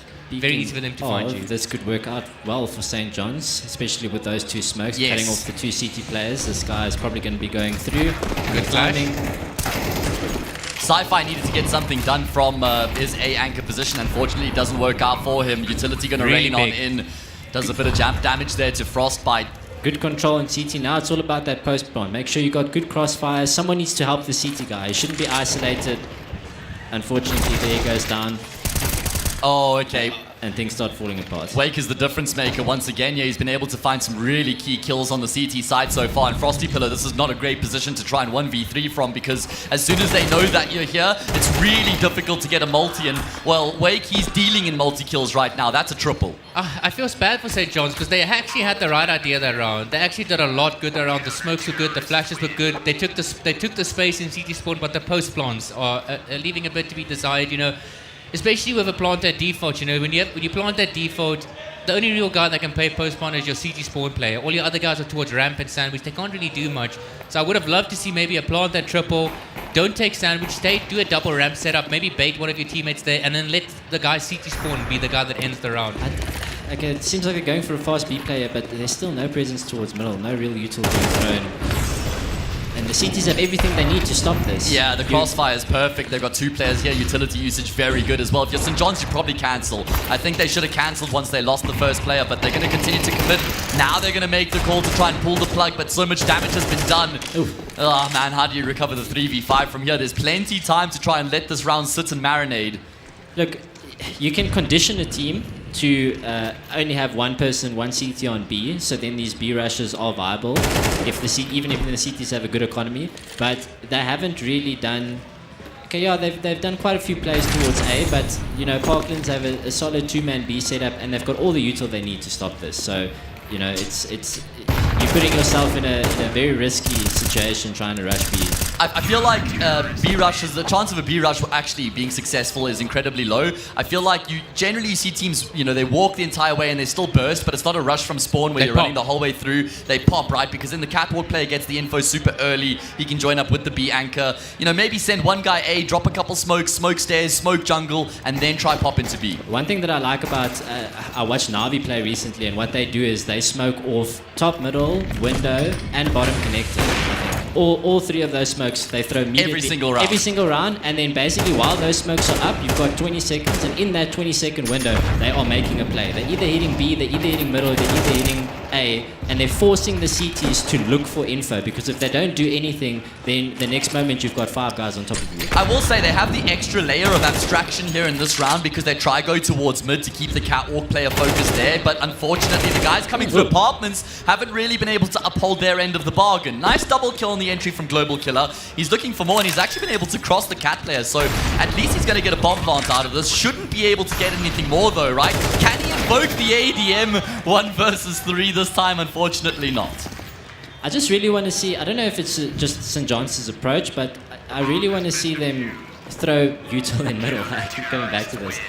Throw top, middle, throw windows, throw something so that you can get middle control and take that information away from the CTs. And if they want, because the CTs have been contesting middle, they're always picking someone connector, someone cat, someone window, you know, so if you're throwing that util and you're swinging out middle, at least you get to have that duel before you go into, you know, committing to a bomb site. It comes back to conditioning, like we spoke about earlier. Seems like they're doing some of an A fake here. Again, like if I'm the CT side, no util's being thrown in middle. My catwalk player is ready to pick up middle from me. Play hard on sides. You know, play 2-1-2. You don't need to. And I mean, if you play 2-1-2, it's actually a 2-3 because that window guy is always there, ready to support. You can support. It seems like St. John's are trying to do some form of a fake here because they smoked CT very early, but then they went dark, which is just going quiet basically. And now they're waiting on A ramp, so I'm not sure if they may be thinking Parklands are going to doubt themselves and over-rotate back to B, and then they're going to try and hit a timing where the crossfire isn't set up. But Parklands, you know, they have a player on site, they have a player stairs. You know, I don't see how St. John's are going to deal with this. And now the catwalk player is clearing middle. You throw 3 people towards connector. It's 4-man hold essentially. Sci-Fi's a really good spot here. And this time he will find himself at least a kill. A second comes through as well. Frostbite, or rather Frosty Pillow, will combine with Frostbite as they snap up that frag, but there's still so much more work to be done here. And unfortunately, it's just too much required. St. John's going down 8-2. They're down 0-1 in the series right now. Remember, they won the first 2 rounds of the map, fellas, but they haven't been able to get a gun round since then. One thing that I do want to mention is we've been hopping on St. John's quite a bit on some of the things that they're missing out from a theory perspective, but I have to give it to Parklands as well with the way they've been holding these sites and even rotating in. Like the guy that's coming from catwalks, checking lows, is checking top middle, making sure everything's good, and then coming in for the rotate. So, you know, they've got pretty decent, the way they're supporting each other, pretty decent setups and so forth. So, yeah, good up to Parklands. Like you said, you know, we have been harping on St. John's, but it's just because Parklands looks so good that it's really just like showing the cracks in St. John's. And I will say, St. John's, even though the scoreline isn't that different from what we saw in the first map, they have looked improved here because I think they've looked better in the early rounds and they've been able to get into the mid rounds, generally falling short in the post plant or the late rounds. So at least there are improvements from St. John's coming into this map. It would be interesting to see a team like Parklands on a more theoretical map. Nuke. And yeah, even, you know... Inferno. Yeah, and even Ancient and Anubis that was played in the first game, and they'll obviously be playing a Ronda Bosch if they win this one. So it'd be interesting to see how they play because from the more puggier maps, it seems like Parklands likes this type of style, playing aggressively, playing confidently. So yeah, it'd be interesting to see how big their map pool really is. I saw that. Looks like Frosty's going for the save Matt's here. trying to catch a fly here. Bro, my reaction speed's Mr. insane, dog. Yeah, and I won't even kill it when I do it, bro. I've got that's gentle grip. A gentle touch. I wouldn't have displayed so much confidence after a miss. Well, I baited you. It was all about the bait and switch. I'm really actually excited to see Parklands play in the final. If they keep this up and they win this map and goes to the final, I think the final is looking to be a banger. Yeah, I agree. I mean, we saw some really impressive work out of Ronda Bosch earlier. 9-2, the imminent scoreline. Parklands just dominating St. John's on St. John's map pick. Frosty Pillow, at least he'll be able to carry the AK over. Although, have I spoken too soon? Why are they not hunting? Why aren't you hunting? You got to hunt there, Parklands. You got all the money in the world. Next round is the last of the half. Either way, not going to change too much. A little bit too much discipline there. Yeah. I mean, I guess that's what you want. You want more, you want at least Rather more discipline. than Yes, exactly. Deal with that problem rather than dealing with the opposite. Sure. I don't think I've ever been in a CS team where our problem was we're too disciplined. I don't think so either. Never really been a hallmark of South African teams. No. We excel in the chaos. I feel like it's ironic though because when South African teams used to go overseas, that was our big problem is we were always just like very aggressive, quite one-dimensional. And then the game started to shift to actually kind of favor that style, you know, especially moving into CS2. But then South Africans were so far behind the curve that we then tried to play a more tactful brand of Counter-Strike. And oh man, we can just never keep up with the meta. I don't know, I kind of disagree with you guys. I feel like when Robbie came back from Sweden and he introduced, you know, taught everyone the whole concepts of defaults, how it's played in the European scene, and we tried to incorporate that more in BVD. Like, there was a big emphasis on discipline and playing very, very structured CS. And then we tried to do that overseas, and we actually just got bulldozed by them being aggressive and not giving... They don't really care about our structure. So, yeah, it's difficult because it all depends on the team and how well they can play within that structure. I like that. What I like about that, what you mentioned now, is that CS is such a game where it's a very mental game. So it's all about how you play as a team. So if your team favors playing aggressive and playing puggy, you shouldn't want to change the identity of your team. Play to your strengths. Play to your strength, exactly. There's a lot of pro teams that are like that, you know? All right, let's just hold the phone here, fellas. 3 versus 3 post plant for St. John's, looking to get their third on the board. They opened up the half with the first 2, looking to close it out with the final round. Global Killer playing around the fringe of the smoke is going to be able to double down. It's only Tone left remaining. Going to have to go for the sidearm, but Global Killer will rip his head off.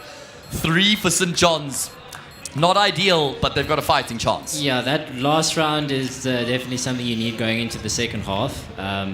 At least disrupt a little bit of that momentum that they had going, because as you can see, what's that, nine rounds in a row that the CT's won. Yeah. Like I said though, it's not like I feel like this is In the previous game, the scoreline was a pretty accurate representation of how one-sided the game is. I don't think the scoreline is actually too accurate in terms of how close this half has been. I agree. Could have been like a 7-5, actually. Definitely not the same as Dust 2, no. It's definitely just small things. Small things that St. John's aren't doing correctly, or small mistakes. And you know, small mistakes in CS can often be the difference between winning a round or winning a half.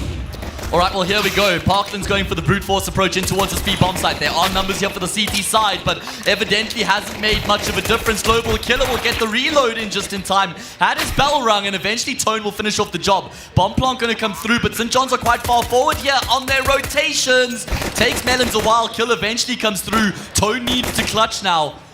Dancing around the broken wall, trying to isolate these jewels to the best of his ability, takes Melon's head off, and it's down to Frosty Pillow here. He has to win this clutch to try and win the round for his team, and the timing couldn't have been worse there for Tone. And it will be St. John's who pick up the phone and get their fourth on the board. Frosty Pillow setting the tone, as they say. One thing that the sound is, it's obviously difficult to hear, but obviously, you know, there needs to be more comms, because it just seems in that situation like, and we've seen it throughout the games today that, and we'll probably end up seeing it the whole weekend, where, you know, you'll know a T is somewhere hiding behind a box, but then a CT will come in and he'll be oblivious to it, you know, even though surely it was communicated. So I think the teams just need to emphasize communicating exactly where they are, get those call outs going, make sure everyone knows, especially in those clutch situations. It's a 2v1. That guy was busy clearing an angle that there's no one there. He knows where the last guy is. It's a 2v1. Seems like we've got another technical pause here. Yeah. Little tech break. Just one of the players, I think, on the Parkland side of the server having an issue, but seems like he's already reconnected. And I will say, shout out to the admins here, because they always seem to do a superb job at just keeping the game going, keeping the action rolling through. Never ideal having longer breaks, but we've got the OGs making sure that this ship continues. Come hell or high water, the show must go on. Admin's definitely the unsung heroes of these events. Absolutely. And observers. Shout out Penny. Yeah. Shout out Penny Maestro. Pushing the buttons, making sure we catch all the action. Looks like it's another Palace pop. This is about the third or fourth one we've seen this map. And they've got the util as well. So it's going to be a smoke CT, double flash. Nope, smoke jungle or stairs instead. Okay. Looks like it's just the smoke stairs. Okay, then double flash over the top, and they barrel their way in towards the safe bomb site, able to overwhelm the anchor initially. And all you're looking for here is the plants and some kills. That is the goal of the round. Bomb plant, 2 kills, and then you're happy. Well, they've got... anything better is obviously great. It's just gravy on top, mate. Yep. Everyone nice loves gravy. flank coming in as well. Wake wins this. Wake wins this. No, if the smoke had bloomed and he was able to actually creep into the smoke, I don't think you should be smoking the bomb in a 1 versus 4 there at all. You're asking for trouble. Yeah. Someone's...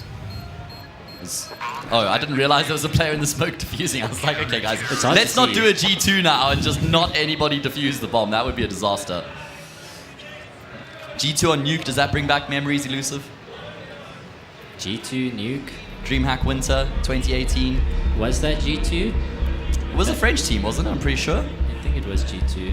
Yeah, it was G2. It was G2. Optic Lucky. on Dust 2, and it was G2 on Nuke, yes, yeah. The one of Amanek still. Yeah. Isn't it? Yeah. Oh. Amanek, Lucky. I'm pretty sure Shox was in that team. Jax, and then I don't want to say next. Kenny S. Well, was it actually Kenny S? S? You guys beat the Shox Kenny S G2. That's a claim to fame right there, bro. I think we were all a bit shell-shocked after that. And you still kept going. You beat the Existence Galaxy team after that as well. Yeah, I don't think they were necessarily on the same level as Optic and G2, of course but not, then we played against ENCE, which directly after that went on to, I think, major final. Yeah, they had that crazy run in 2019. Yeah. Alu just released an autobiography the other day, guys. Apparently it's in Finnish, but that's pretty crazy. I'm sure we'll see more of that coming up. You know, esports players releasing books. Who do you think has the craziest stories?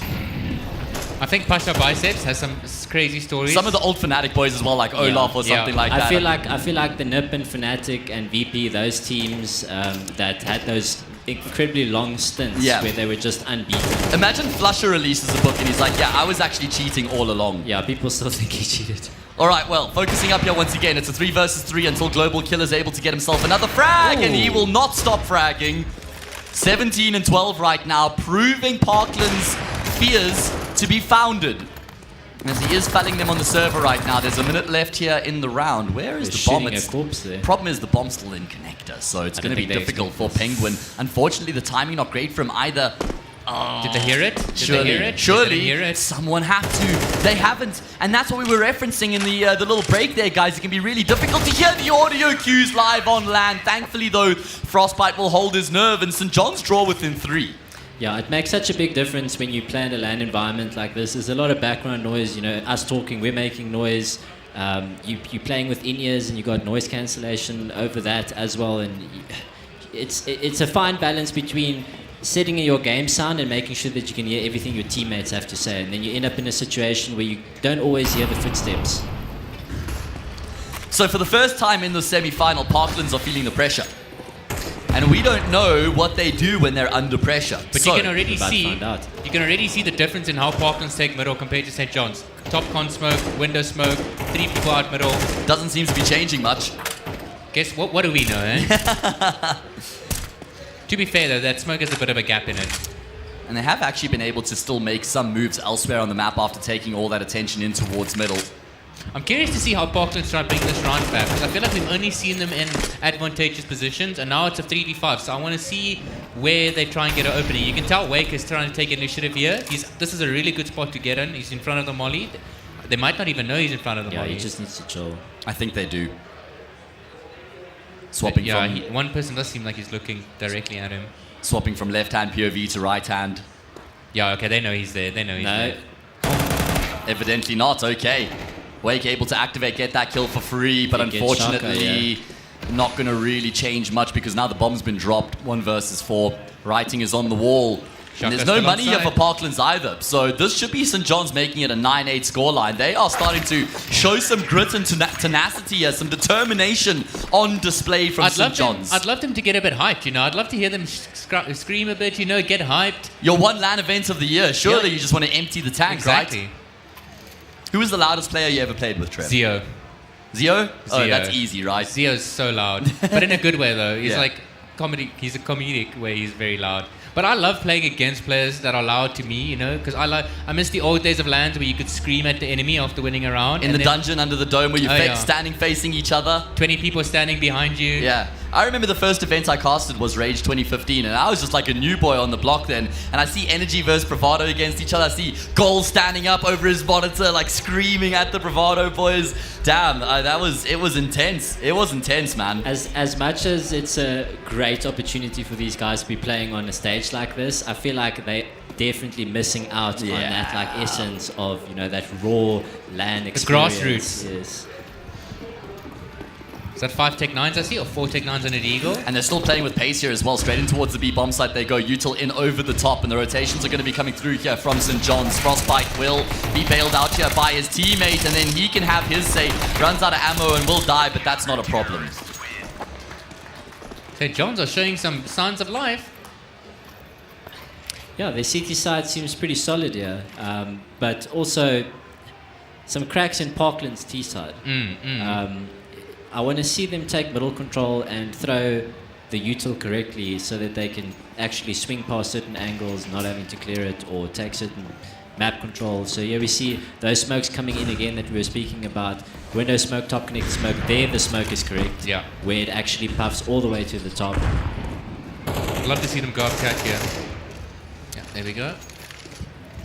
All right, well, there's going to be a little bit of a bout in towards mid now, but there is a snake in the grass, and that's Frosty Pillow in towards low as he's going to be able to find a kill, but can't do much about the players rampaging up catwalk. Pressure mounts, great position there from Wake to deal with the A anchor, so now that opens up the map drastically here for the T side. Plenty options available.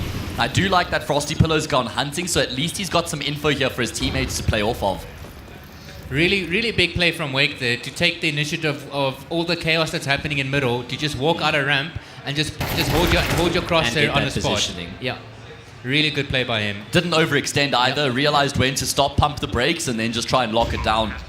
Yeah, 4v2 now. This should be a save from St. John's, but Frosty Pillow should just go save here. Yeah, this is completely unnecessary, right? Yeah. There's even though you're flanking as well, there's very low chance that you're winning the round. they do still have the money, but you kind of you want to have more of a bank to play with. I would love to see Global Killer lock in right now. I want to see him go get a pick somewhere because his team really needs the opening frag. It's Palace pick, maybe aggressive angle ramp. Palace pick, maybe like a double ramp push as well. Yes, You know, walk the ramp, maybe jump out a window. Catwalk. Yeah, here we go. Movement. Oh, he's got a Dragon Law.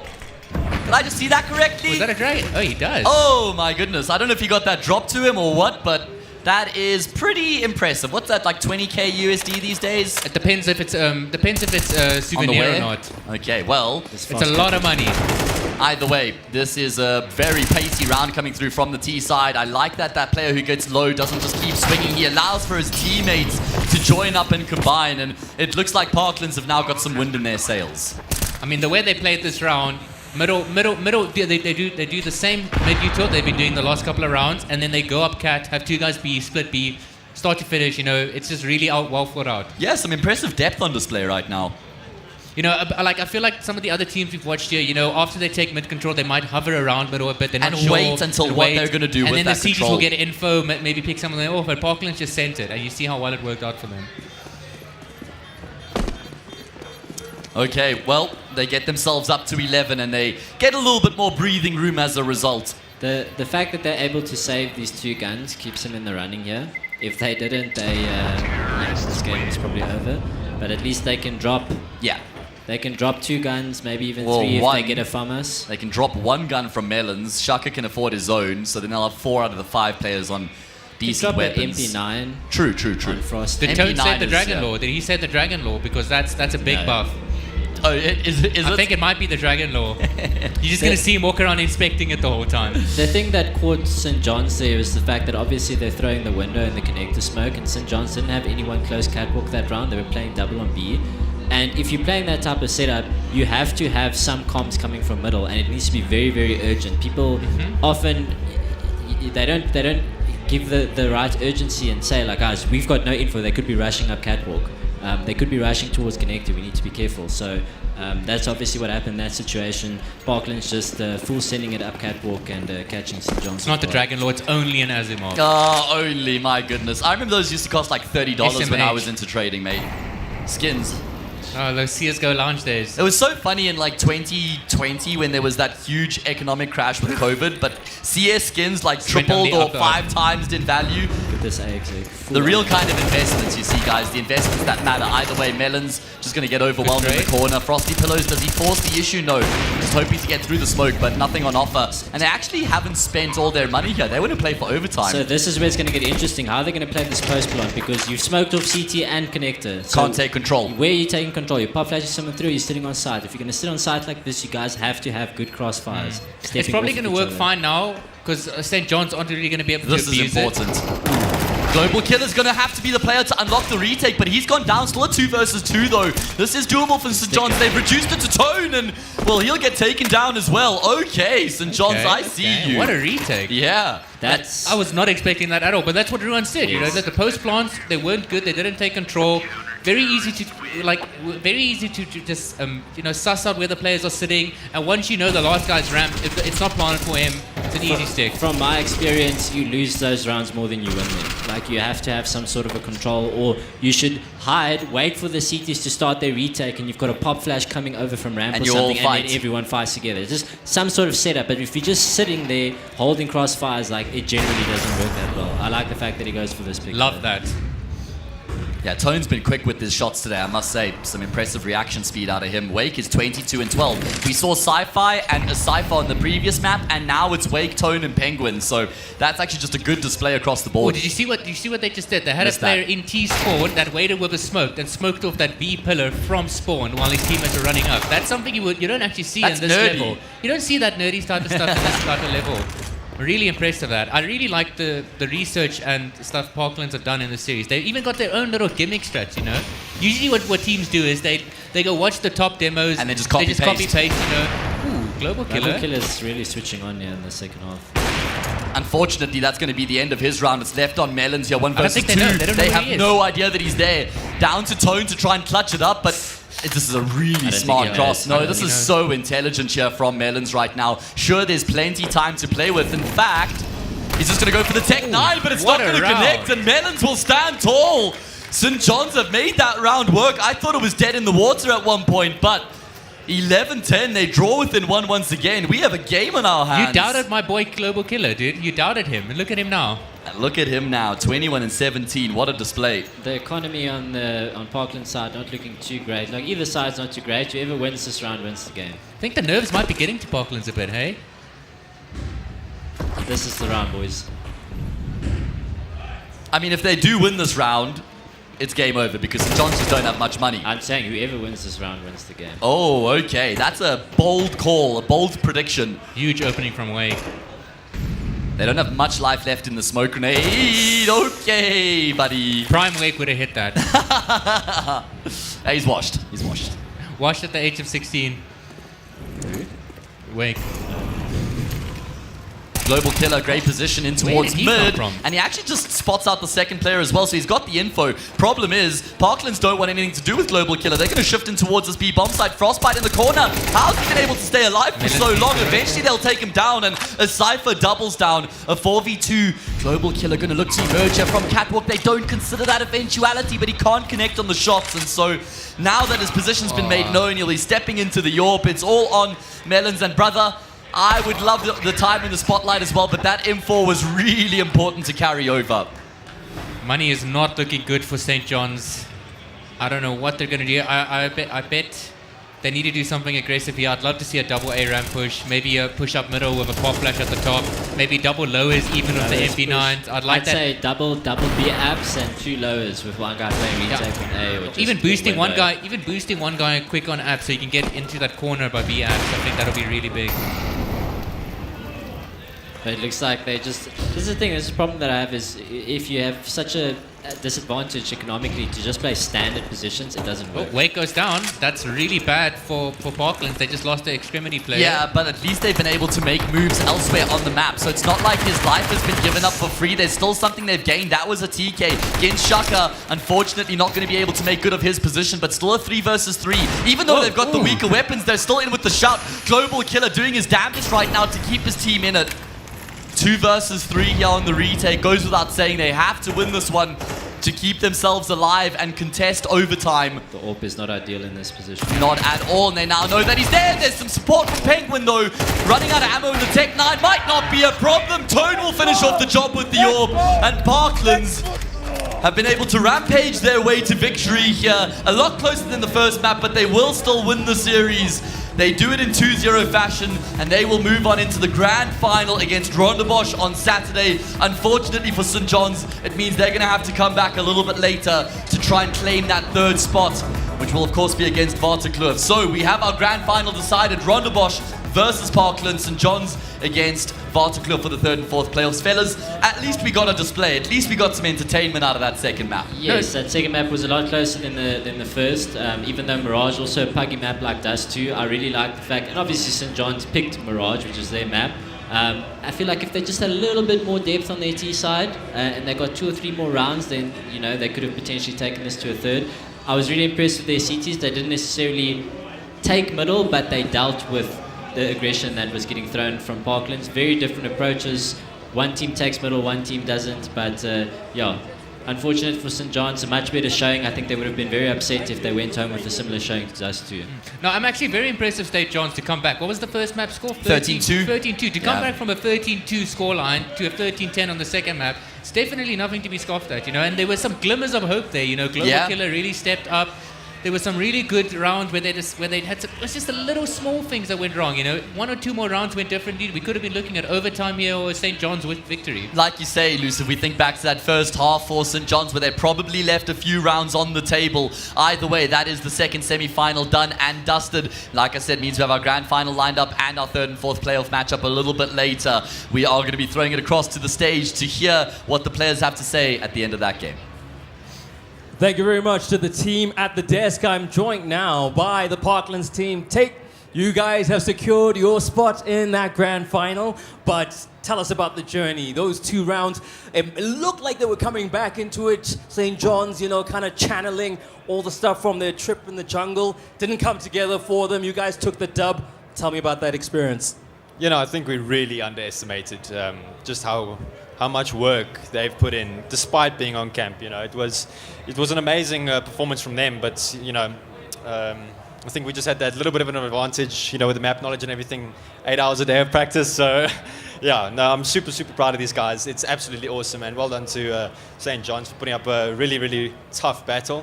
But yeah, no, it was a really good game. I'm really happy with the results. Nice. Now, taking that dub, how does that set you up for those finals now? What's the experience? What are your learnings from your games and maybe having watched the other team play previously?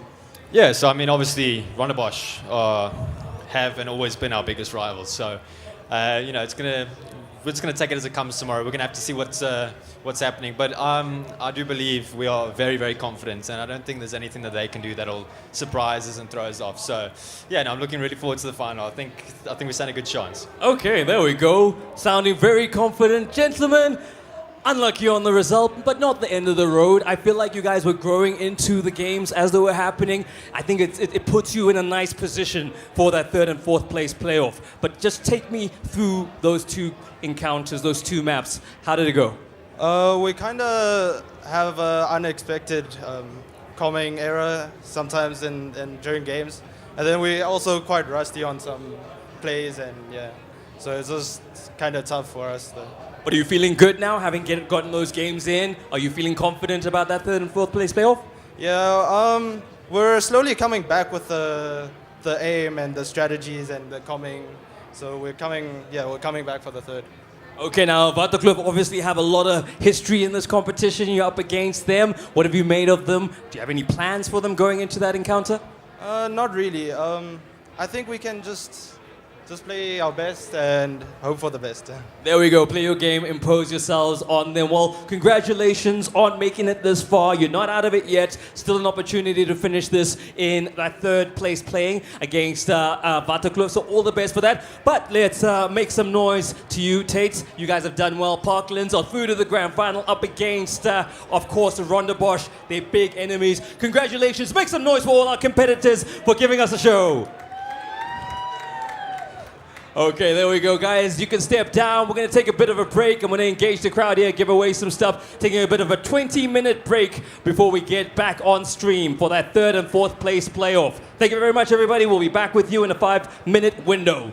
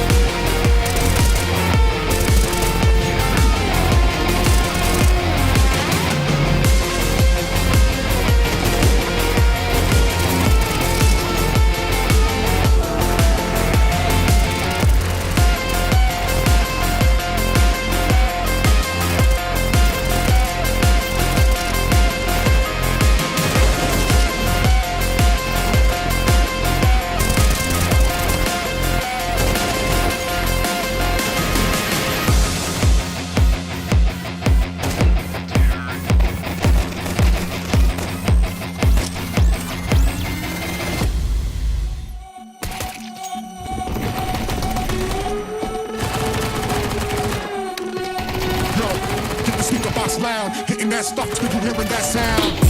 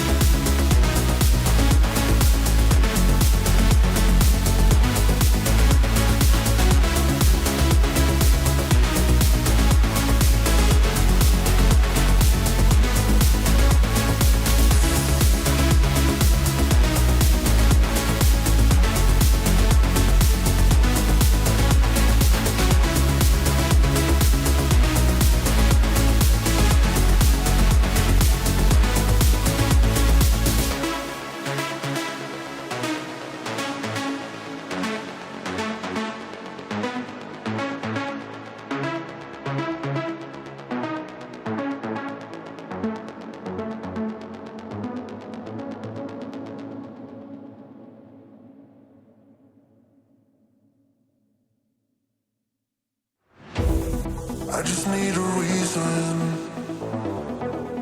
I just need to know what's on your mind. Tell me what you need and you can call my name, I'll be around. Dum da da, dum dum da da, dum da da, dum dum da da, dum dum. The sky is falling. Dum dum da da, dum dum da da, dum da da, dum dum da da. That will keep you safe and sound. Dum da da, dum dum da da, dum da da, dum dum da da, dum dum. The sky is falling. Dum dum da da, dum dum da da, dum da da, dum dum da da. That will keep you safe and sound.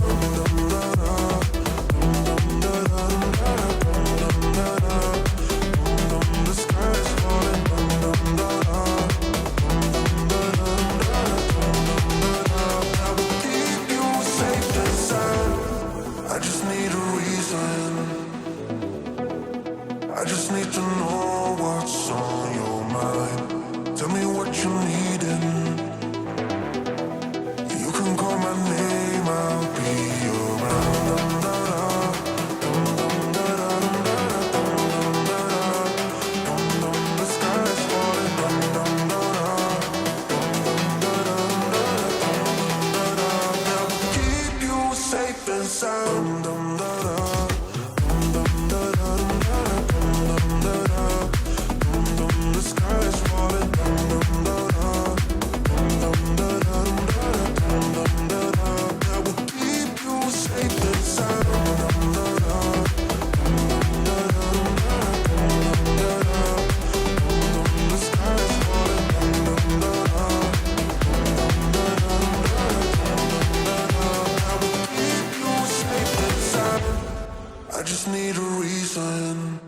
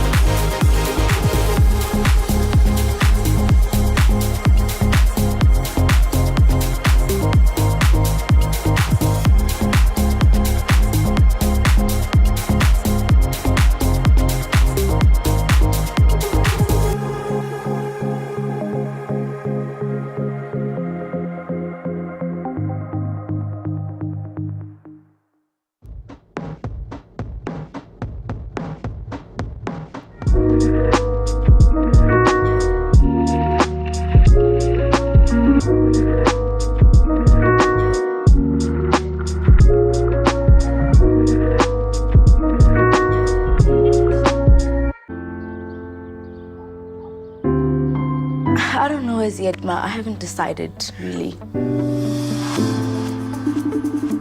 Hey sis, did you get my email? Ungabi gwala.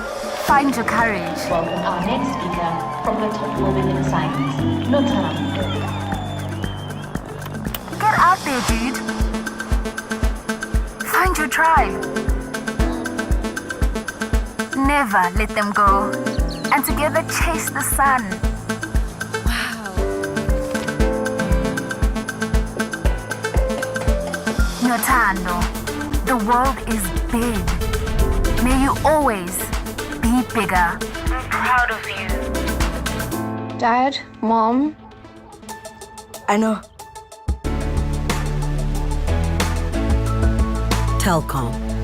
Possible begins here.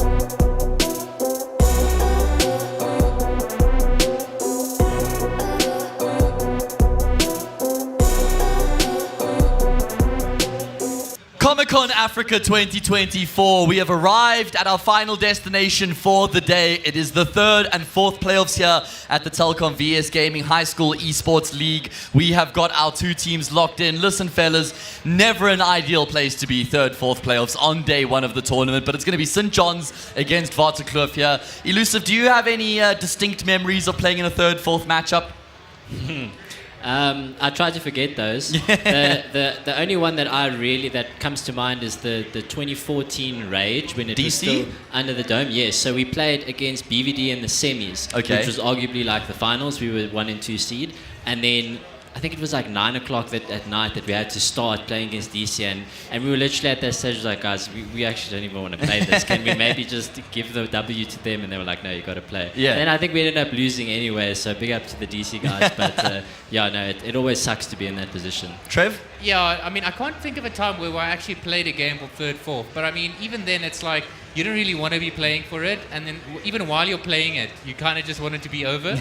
But on the bright side, you know, it is a bit of extra cash in your pocket, you know. And extra opportunity to get to be on the stage, you know, get used to that experience, crowd, lights, cameras, action. Also make a name for yourself, you know? Yeah, exactly. Just show everyone what you're capable of. Yeah, and I think it's a little bit different for them because they each only played one game. So, you know, you actually don't know where you stand in the hierarchy here. So these two teams definitely want to play each other and establish themselves as a bragging rights. Yes. All right, well, let's zero in the focus a little bit more on this particular matchup. Of course, it is, like I said, going to be St. John's against Vertigo. Vertigo have made it to, they won in 2022. They lost in the final of 23. Haven't even got as far as the final this time round. So I guess third place is the best they can do from here. But based off of what we saw earlier, we saw Vertigo against Rondebosch. Rondebosch won that. Then we saw St. John's lose to Parklands. Now, which of those two teams impressed you more, Trev, in their opening matches, despite the fact they both lost? I think Vertigo, definitely. I mean, St. John's, they started off really slow, but in the second map, they really started to bring it back. So I don't think it's going to be an easy game for Vertigo, but I definitely see them as the favorites. Yeah, I think I wouldn't say definitely, but I think this is quite close. If we see St. John's playing the way that they just played on that second map, then you know they're definitely further up to Vertigo's level. But I'd give Vertigo a slight edge because they've already played Ancient and Anubis and Vertigo. Actually, they've played all three maps. I'm guessing we're going to get to the veto now. Sorry if I jumped the gun. No, that's okay. They've actually played all three of these maps. St. John's obviously. On the flip side, they've seen how Vertigo plays these maps, so maybe that's something that they've got in their back pocket. All right, well, we'll break that conversation down in a little bit. I believe that the players are ready to get onto the stage, so let's send it across to them. Thank you very much to the desk. I want to get the thoughts of the crowd. Team Vertigo, anyone in the crowd? Reckon Vertigo are going to take it? Of course. Miss Teacher, reckon so. And then on the side of St. John's, who's going to take it? I feel like some of you are double dipping. It's just to be like, hey, everyone needs support, which is great, you're right. So let's get into this third and fourth place playoff, because obviously, as we know, St. John's, the guys just came back from 24 days in the Bundus. I don't know what they were doing, Operation Stadrat, came here, found a bit of momentum towards the end of those games, but maybe this is where it's all finally going to click for them. Whereas Vertigo, they've won this before, they know what it takes, they obviously have a lot of heritage in this competition, but will they come undone again for the second time today? We're about to find out, okay? So let's take this moment now to bring out both teams. Make some noise for Team Vertigo.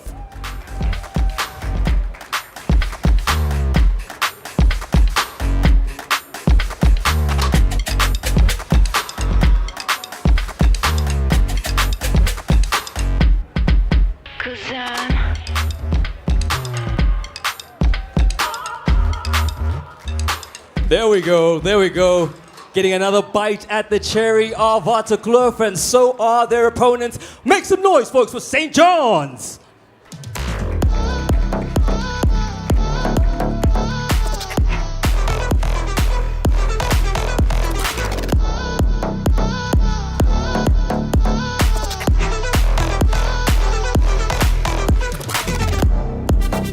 So here they are. Didn't even have time to go home and get fresh clothes. Just came out the Bundus with this, feeling good. Are you guys ready? You are the team that's played the most recently. That might have a bit of, an impact as far as, the energy. Are you still feeling energized, feeling like you guys are in the same headspace that saw you kind of make a resurgence in those games? Yeah, I think we were kind of nervous when we just came on. And then now I think we're kind of warmed up and we're kind of getting our feelings back, and yeah, that's Okay, so obviously you guys are the favorite side. They're seen as the underdogs. Having the day that you've had, being in the third and fourth place playoff, surely there's no other option but for you to finish strong. What did you say? I'm saying you guys got to finish strong. You have to finish well. Yeah, we're going to finish well. We're warmed up from the last match. We're here to win third place. What do you know about St. John's and how they play? Obviously, you had an opportunity to see the games. Anyone on this team give you cause for concern? No, not really. This isn't a recurring theme throughout these games. Like, no one. And then on the other side, anyone you're worried about over there? Rolex. Markman Rolex. There we go. So these are our two teams. Make some noise for them as they get seated. Guys, we wish you the best of luck as we get the third and fourth place playoff underway. I send it back to the desk. All right, fellas, a bit of an interesting talking point, I think, coming into this one is something that often gets spoken about in esports when you have to play 2 consecutive games. Would you rather be the team who plays, or 2 games in one day, rather? Would you rather be the team who plays a game earlier in the day, then has a best of 3 break, and then plays again? Or would you rather be the team that played a best of 3 short break, and then straight into the next game? Ron, we'll start with you. I'd probably just want to play 2 games directly after each other. I feel I've attended too many events where you play a game and then you have to sit and wait, and it's that waiting's a killer. Like, it's 3, 4, 5 hours sometimes, and then you jump into your next game, and then you have to mentally reset, and it's difficult to get the ball rolling then. So I feel like the team that previously played St. John's will be a bit warmer now, so I think they've got a slight edge when it comes to that side of the argument. No, I definitely agree with Ruan. Like, you see it a lot when people have a double elimination tournament and someone wins the winner bracket final and they go straight to the grand final, and then the team that has to grind through the lower bracket generally plays the games after each other, and then they come to the final and they're a lot more warmer than the team that had to rest and watch. Okay, fair enough. I kind of see it as depends how strenuous that previous series was. If it went 3 maps and overtimes, then you might want a little bit of a breather, but I mean, obviously that game that St. John's just played didn't go on as long as they would have liked. So let's talk a little bit more about the maps coming into this one, fellas. It is going to be Anubis up first. That was picked by St. John's. Second map obviously picked by Vertigo. They've got Ancients, and then Vertigo will decide the series. Now, those are the exact same 3 maps we had in Vertigo series earlier on against Ronderbosch, where they actually picked Anubis, and they've now had Anubis picked for them. Yes. So, as I mentioned earlier, Vertigo have actually played all 3 of these maps, so it'd be interesting to see if they can identify some of the weak points that they had in the first series and make whatever adaptations they need to. But on the flip side, we've got no idea what to expect from St. John's on any of these maps. Yeah. Yeah, no, definitely. We've only seen St. John's on the more puggy maps. They got 2 Ode and Mirage and Dust 2. Those are very loose maps. Now coming into Ancient, and they picked it. So maybe they have something up their sleeves, you know. Maybe they have some coordination that we if St. John's comes out full swinging in this map, you know. Now that they've really lost their, like you said, you know, they had the nerves, they lost their first game. Now it's kind of just, you know, play to have some fun, you know, play to get some stage experience, you know, just get a bit loose. Yeah, make the most of the moment, right? Because, I mean, these opportunities come few and far between, and it's the first time we've actually seen St. John's feature at an HSEL LAN, so it is a great opportunity for them. Yeah, and I mean, what a story it would be if at their debut they come and upset the previous champs. Yeah, that's actually a very good point. They've got their work cut out for them, that is for sure. So, talking a bit about Anubis, let's just cast our minds back to that first series of the day. I know it's been a long day, but it was Rondebosch versus Vertigo in that opening game. Like I said, Vertigo actually picked Anubis on that occasion. They won the first map, went into their Anubis, got up 10-4 on the CT side, and then didn't win another round from there. So, I mean, for me, it's not like there's one or two things they have to tweak on that CT side, Trev. It was actually a bit of a disaster. Yeah, no, you could see in the way the rounds played out, you know, losing that 5v2, losing a 4v2, that's the small things, you know, it's communication, that's communication of being upheld, it's not respecting your opponents, making small mistakes. Like, you should, when you're in those types of situations where the bomb is down, the round's pretty much guaranteed for you, you got to make sure that you don't give your opponents an inch, and that's something Vertigo struggled with. And hopefully when they come in now, they can run a more tight ship, because I think like St. John's is a type of team that can like expose the weaknesses if you give it to them. Yeah, and one thing we spoke about with Anubis, how heavily T-side favored it is, and how the CTs need to be more proactive. We did see later on towards that game where Vertigo was starting to be more proactive on their CT side, and they were trying to make plays, aggro plays towards B and so forth. So hopefully they do that from the get-go, and they establish that, you know, dominance early on, because you don't really have a lot of time to get the ball rolling on your CT side before the T's start, you know, running away with it. Yeah, we heard Kuragari in his post-game interview after they lost that previous series say comms kind of fell apart in Anubis, which means they've been able to earmark what went wrong, and surely that means they can remedy it coming into the series?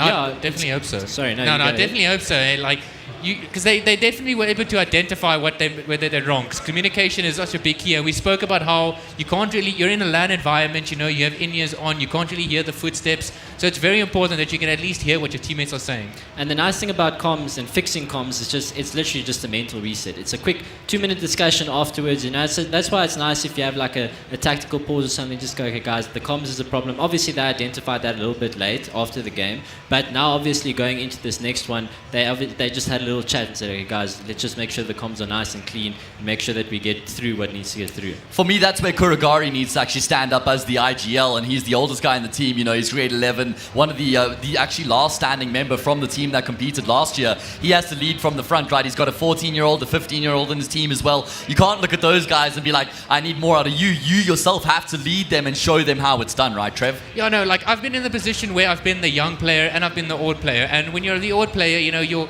they definitely look up to him for his experience, and he's been here before, he's played on the same stage, so he's definitely going to have to reel his team in, tell them, guys, listen, it's just another game, play like you're playing online, you know, that's what I always used to tell my teammates, you know, and just if you try to have fun, who knows, you might even end up playing better than when you take it very seriously. Yeah. I feel like, no, please jump in. No, it's you got to treat every game like a scrim, and especially now you're on a stage. It's the first time that some of these guys have been on a stage, and it's one of their first big games, and it can get very overwhelming very quickly. You get excited, the comms go a bit too, you know, it fluctuates a bit too much, and so just creating that environment, that atmosphere of like, guys, you know, let's just chill, let's relax, everything's going to be okay, it's just a scrim at the end of the day, so let's just treat it as such. Okay, now just comparing these two teams side by side, of course Rolex has been highlighted a number of times by his opponents as the man to watch, and we saw that in the server as well. There were some good moments from Bob Jan. Who are we looking at for St. John's to stand up here in this important game? I still think a Global Killer, he showed glimmers of hope in that game, and he was definitely the one trying to push his team forward. I do want to see some of the other St. John members step up.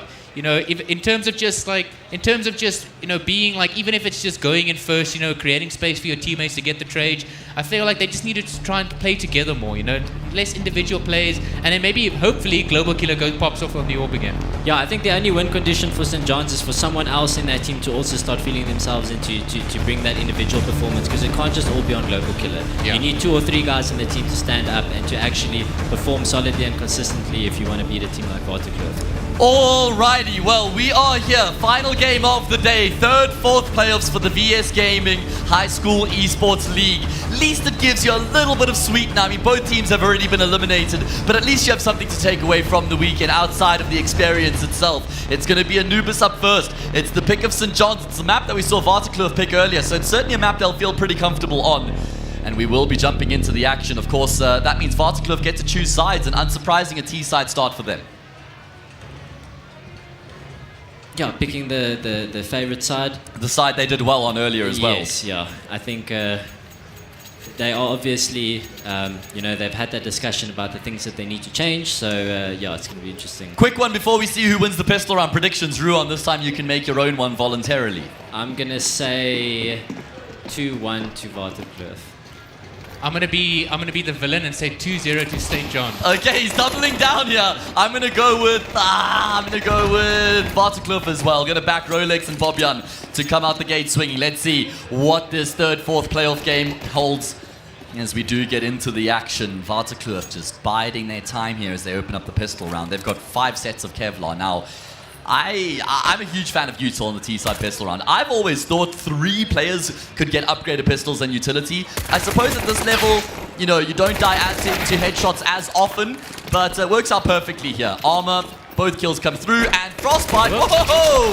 Yeah, doesn't have his wits about him there. Ginshaka still does catch him off guard and kind of breathes some life back into the round. Yeah, I'm not a fan of the setup St. John's did in the mid. They had 2 players playing middle, and basically there was no tradability there. One guy peeked by himself, and the other guy got isolated. So I think definitely want to try and play those situations more together with your team. That said, Shaka is still alive, looking for his 4K and clutch here. My goodness, he doesn't have a kit, but that might not be a problem. Who needs a kit? That's the ace. The ace comes through for Shaka. All 5 kills. What a clutch coming through from him. Vertigo playing very disconnected in that post plant. We were talking about someone needing to step up, and there it is. Yeah. Is that another CT pistol where there's no kit? I guess so. No problem, evidently. I know you obviously didn't have one there, but I mean, someone else probably would have had one and it dropped when they died. But if that's not the case, I want to have a conversation with these high school teams and make sure that they buy a kit on the CT pistol. There's no reason not to. One guy can sacrifice the whole. I don't think they're ready for the Umaruan chats yet. Yeah. 2 sets of Julies. Okay, what, $300 a pop, so I guess you can't. Yeah, never mind. Scrap that point entirely. I love wait for the buy. You drop 2 sets of Julies and you buy a flash. You are the sacrificial lad. I love that. Yeah. Map like Ancient, you can do that. It's nice. Yeah. 4 Mac 10s and a Galil here though, so Vertigo fully invested into this round. I like it though with the plant. Yeah, we haven't. First time we've seen it today, actually. I think. Yeah, but I don't think in those scenarios there's been a plant on the pistol round. Yeah, for sure. Exactly. I'm a big fan of if you're on T side, you get a plant, you lose the round, galleys. We can 5-man galley, no util. I don't care. Despite the change to the reward with the bomb plants, it's now $500 per player instead of the $800. Well, unless they changed it in the last 3 or 4 months. They did. Okay, then you probably can't afford it anymore. You can get a bit closer, but you're still a bit lighter on utility kind of thing. I do think it was a bit unfair that you as a T could plant the bomb, lose the round, and then buy buy 4 or 5 galleys, and then you're up against MP9s most of the time. Maybe 1 M4. People severely underrate a galley. It's actually working out pretty well for them up until now. I mean, problem is there's a big health advantage here for the CT side. Melons, I was going to say, that is pretty brazen spray through the smoke. He'll be traded up by Kuragari. I don't think he's going to expect this guy. No, never. Frosty Pillow is playing going to discipline. Yeah, take his time here. And is it going to work out for him? I mean, the longer he takes, the more challenging this could become. Kuragari, yeah, just not considering it at all. Woo, that got me nervy for a second. Some damage done. But the frag comes through and St. John's weather the storm against the Force Buy. Now, theoretically, Waterkloof could buy up again, yeah? Yeah, I mean, they've got good money, actually. Yeah, so there's going to be a solid buy from Waterkloof. They might even be better than some of the St. John's players. They should be forcing here. Like, it's not even a force. Yeah, it's not even a force. It's only a full Rolex, buy, and baby. Rolex Yeah. can get Galley. And you know you've got your opponent's economy incredibly low. There's just no 2 ways about it. You've got to spend all your money here because you know you can keep that pressure up. A timeout already from Bot. I actually like that. It's taking timeouts on gun rounds is people don't do it often enough, especially so early on in the game. Like, just reconfirm what the idea is, what you want to do. Make sure everyone's on the same page. Did they just use the second one? No, they didn't. Okay. I mean, you get 6 a map. You should definitely be using well, all of 3 them. per team. Is it 3? I thought it was 3 No, 3 per team, yeah. So And then in OT you get another one. Because of MR12, they dropped one as well. okay. So, yeah, used to be 4. That's what happens when you're a boomer. Imagine 6 pauses per map. Jeez, snooze fest, mate. Yeah. Imagine you got 6 pauses and you still don't take any. Well, South African teams generally don't use pauses, mate. Yeah, we're renowned for that. Okay, this is a tech though. This is a tech indeed. Yeah. Probably, generally you can judge by who hasn't invested as the people who are having the issues. Paradox and Rolex right now. Rolex did look very good on this map earlier, especially in the first half. He was so good at taking space in towards Cave. Certainly something to keep an eye on. St. John's must be careful here because they survived 1 alive last round, and now it's another buy from Vertigo. So they need, even winning this round, they need to try keep at least 3 people alive. Because even with 2, Vertigo have the money bonus rolling up. They will be able to buy again if they get the bomb down. So St. John's really need to try and take care of the economy now. But at the end of the day, like this is a big round for St. John's because you win this round, you're 3 rounds up on CT side, and you know the more rounds you can get on the CT side, the better. Whether you're grinding them or not, yeah. Points on the board, that's the currency that matters right now. All right.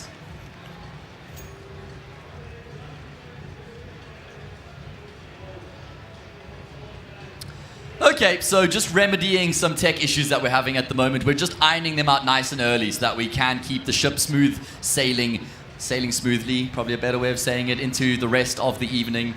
How have you handled your first day, Trev? First day, behind the microphone, normally on stage, completely different opportunity for you. Just what's the experience been like? No, mate? it's been fun. It's been way more. I was very nervous at the start, but the more you cast, the more you get used to it. You know, I'm just really looking forward to tomorrow's games. You know, so I can talk a bit of shit about some of my friends, some of my old colleagues. You know, identify some of the mistakes they made because at the end of the day, we're just here to make it entertaining for the guys.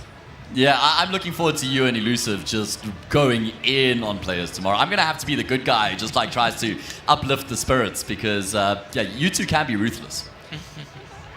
Well, I don't know where that comes from. I'm a pretty chilled guy. I usually don't go off at teams. So I don't know. I'll play the nice guy as I usually try to be. So Fair enough. Sorry, just trying to paint you as the villain here, man. Yeah, you just want to take the good guy spot. Yeah, That's true. That's true. Imagine I get to be the good guy and the contrarian. That's just too easy, man. Yeah, I don't need to be here then. You do need to be here. Yeah. You need to. Well, please don't leave me with this Trev. I don't know, appreciate man. I'm glad you're between us right now. Hold me back. Returning guest, Elusive. Yeah. It's last year I was sitting where Trevor's right now, and this year I'm number 2. Yep. Next year I'm number there. 1. There we go. Oh, I don't know about that one. I don't know. I could never do what you do. You're going to have to fight me for the throne, brother. No, I could never do what you do. Ah, man. All right, well, nice little yapping session over, a little waffle, and we're going to be getting back into the action. Thank you for sticking by. Patience. Patience is a virtue. That's what they say. It is indeed. Big round coming up. Indeed, so let's get into it. It's going to be AKs across the board here for Vertigo Clouds with the Mac 10. One of the problems, or one of the things Vertigo was guilty of was not buying as much utility as they could afford in that series earlier on. Good to see them emptying their pockets for the most part. Just one thing I'm going to draw attention to is that Vertigo threw that early outside B smoke, which teams throw a lot, which opens up the opportunity to execute behind it. Obviously denying some info from the CTs and gives you the opportunity to lurk and get some good spacing or position. So it'll be interesting to see if they carry on with that throughout the game. It also delays the CT from taking control B main, because that's something a lot of CTs do at the start of the round. If they have good spawns towards B, they send their second players and they just throw flashes behind them. So if the smoke there, it kind of makes them not as keen to do it. I do like this from Global Killer, just going back into towards Cave now to clear it out, but they are making quite a few moves across the board, and sometimes too much can cost you. Global Killer going to be able to activate, and actually does a huge amount of damage to one, finds the frag on the other. Bomb Carrier going to be trying to join up with his teammates as they head in towards the, bomb site. 3 versus 3, Global Killer on the flank continues to just plague this T side. This is a big kill, yeah. Huge frag to open up the A bomb site, and they know that the last player is here as well. There's time if they want to try and change up the approach. But look how low the T's are, 3 HP and 2 HP.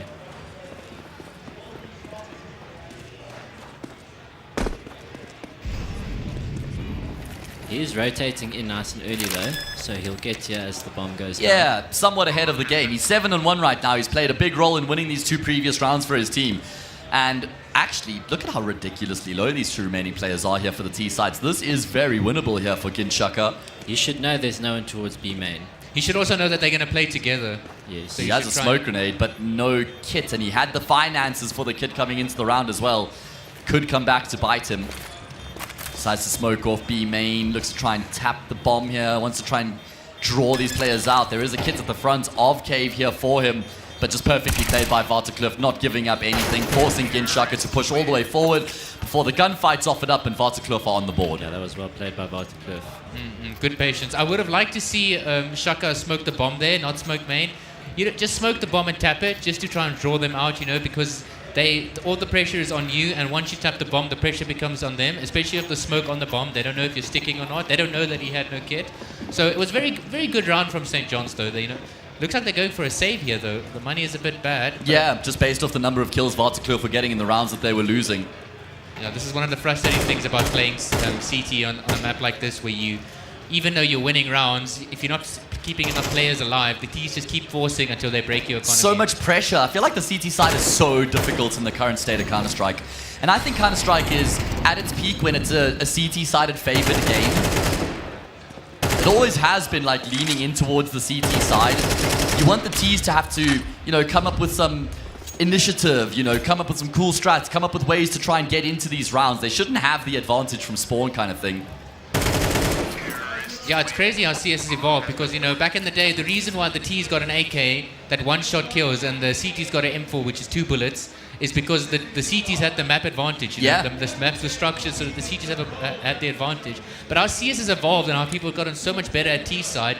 It's now not, okay, this map is CT or T favored. It's now, okay, this team is a T-oriented team. True. This team is a CT-oriented team.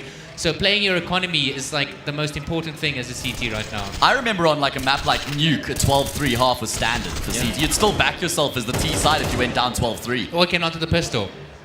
I mean, it's still a relatively, okay, obviously with the new max rounds, it's not going to be the same, but it's still very favored towards CT side on Nuke. But I feel like CS2 has introduced, you know, at least the concept of CTs have to be more proactive. It's something I mentioned earlier. You have to have a well-drilled CT side, because teams are well-drilled on their T side, and I feel like in CSGO, you could have gotten away with it a bit more, but with CS2, if you don't put in the time on your CT side, you're going to suffer.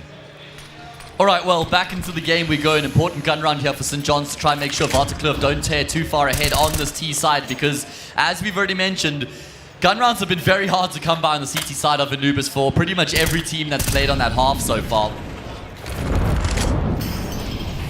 This is Rolex's default standard procedure for him, looking to force these fights in towards Cave, and Frosty Pillow's keen to give up those fights. Global Killer's making moves right now as well.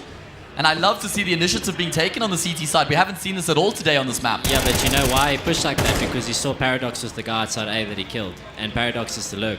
So it's something I mentioned in the previous game. Yes, so Paradox is always the lurk when the team's somewhere else doing some sort of a 4-1. So this time Paradox being the guy outside of A, he knows there's no one else there. The same thing, like, they should probably just be pushing towards B, because if Paradox is the only one there majority of the time, then you can just go and isolate that 1-on-1. Make it a 2-on-1 if you want. It does feel like St. John's is playing a bit more, you know, a bit more aggro now. They are playing with a bit more confidence as well. Yes. Yeah, it's on display. So clearly what was said in that little pre-game interview is translating well into the server as well. Neither team with much residual money, so whoever loses this is probably going to have to eco in the next. And surely this is quite obvious what's going on with the smoke as deep as it is right now. And okay, Clouds. Very ballsy. While moving, he's able to find the kill. Frosty Pillow will fall, and trying to make the round work from here. 4v5 for CT side is going to be a tall order. You don't have to force this fight. 5v4.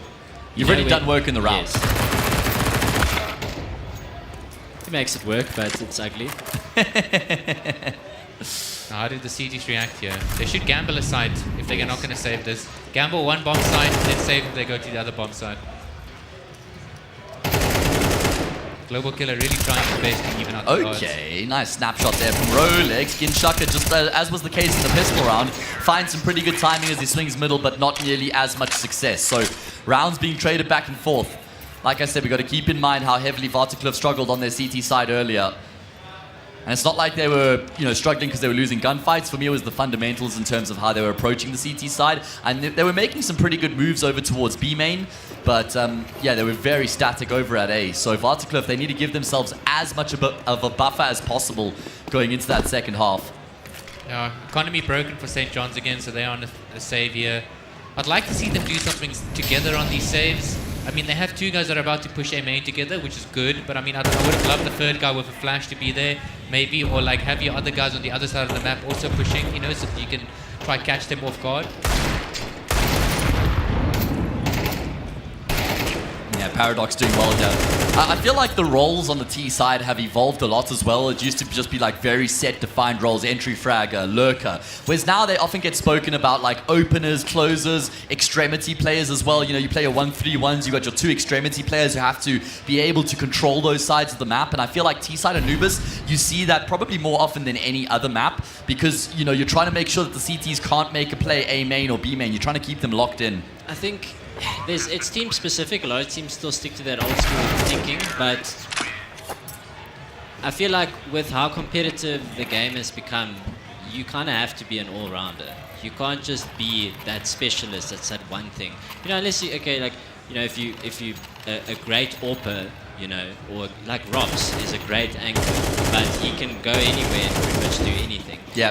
Simple was a great AWPer, but he can also pick up the rifle and do whatever. So you kind of need more versatility than you used to previously. Yeah, I feel like CS2, even with AWPers, like you mentioned, they have to have a lot more depth. They can't just be an out-and-out AWPer. They have to be able to pick up the rifle and do a bit more of a hybrid job. But gone are the days of where you have an AWPer and he just AWPs. Now, most of the AWPers you see are really good riflers as well, and you need to be. All right, well, this is a peculiar investment from St. John's. They do like their MP9s. That is true, and I don't blame them. The MP9 is a hell of an SMG, mate. In the hands of an Afrikaans person, it can be very deadly. At range, not so great. At range you can literally tap laser, that gun. yeah. You can tap that. I would never spray long range, but you can tap or do 2 or 3 bursts. Yeah, the burst. And I mean, if you get those double dinks, it's pretty scary to be on the receiving end. Do you remember the UMP in 2017 or 18 when it was just beating AKs in gunfights at range? Yeah, I remember there was a small period where the UMP was just ridiculous. It was $1,200 or something and completely broken. Yeah. And it also gave you a bunch of extra money when you kill people. You got a lot of people. But I don't think anything will ever be as bad as the Krieg meta. True. The SSG meta. And that lasted way too long, man. That was the whole of 2019. That's actually when Nico became my favorite player because he refused to cave and start using the Krieg. He was still based and using the AK. I was so bad at that gun. I could never adapt to it. I could never adapt to the Krieg. Another eco here. Another MP9 for St. John's. One of these rounds, the MP9 is going to pop. I like that. Just having the two guys ready, do a little pop nade and just taking the duels. It's not the first time Vertigo has done this nade thing, so it's definitely something St. John's should pick up about. And I mean, they did a lot in that series earlier against Vertigo, against Montage as well. Big emphasis on controlling mid from the T side, and I feel like it's such an important part of the map. Nice shooting there from Bobjan, just able to keep his crosshair well placed. He'll finish off the job as well, and seems like Vertigo are starting to warm up to the game here. I hate to highlight it, but we've got Agent Frostbite on the server as well. He's past the agent status. He's 009 status now. But it's okay, because he can always bring it back. Early days.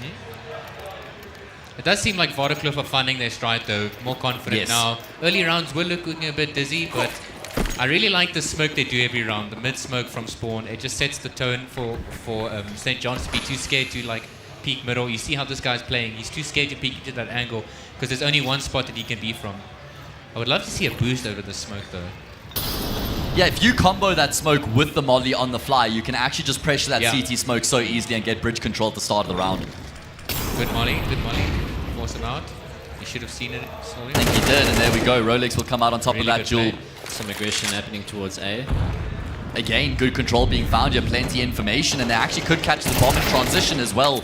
Lots of gunfights is breaking out. Rolex has to go back to try recover the bomb, and that's not even going to be the end of the round. He's got more to do. He's going to have to clutch it up 3 kills so far. Knows where that last player is, and he's got a read. He has the read. Here does Mr. Rolex, but the timing just disastrous for him. Yeah, I think he played that a bit too cocky. He had the bomb and he could have ran A. He could have ran A, had the free bomb side. Yeah. But like you could tell by the way he was moving that he was confident that he was gonna. And I like that. I respect that as well. I feel like he thought about it and then he just didn't wait long enough. Didn't back himself Yes, fully. If he just waited another 5 seconds or so, okay, I think let's go get the bomb. Okay, game is still pretty even though, eh? 4-6, not a bad score for St. John so far. If they can make the 6-6 and go into T-side of 6 rounds, that could be very deadly. The economy of the T is still looking good, CT is not so much. So Vertigo win this round and probably put another 2 rounds on the board. We spoke about Frostbite and he got 3 kills that round, eh? Anti-caster There we curse. go. The anti-caster curse. Yeah, good call. All right, and they're going to continue to make moves through A main as well. Vertigo are not doing a great job of trying to control these players pushing through CT. Clouds at least will catch Frostbite, and he actually doubles down, so I guess that's what Clouds is doing. I mean, if I was the guy that getting shot in the back while my teammate was outside Would you A, have something to say there? I would take a tack pause and then words would be spoken. Yeah. I feel like that's why I gave Trevor such a hard time in Carbon. Stuff like that happened. Ruan didn't even need to say anything. He would just look at me in a certain way. I would ooze disappointment. Yeah, it's like a disappointed dad. Aura. Which players had the most aura in South African Counter-Strike? Is it Demi? Yeah, definitely Demi has aura. He has laid back aura though. It's so weird, you know. Like in game, he's so like hard to play against, but in real life, he's so mellow. And Yeah, chill. but in the server, I feel like Demi, Black Poison as well, definitely had I think aura. the Hajis just in general had like this Hajis. yeah, but it's also just because they had such a great stint, you know, of always competing at the top. So when you got in a server and you saw BVD, you saw Destiny, you saw Sage. BVD aura, that's literally been a thing for years. Exactly. He has the bomb. I like that he's clearing out all the angles here before going for the plant. Crossing his T's and dotting his I's. Now, where does he play post plant? Does he go cave or does he go B main? It looks like he's going towards cave. If you're St. John's, you just got to combine here. You just double up and you just work together. Everything that you do is in conjunction with each other. You don't even need to walk. You can just run straight in, force the fight, and just make sure that you got good spacing between you. And there we go. Perfect. Yeah. Yeah, no, I really like that they didn't bother with U-Tour walking around. Just run together, make sure you can trade. That was perfect.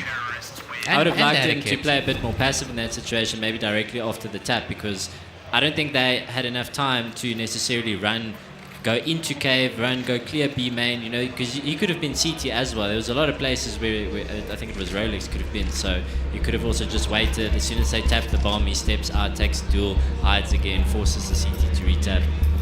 I feel like St. John's have actually looked the best out of any team we've seen on the CT side of Anubis today. Yeah, I agree. Certainly taking the most initiative, had the most conviction. 3rd, 4th playoffs, obviously far less than ideal, but this is the hand. Well, not really the hand they've been dealt. It's the hand that they themselves have kind of brought upon themselves. You reap what you sow. That's it. I must admit, I didn't expect this half to be this close. I feel like even Vertigo didn't expect this half to be this close. I think if you had to ask them, they'd probably think they'd be up 8-4 or something by this half. If St. John's pick Anubis? Yes. Yeah. So I'm assuming they've got plans for their T side then, in which case I think Vertigo is in trouble. Yeah, me too. Just based on what we saw earlier as well in particular. The thing is, St. John's T side on the previous series wasn't that impressive. Like we didn't see a lot of individual plays. We didn't see a lot of team plays.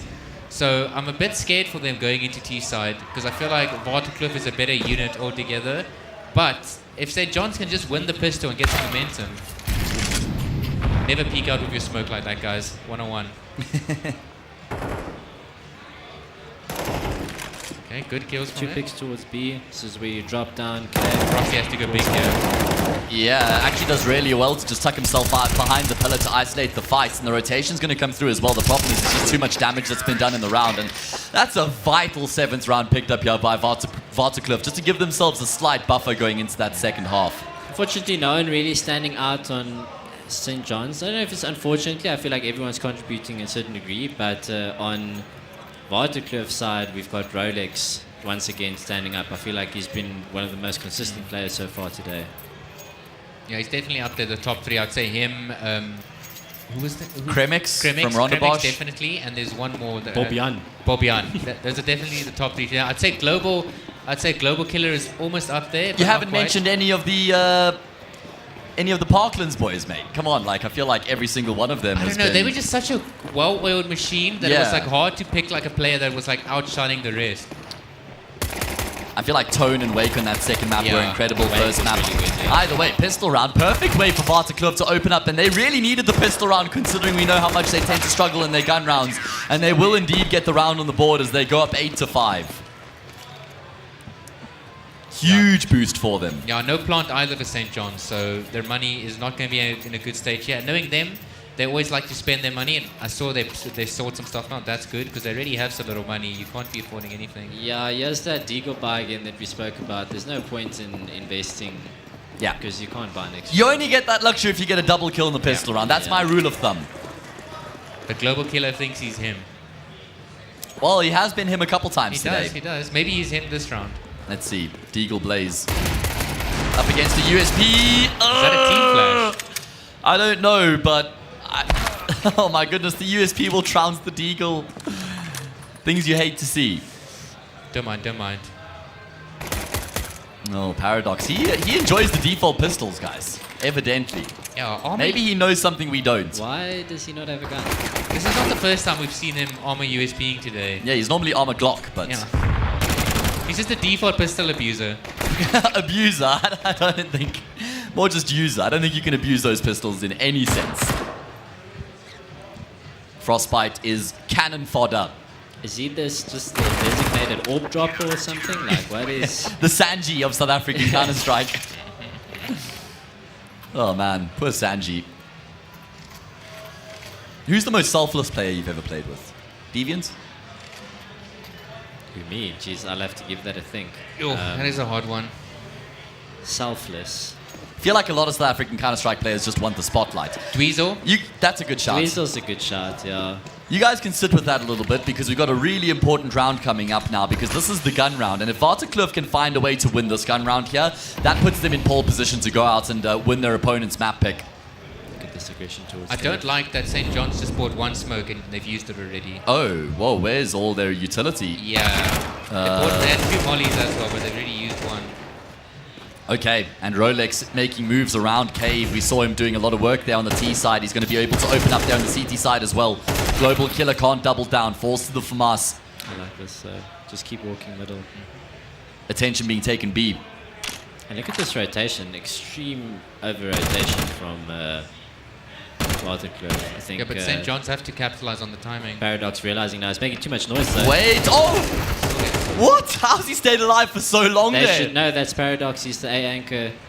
The fact that Paradox even gets a kill there is just a disaster. And the bomb's been dropped. And now the rotations have come through. Melons will step into 2. And Ginshaka has the world on his shoulders. He's probably not going to save, but he should save, yeah. I mean, they might not expect him to come from the A site. Now one player's looking at it now. Yeah, no, they've got Temple on lockdown. Yeah. This is unwinnable, unfortunately. Indeed. Let's see if he can find some sort of a miraculous way here. Trying to find a duel at the moment, and he will walk into the crosshair of Bobian and will come out on top. Does the Vertigo player. Double digits now for the CT side. Winning that gun round is a huge step in the right direction for them. Yeah, that was a big round. I think that's just the nail in the coffin almost. Because look at the economy on the T side. They don't have much to work with. This is going to be a little half buy. I don't think they're going to force into this one. I mean, one person bought to 900, bought a Mac 10 and bought to 900. Yeah, I don't know. This is a half buy and an invest full buy. I don't know. I mean, they've got max round loss bonus behind them, though. So they're going to get $3,400 going into the next, which will be enough for the full. Okay. And with these upgraded pistols, they might be able to cause a bit of chaos over towards the same bomb site. Bobian has to keep them at bay. HE doesn't do nearly as much as it could have, and he's not going to be able to get back to cover either. Has to stand and fight. Supports come through just in time from Rolex. But still, it's not like the round is locked in. Clouds, whoa, hello, mate. Has your mouse just been unplugged? How has that happened? Okay, Global Killer will capitalize. 14 health between these two remaining players, and they know that Rolex is here, so they're just going to get out of here. That was a very odd sequence of events that happened there. It kind of felt like the CT was just a part of the tease there for a second. Yeah, like he I know. was joined the gang. A little bit of Among Us going on, man. Sussy. It's reading this correctly though. 9 HP and 5 HP. I would actually say this is Rolex favored, considering he's on a roll. How do you expect this guy in Temple though? Yeah, I mean the guy on the left. That was a big mistake. Okay, yeah. Luckily it worked out, but Frostbite had no reason to be out in the open there. You should be hiding. You should be playing for yourself. You're low HP. Just hug a corner, hold one angle. And that's a huge ball being dropped now by Vertigo because they did so well to win that first gun round, to then earn a follow-up anti-eco, to lose that anti-eco could come back to haunt them. I must admit though, the play from St. John's there to buy Mac 10s because they knew they would have enough for rifles next round, and then throwing the flashes from spawn to blind the guys playing aggro and A was really well played by them actually. Like, Vertigo, if they were like a better team, would have read, okay, St. John's economy is low, so they're either giving you pistols or Mac 10s. So what do? You play far back, you play the max range, because pistols and Mac 10s are really good close up fun. But then they pushed A main because they're feeling confident, and St. John's capitalized on that well by flashing them off and getting the kills. Really good round from them.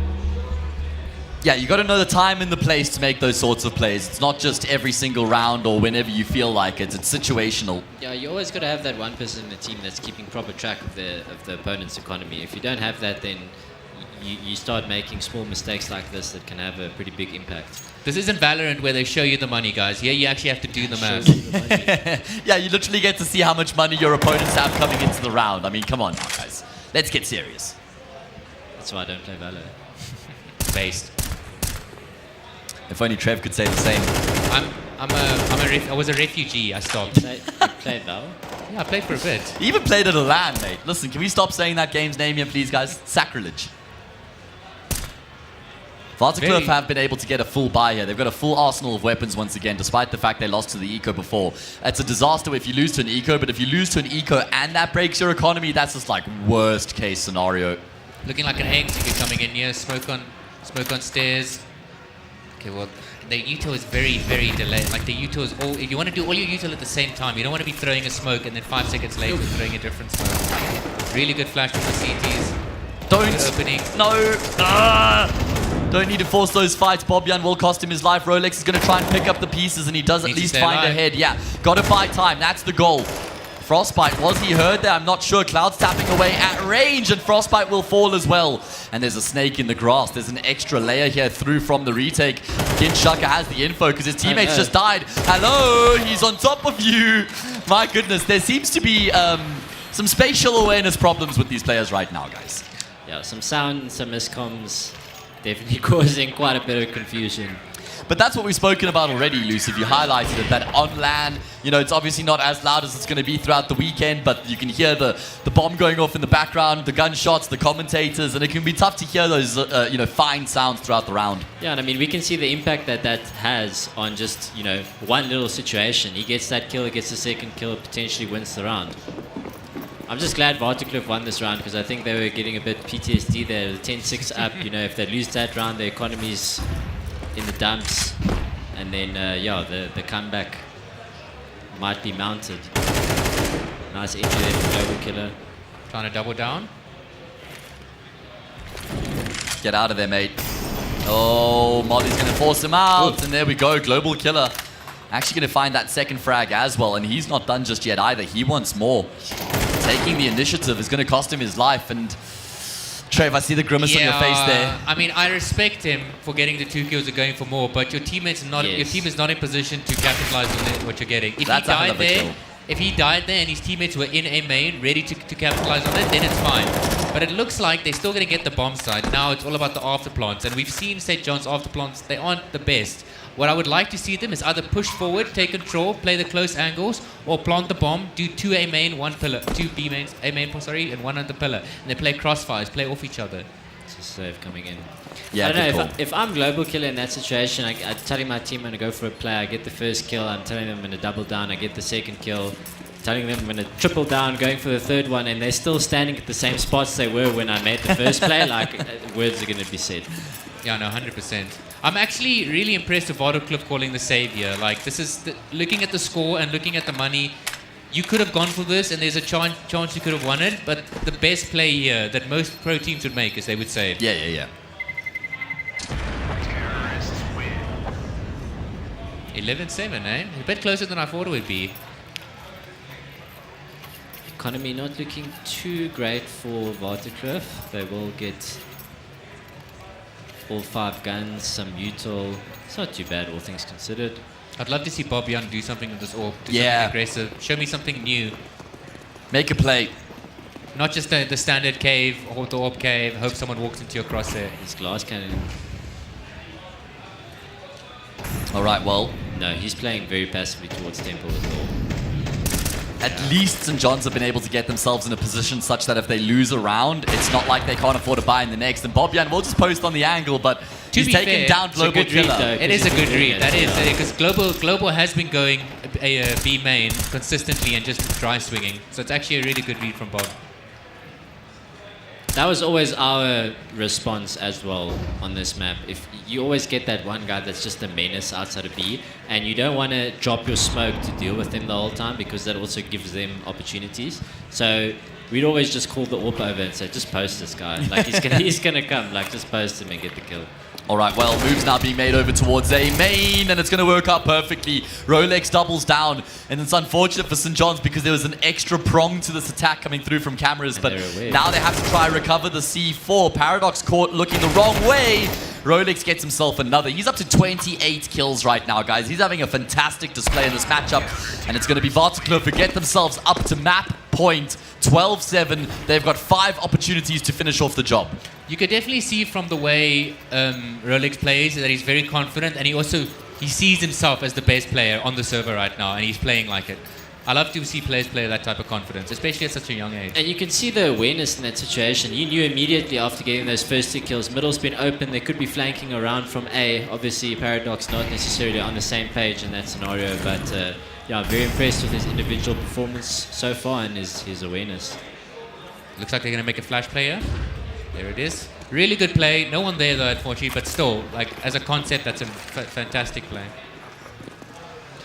All right, St. John's, it's all or nothing. All 5 players here working their way together. This is all you need to do. Rolex doesn't need to commit further than this. Why do they still have money in the bank, guys? You need to be spending all your money. It's 12-7, please. Oh my goodness. Okay, well maybe they won't need it. They've actually won a number of broken buys on this half already. Will this be another one added to that tally? It looks like it could be. They've got full side control. Really big mistake from Paradox. They just swing out to the open. All the pressure is on the T's to clear out the angles, and you're just giving them a free kill by standing in the open. All right, like well, that. I know nothing. I know nothing. They don't even need to spend all their money here, fellas, and they're still going to find a way to be competitive. Kuragari's got to get out of dodge, and he does realize that as well. St. John's are still alive on their map pick. They've won the first of 5 required to push this into overtime. Just because it works doesn't mean it's right. Boom. Was that... that was always... Who was that player that always argued with in like... Was it early CSGO days? It's like, he'd end up doing something that's... He'll take a duel that he definitely shouldn't take, like a 1-on-2, and then he'll get the kill and run away, and then be like, but it worked. Yeah. And it's like, I know a couple of players like it's that. so annoying to have that conversation because they do it over and over and over, and it works 50% of the time, and it ends up costing you. When it matters the most. Yes, exactly. One of my biggest pet peeves is when someone does something and it works, and then they justify it by saying, yeah, it works, so it has to be good. But you can make the wrong play, and it can still work out for you. It doesn't mean the play that you made was the most optimal play. But there's no way to justify not investing all your money. Yeah. That's just a lack of understanding. Riddle me that. Or just a complete oversight, like... I like this from Vertigo. Me too. Their money. They've got the hero rifle trying to play one of the bomb sites. They've got 4 players stacked up. Kuragari here by himself right now, unfortunately, isn't able to get much done from the corner. And that's round over. 12-9. Ooh, getting a little bit nervy now. One thing I will notice about this, though, is that these two teams, they aren't fully clearing corners because the players on the corners are stepping out to take the duels. If Kuragari just hid there and he didn't get spotted or didn't get cleared, he could have gotten 2 quickly. And they could have changed the entire round. So you definitely want to take advantage of the fact that you're mostly playing against amateurs here, you know. They don't have much experience, and they also have the nerves that can cause them to not clear their corners properly. Always clear your corners, guys. CS 101. As you say, you don't have to clear it if the guy swings out. Yep. All right, well, 12-9. And there's actually... We come into this now. It's going to be a gun round for Vertigo. Lose this, 12-10. Another anti-eco. So there's 2 gun rounds between St. John's and overtime right now. Honestly, if I was Vertigo, I'd save here. Looking at the money, Clouds has no util. There's what, 2 flashes, 2 smokes, and a molly. I don't think that's worth it. I would probably save here. If I think I'm the better team, I would save here, get a full buy next round, maybe get an AWP up. Because when they got an AWP last time, it worked really well. The thing is, if you're going to invest like this on the CT side, you need to be more proactive. You need to do a pop flash. Oh! Okay, sorry. See it. Ad-libs. Couldn't help myself. Yeah, you can't be peeking like that. That's like one of the most contested angles on the map. Man. You need to understand that someone's most likely watching Just it posted. 90% of the time. All right, well, St. John's going to try and get themselves in towards the, say, bomb site, and it's going to be a great opening kill coming through from the AWP. Bobyan probably wants to try and find a way to recover the round. His teammate's going to be pushing forward, but it's a team flash. At least Rolex can get a kill back, but doesn't really mean a whole lot. Clouds will fall as well, and these CT rounds are just looking... uglier by the second. Yeah, exactly. Well said. I think they need to take... Do they still have a timeout left? Vertigo don't need to take a timeout yet. For me, it feels like a formality between here and overtime. What they should do now is they need to full save and then go hide somewhere on the map and just talk. And just talk about what they're going to do for the French rest of the timeout. Yeah, do the French timeout. See, they are saving now, so they're probably going to do something together, which is fine. But you should try use this time to talk about what you're going to do in the next round. All right, well, it's slipping through their fingers. I like that they're just full sending into it. Just commit. Complete opposite of what Trev just said. Yeah, look, if there's nothing to talk about, then you might as well. Very quick round. At least they got the round over and done with very quick. It was 12-7. St. John's have won 4 rounds in a row to now get to this point, and they're 1 round away from wiping the slate clean and forcing it into overtime. Vertigo, well, I feel like that would just put so much pressure on them. Rolex, well, he's up to the dirty 30 in regulation as well. I mean, that's super impressive. 30 bombs, just not nearly as frequent as they used to be, obviously, with less rounds being played. It just seems like Vertigo are doing the same thing over and over on their CT side and hoping for a different result, hoping that St. John's mess up. We have an execute coming in here. I really like this. And these executes have been perfect so far. Go. 2 smokes, smoke heaven, smoke stairs. Molly on side. The util's been good, but the timing's been bad. You see, they are not nearly ready. Yes, they're swinging and the molly's about to fade. Like, in this type of situation, you really want your entries to get as far up a main as you can, and they are the ones that are supposed to call the flashes. It shouldn't be that the flashes just get thrown. The flashes should be called as soon as the first guy's ready. This is so hard to retake from Vertigo. That molly's a bit shallow, if it was a bit deeper. Oh, this is falling apart. Oh, it's fallen apart at the rapid rate there as well, a blink of an eye. Vertigo, their retakes have been scratchy so far. Rolex goes down without getting a single kill in the round, but evidently that is not a problem. They left it incredibly late, and unfortunately for St. John's, they fall at the final hurdle. They win 4 in a row, but they can't win that vital 5th round to cap off the comeback and force it into overtime. And that means Vertigo have won their opponent's map pick to go up 1-0 in the series. I think Vertigo are just breathing a sigh of relief. You know, they're like, okay, guys, no, we didn't. You know, I think as the rounds were creeping up, they were like, guys, we can't do this again. And you always have that one guy in the team that says that. We're like, guys, let's not do that again. And then it goes into everyone's minds, and it gets 10 times worse. Yeah, it's like you jinxed us. But yeah, at least they're going to feel good about this one, closing it out. This was St. John's map pick, so they're going into their map pick now. I'm sure they're going to be feeling confident going into that one, so yeah, it's going to be interesting. How are you feeling about your prediction, Trev? Honestly, St. John's have betrayed you, mate. They're not honestly, I'm actually quite impressed with them. You know, like the way they always seem to go down like a lot of rounds, but then they bring themselves back. And then, you know, it was just after plants. We've spoken about the after plants again, and it's just, it seems people just can't grasp the grass. They need to be talking to each other in the after plant. You need to be saying, okay, I'm going to be playing pillar, you take contact, and I'll swing off you. It just seems that they all just find a place inside to settle, and they just hope and pray nobody clears them. All right, well, that is the first map of the second semi-final done and... the first map of the 3rd and 4th playoffs there it is, done and dusted. Okay, listen, 3rd game of the day. Give me some slack, okay? Clearly, I need a break. So we'll be back in a couple of minutes.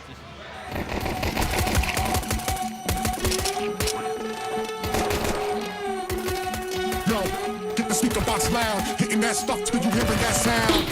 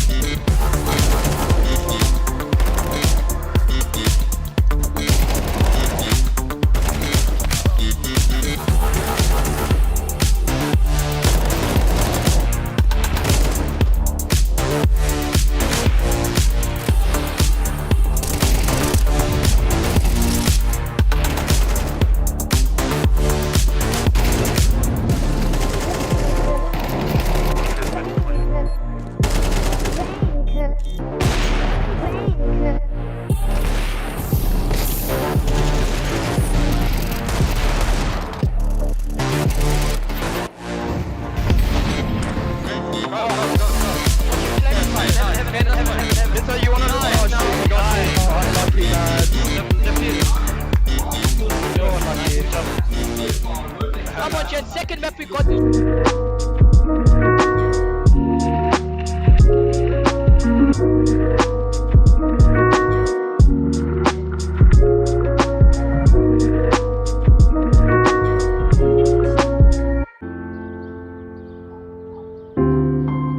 I don't know as yet, Ma. I haven't decided, really.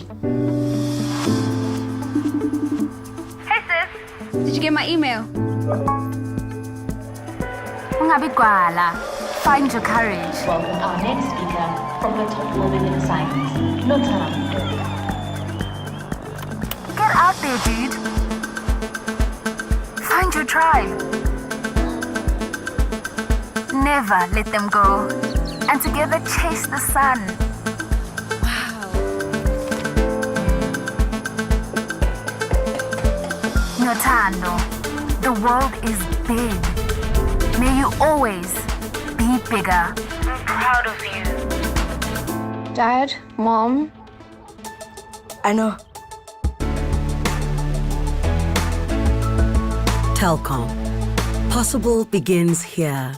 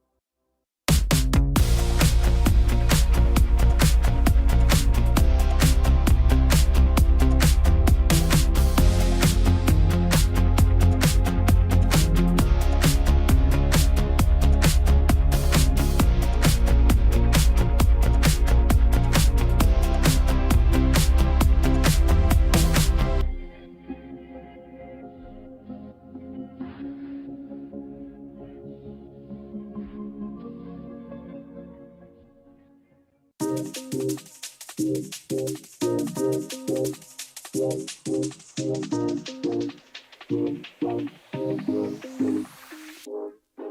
you love me good, good, good with the moon. When the sun comes up, then I love you too. I do, do, do, do, do. Come on, get me in a mood, mood, mood, mood, mood. I don't wanna think about the world before you. Tunnel vision, I only know you lying in my arms. Like I won the lottery. Wonder if you ever get lighted at the thought of me, right? You feel so right. Insomnia, you're keeping me up at night. I'm calling in sick, 'cause I'm sick in love. I must admit you got me spinning like a carousel light. I'm upside down, go round and round and round and round. You're lightning, baby, don't you let me down. If you love me good, good, good with the moon. When the sun comes up, then I love you too. I do, do, do, do, do. Come on, get me in a mood, mood, mood, mood, mood. If you love me good, good, good with the moon. When the sun comes up, then I love you too. I do, do, do, do, do. Come on, get me in a mood, mood, mood, mood, mood. I can't see clearly, no, it's really the way you wrap around me like I'm feeling oasis. Can't run away, it's the best kind of terrified. Forever up in my mind. I'm upside down, go round and round and round and round. You're lightning, baby, don't you let me down. If you love me good, good, good with the moon. When the sun comes up, then I love you too. I do, do, do, do, do. Come on, get me in a mood, mood, mood, mood. If you love me good, good, good with the moon. When the sun comes up, then I love you too. I do, do, do, do, do. Come on, get me in a mood, mood, mood, mood, mood.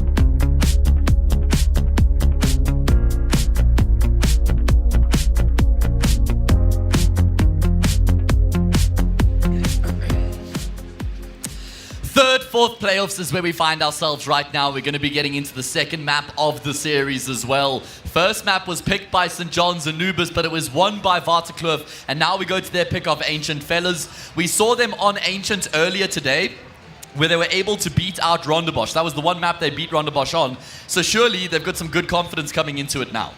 Yeah, I think they're going to feel strong, especially considering they took the previous map as well. They're going to want to finish this one strong. So they've played the map before. You said this was not their pick. This is St. John's pick, right? No, they picked Ancient this time. This is their pick. Yeah, then they've got everything going for them. They won their opponent's pick. They're going on to Ancient, their pick. They've played it before. They've maybe corrected some of their mistakes. So yeah, I think they're feeling good going into this. Yeah, I was very impressed with both teams on the last map actually, but it seems like Vertigo have a bit of an issue where they get to the 10-9 round and then they stagnate, and they struggle to get over the line. Luckily in that last round, they managed to just avoid overtime.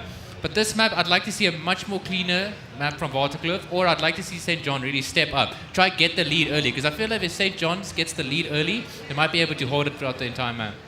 Okay, I mean, just thinking back to that Ancient earlier on, what were the hallmarks of success for Vertigo? If you can cast your mind back, it was the first map of the day. I know it's been a long one. I know, you're putting me on the spot, you know. I'm trying to... It was 6-all first half. They were fighting middle a lot as well. I feel like they were quite active on their CT yes, side. Vertigo was the team that actively took middle control and went towards catwalk and stuff. So their CT side approach seemed a lot more normal to me. And the teams they were playing, I think it was Rondebosch, they were playing with the ones that aggressed heavily towards like A main and stuff during their CT stint. So completely different styles, but I like the way that Vertigo approached their CT side. Get that middle control, challenge towards catwalk, and based on what information that you find there, you know that that the T's are either towards A or they're hiding outside of B, whatever you call that area there. So yeah, I'm hoping they bring that consistent CT side performance to this game as well. Yeah, no, I'm definitely think Vertigo are, you know, it's their game to lose right now. It's their map pick. They've won the first map. They're feeling confident now. They're probably just going to start off by playing their basic game and put the pressure on St. John's to try and, you know, do something to catch them off guard, something like that. But I really, really hope we get a nice and tight game for this one. Yeah, you and me both. I mean, listen, Vertigo, like I said, they won in 2022, made the finals in 23.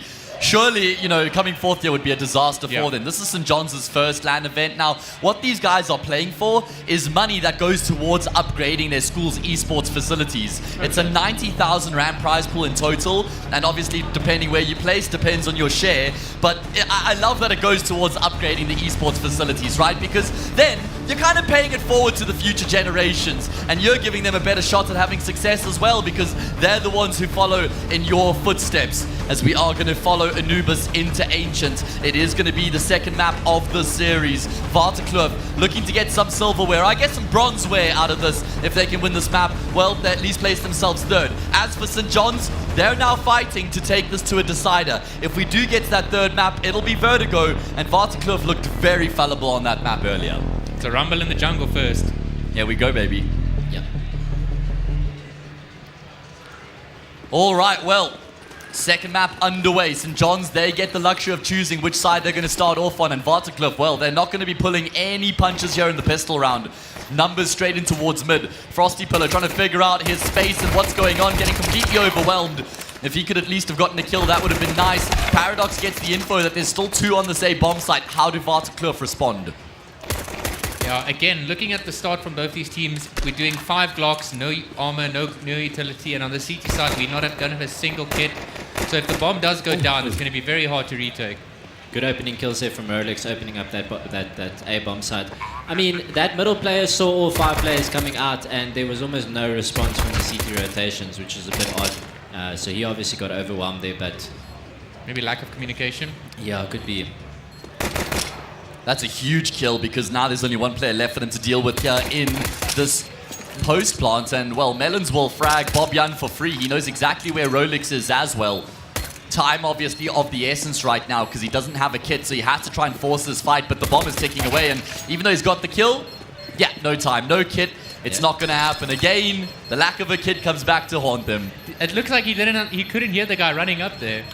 Yeah, that's exactly it's as you both said, the kit, I don't want to go on about that, so I won't, but the kit was the one problem, and second, the sound. Like, he's running and jump spotting. I actually liked what he was doing, like jump spotting with the knife, so that chances of him getting killed when he spots is minimal, but obviously with the sound being an issue, he had no idea. Usually what people do in that situation is they jump spot the bomb, and if they don't see him on the bomb, then you don't jump spot again. It's only when you hear him tap that you go back to jump spotting the bomb. And I mean, you can jump spot with your gun, you don't need to have a knife out.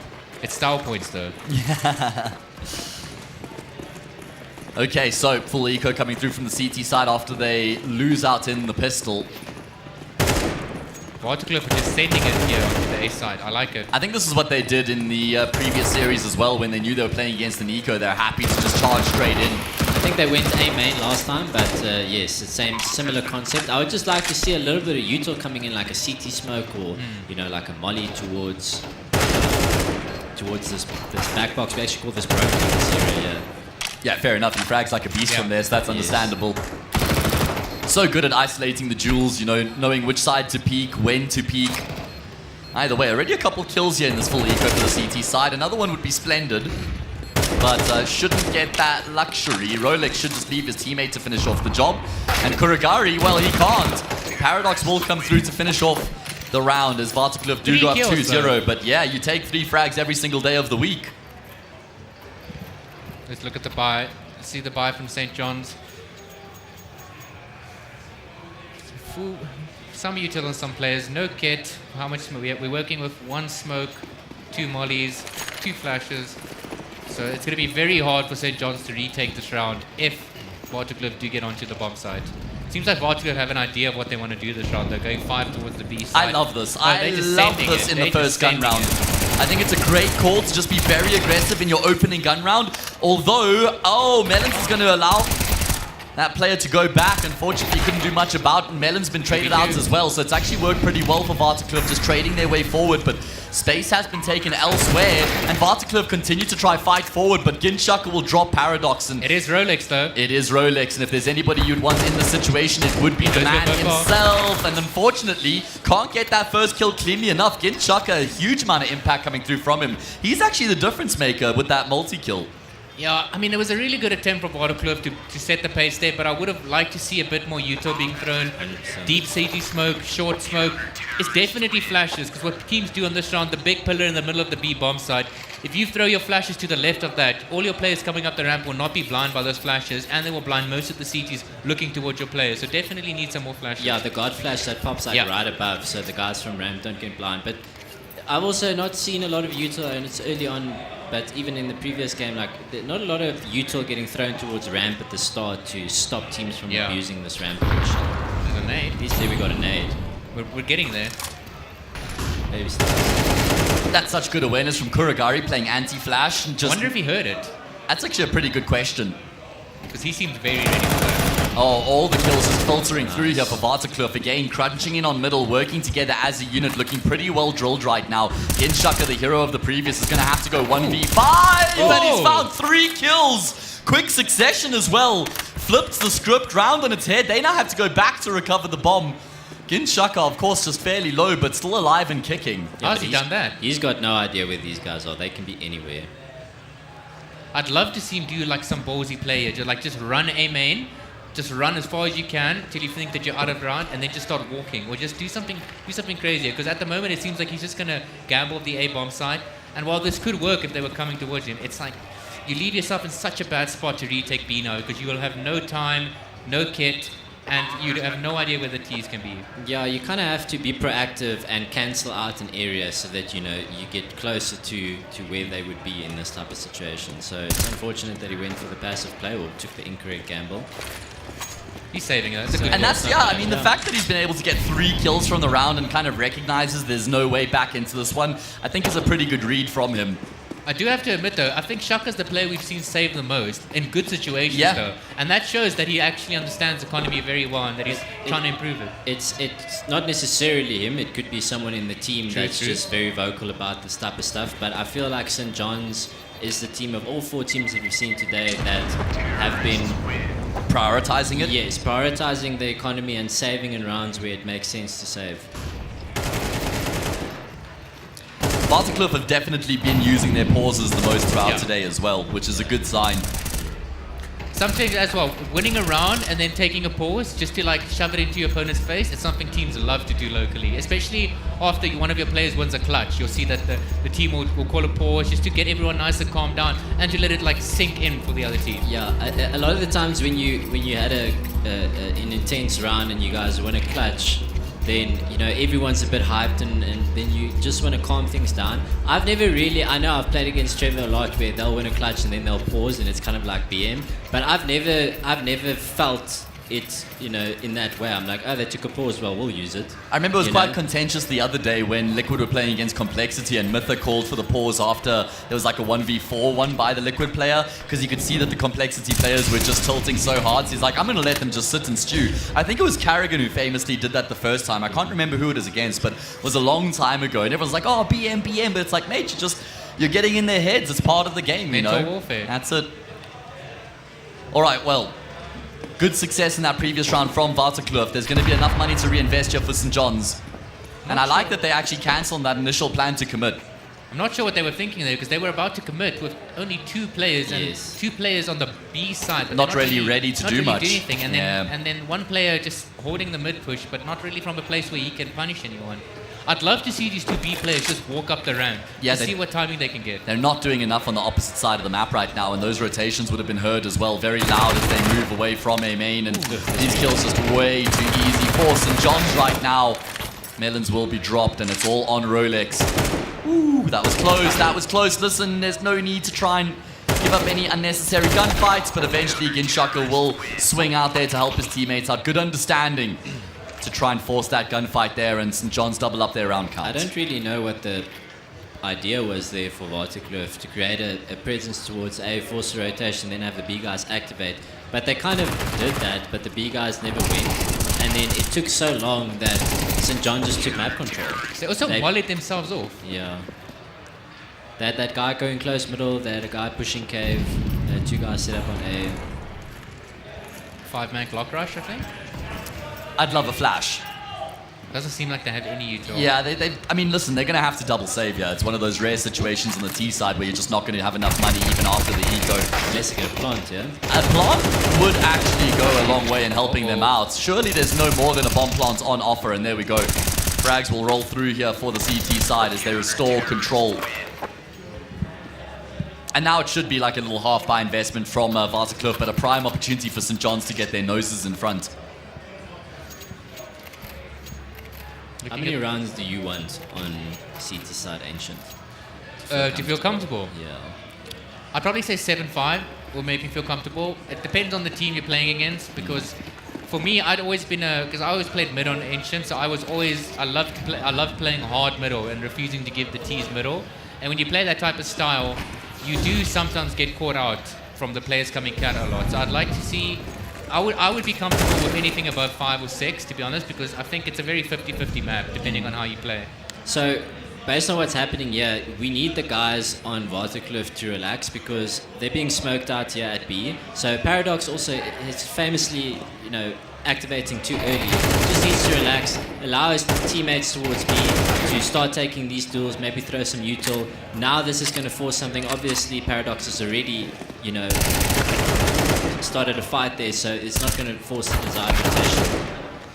I really like the way that Clouds has played towards the bottom of middle in this round. I think he's timed his activation to perfection. It's actually Rolex, as he swings out to finish off Frostbite, looking snappy with it.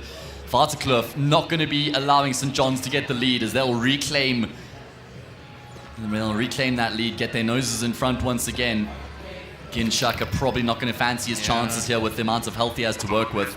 Smoke deep CT like that, it's not much you can do. Hey, you're blocked off, you have one angle, one choke to go through. It's not very much you can do. Call the save. I will say, I feel like Vertigo actually responded pretty well to what was going on in that round there. Paradox didn't overplay his hand in A main, while his teammates couldn't do anything on the other side of the map. He stayed alive for as long as he could, and in the way that they retook lane control and combined with Rolex at the bottom of middle was actually really well structured. Ideally, how I would like that to get played out is obviously if you're defaulting towards B, you get majority of people towards B, and you get smoked off like that. You don't really want your middle and your A guy to start fighting because you can't do anything off of it, right? So you chill, you hold the angles, you make sure the CTs don't push into you.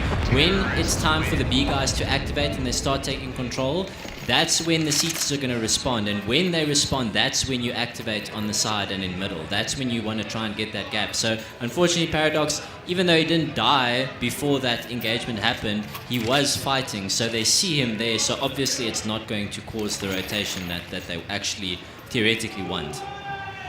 And I feel like Paradox has always been the guy that's always on the other side of the map. So when you see or kill him, you can make that connection. Hey, we killed the lurker. 4 of them probably towards the other side of the map. Rolex again just doing work in towards mid. It's going to be a very similar sort of round coming through from St. John's, just prioritizing control. So let's see if they can do it this round. Now once again, Paradox, there's no reason to activate here. Your 3 guys, okay, now you're two people up already, because is that the mid guy? No, Rolex got 1 kill and Bobbion got 1 towards B. They should have heard the rotation from Donut there. Well, maybe not. This is where you activate if you were Paradox. I'd like these players to get some. Just walk up into cave here. I do kind of like the way that St. John's have also responded here. You lose 2 frags, you can't just carry on with your default setup and hope that someone goes heroic. You just got to roll the dice a little bit and go for a bit of a gamble. And Global Killer's actually been able to get some information here as well. Continues to apply pressure, but unfortunately loses out a key gunfight with Clouds. No, Paradox, that was a saucy one. He heard us. 14 years old, guys. 14 years old. He's on the stage right now and he's doing some damage, and Yeah, it's been an impressive display from him. Frostbite, well, maybe a way back into this if Vertigo are a bit ill-disciplined with how they go about the post plant, but Rolex now has Frostbite locked in, forced forward by the Flames. And he is a dead man. It's just a matter of time, and he's about to run out of ammo as well. 5-3, and it's going to have to be an eco for the CT side as well. St. John's need to win a map at this tournament, guys. They can't go home 0 for 4. They've been so close. They have been close. What I do have to commend is something that I've seen throughout St. John's games is Global Killer in those situations where they're a man down or they've lost map control. He's the one that's activating, he's the one that's getting info, he's not scared to do it, and he's finding a lot of success doing that. And if you don't have someone in the team doing that, like it sucks. Like you just can't recover rounds, man. Yeah. I do think sometimes he pushes the envelope a bit too far, though. He does. I'd rather deal with that problem than deal with the problem of not having. Whoa! Okay, well there we go. How you like them apples, mate? Global Killer, Desert Eagle, 2 frags found. That does shake things up. Oh, and have a look at where the bomb's been dropped as well. That could lead into some problem with Frostbite currently pathing the way that he is. He should see it, yeah. Yeah, he should. Does he see it? He hasn't seen it. Oh, Kuragari gets his gun out and he will find the kill. That was shaky. Bobyan will remain in control, but Global Killer with his Desert Eagle continues to do the damage, and it's only Kuragari left remaining. This anti-eco has fallen flat on its face for Vertigo. Really big round from Global Killer, especially with a Deagle. Those are not easy shots to hit. That second one was insane. Nice. Tasty. Tasty. Eat that up every day of the week. And that's such an annoying round to lose if you're T side. It's like, why is no one covering ramp? You know? We're 3 people there and then 2 of you get shot in the back. It's actually done quite a bit of damage to the T-side economy as well. Is this Vertigo's last timeout? They've got one left, so it's the second. Okay. Yeah. Looks like they're going to save this round. I mean, I see a hero AK, but I assume that guy's going to sell it. Nah, I think they're going to spend all their money, probably. Bobyan. Oh, nope, they're starting to sell a little bit. I guess Rolex realizes, hey, I can get an AK and armor, and we can still get a buy in the next. I actually want to see St. John's pushing 2-man towards A-main. Like, I think they've established that they can get control of Catwalk by smoking it off, smoking off the doors. So you can throw that util with 1 person and just have 2 people aggressing towards A and still create a middle presence. It looks like they're just going to stick with the normal 1-2 getting middle control. Melon's thing, I don't know about that, hey, what? Playing a team, but that's not good. Yeah, this is a problem. Bomb plant's going to be coming through here, and St. John's are going to have to retake. They've got util, they've got kits, they've got everything they need to make this retake happen, and they've got a killer here from Ginshaka. He just can't stop fragging. Rolex is doing the exact same thing. Bobyan spots out both the remaining players, and Rolex is looking to be proactive. He'll combine. Really good work from Rolex, not to just bunker down there, but continue to make moves and combine with his teammate. That's why he gets the hero AK. There we go. Fair enough. Ain't no snacks Nico dynamic on this team. Are you not a snacks enjoyer? Not a snacks enjoyer at all. I'm a snacks enjoyer. The Big Apple. Oh mate, that was 2016 I think. Trev, that was 8 years ago, brother. Dude, I'm living the past. Gee whiskers. Bring back Fisker. Bring back what? Fisker. I don't know what that is. That's way before Messi. Okay, yeah. I'm outing myself here. Yeah. Wasn't he Hellraisers, right? He was SK. Okay, no, we're talking way 1.6 now. We're talking 1.5, dog. 1.5. Okay, alright. Saddle in, guys. You guys weren't even alive when Not a single 1.5 person on was stage made, was alive back then. What year are we talking there? Like 2005? 6. 6? Yeah. 7 maybe. So, Paradox is 14. That means he was born in 2010. Quick math. CSGO came out 2012. Yeah. So he was 2 years old when CSGO came out, which is pretty crazy. Zaiwu is the true prodigy son because he was born on the day that, was it? The day CSGO CS 1.6 released. 1.6 was released, yeah, that's it. Yeah, no, that, Really? if that's not prodigy. Yeah, then born I don't know on what the it day. Then I thought he was younger. I thought he He's was about like, 24 or so, I think. oh, was 1.6 released in I think it's 2000? 2001. Let me double check this. Yeah, it's 2001 or something then when he was born. Do you know who Heaton is? He is the prodigy son. Nat, do you know who Heaton is? Yes, and of Potty. course. Yes. Heaton I know more than Potty because Heaton kept coaching for a while So afterwards. Fisco was part of that season. Okay. Yes. I mean, I've heard quite a bit about like the Fnatic days, you know, Khan. There were some other big names as well. That was, yeah, no, but I'm talking before that. Like before Forrest had even joined Fnatic kind of thing. It was Khan and somebody else that was like one of the main duos. My favorite player was Free Spawn. also played back in the, well, not, maybe not that far back, but they definitely played 1.6. 9th of November 2000. That is the day that Zaiwu was born. Either way, sorry, we got a game to focus up here. And 3 versus 2. Varsiclub have still been able to get themselves into the A bomb site. Looked like they faked the plant there to try and draw somebody out, but it's just giving St. John some more time to get these rotations going. And Rolex, well, he's getting things going right now. This is good if he keeps walking this. I would have liked him to actually just keep going there. Donut Smoke's going to expire soon. You have to plant while the smoke's up. Isolates that first fight really nicely. I don't think he knows where that remaining player is, and that's going to cost him his life. Good effort there from Rolex, but goes in vain. 7-5. I mean, if you're Vertigo, you've got to be happy with that first half return. I think St. John's is also pretty happy with that half, considering how it started. Okay. Yeah, apologies. I thought that was a 2v3. I didn't know that Rolex was alone in that situation. It was a 2v3 initially. Yeah. Teammate died, yeah. Yeah, okay. Okay, do we see a defuse kit? This is the question of the day. I don't see a defuse kit. I think when you're at this level, at this age, who wants to be the player to be the support? I'll buy a defuse At this kit point, for the team, I'll go guys. sit down and buy the defuse kit. It's a bunch of selfish players on this. Yeah, they all want armor, man. They all want to be him. At least St. John's has a molly and a smoke and a couple of flashes. They missed their smoke. That smoke's way too deep. Oh my goodness, okay, just Util raining in on the speed bomb site right now. Frags initially favoring the seaside. Kuragari trying to be the difference maker, will get a kill. Rolex hoping a couple pot shots through the smoke might result in something. Kuragari's doing really well to just hold down Jaguar. Paradox, surely he's hearing these footsteps, surely, right? Oh no, he's kind of left Rolex high and dry. Kuragari's going to go down as well. And Paradox now has to clutch to try and make up for it. Will be able to find the first. Yeah, he clearly evidently has the information. Oh my goodness, Frostbite hasn't heard those steps either. And there's going to be enough time here for the full 10-second defuse, I think. I believe Oh so. yeah, easily. Okay. Well, at least Paradox makes up for the fact that he left his teammate high and dry. I don't know why Melon's pushed into Cave alone there. He had a teammate right next to him. If you're going to take Cave like that, just tell your closest teammate, come, let's take Cave. Because an easy 2v1 there, could have got an easy 2v1 there. And even if the guy gets the kill, you instantly trade him. Could have helped a lot in that round. But yeah, that tunnel vision, man. Yeah, the sound and the tunnel vision that round.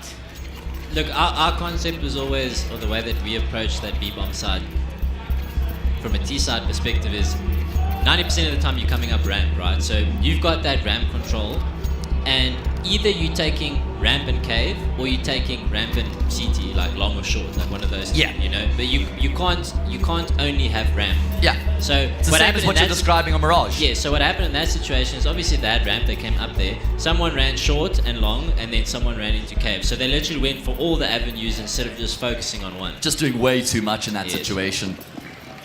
And off the back of the bomb plant, St. John's are going to spend most of their money coming into this round. Quite light on Util, but it's going to be Mac 10s across the board, and they're going to go for another fast-paced round straight in towards this B-bomb site. Incendiary should keep them at bay for a moment. Really good time, Util. And have a look at this as well. Rolex has been able to just make his way in towards mid, so he's got quite a lot of info as to what St. John's are going to try to do here. And those smokes are going to start to fade as well, so it's going to be quite difficult to maintain control. And look where Paradox has pushed through into A main, so he knows that A is not a problem. Yeah, but he's now on the polar opposite side of the map. Rotation's going to take forever, but it might not be a problem. He may be surplus to requirements right now. Global Killer doing his damages with the Mac 10, and he'll tear them to shreds.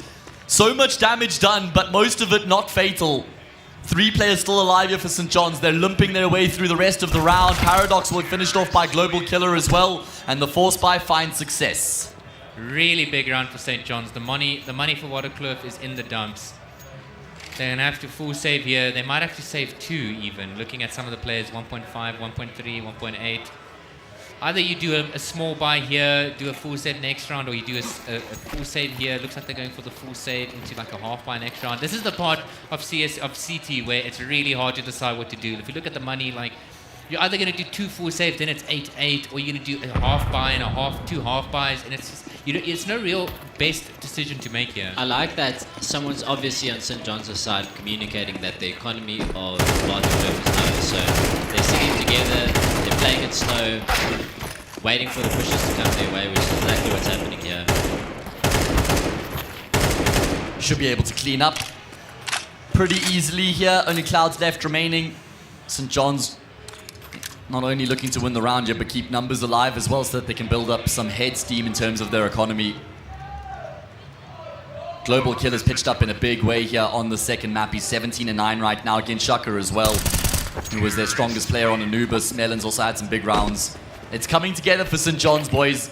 They're chasing by a round right now, but they're showing signs of life. And now it's that decision-making time you were referencing, Trev. Where do they go from here? Yeah, I mean, you have two people sitting on 3.4, 3.7, 3.8. You can't buy here. You can't buy here, nah. You can get a Deagle armor, maybe sure. Do some damage, maybe win the round. See, I see Rolex bought an MP9, that's fine. 1.8, a bit lower than I'd like him to be on, but he is basically the star player. The thing is, if you're going to half buy, yeah, you might as well have forced in the previous round.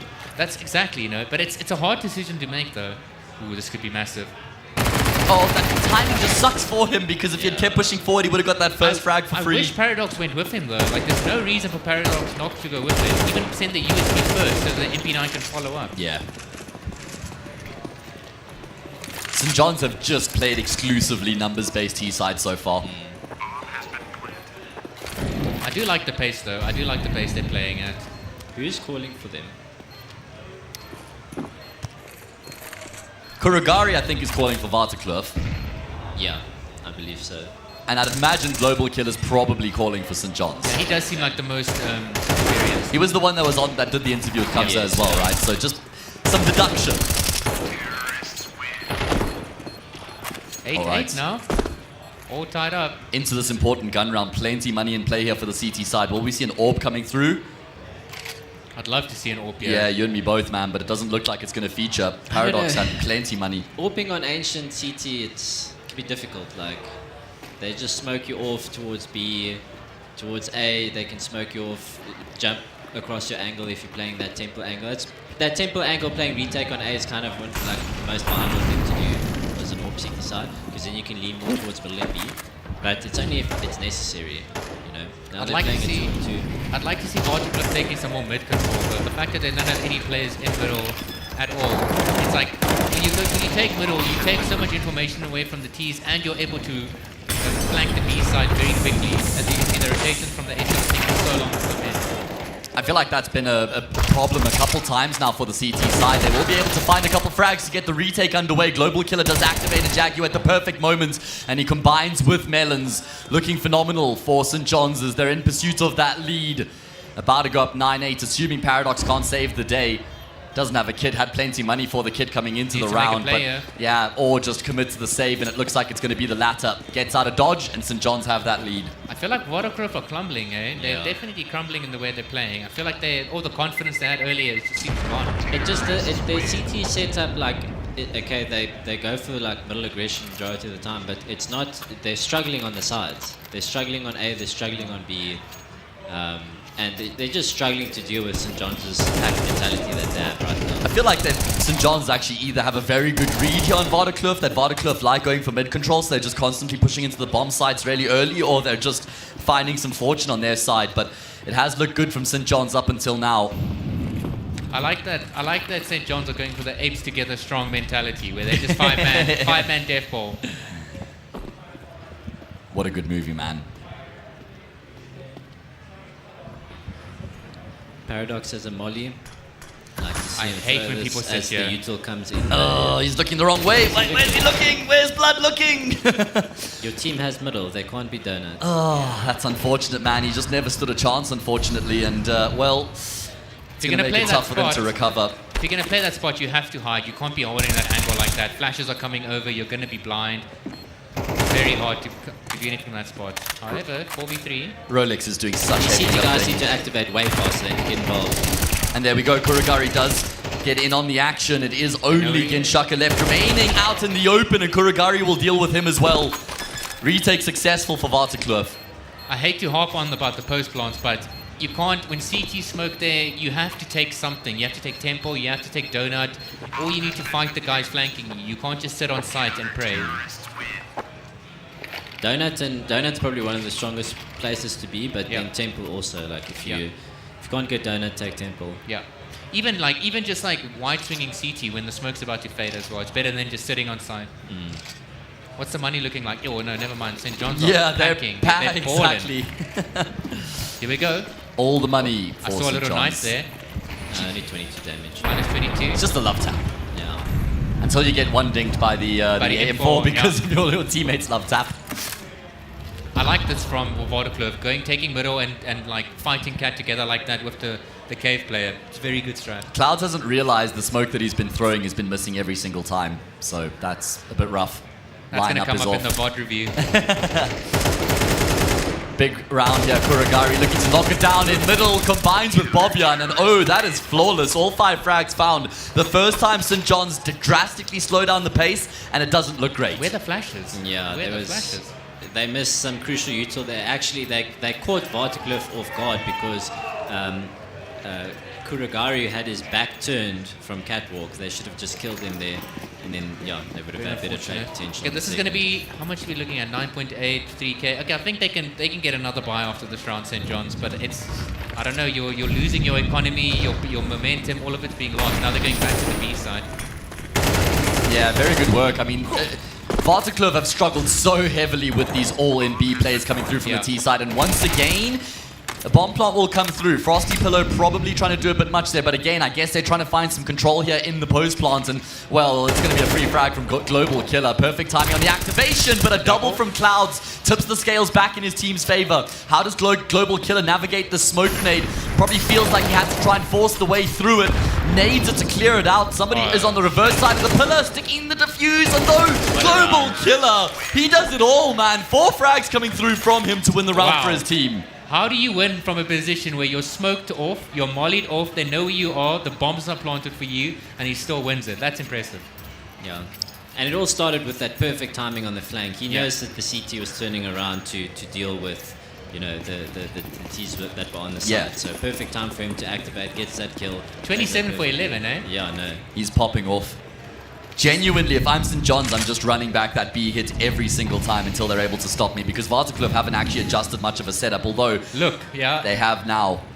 3 towards the B, 1 towards A, and now here comes the A execute. But once again, that was all because there was no early util towards ramp from Vertigo to deal with St. John's just running. Their util goes too deep. Yeah.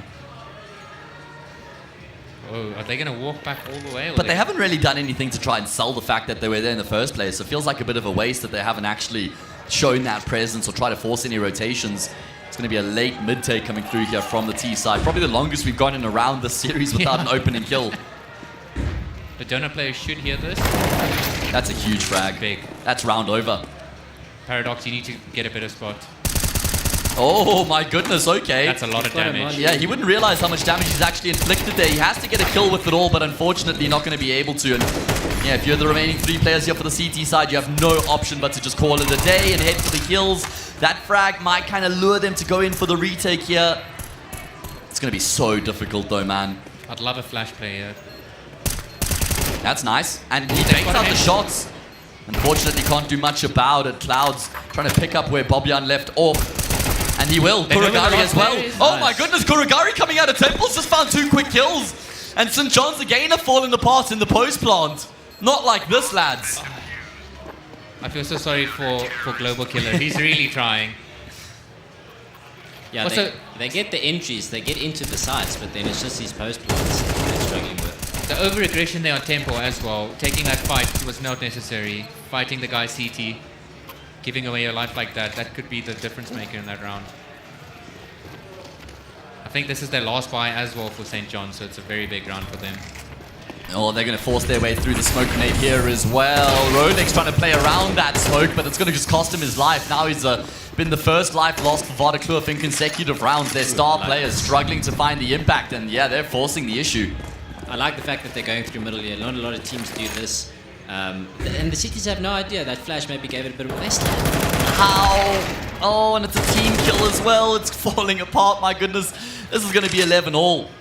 They're not going to expect him, yeah. Oh, unless Kuragari gets the first, not as clean as he would have liked. Oh my goodness, he gets the frag on the wall back. And Paradox will finish off the job. Kuragari again and again and again here in these retakes.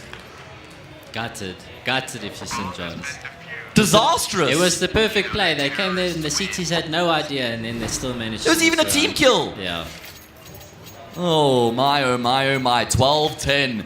2 map and series points here for Vertigo to finish off the job, but I can just feel overtime in my bones, boys. I don't know, man. I feel like St. John's deserve overtime with how well they've been playing up until now. Straight back to the B-bomb site. Oh yeah. Rinse and repeat, baby. There's a smoke coming from spawn. I'm assuming that's going to smoke off short. Long. Is that long? Yeah, that's the long one. They do the short smoke. Please throw you towards ramp. Okay, there's the molly. But now you got to use that molly to get ahead of the smokes. They're just going to run. Yeah, they are. Flash comes through. Kuragari's here. He's been the difference maker in these rounds so far. He's going to get swamped, but he just continues to frag. Another multi-kill coming through from the captain, but he's out of the round, and Clouds has been burnt out as well. Rolex has been a hero in a number of rounds for the team today. Can he do it again here in the retake? He's been brought low in that gunfight.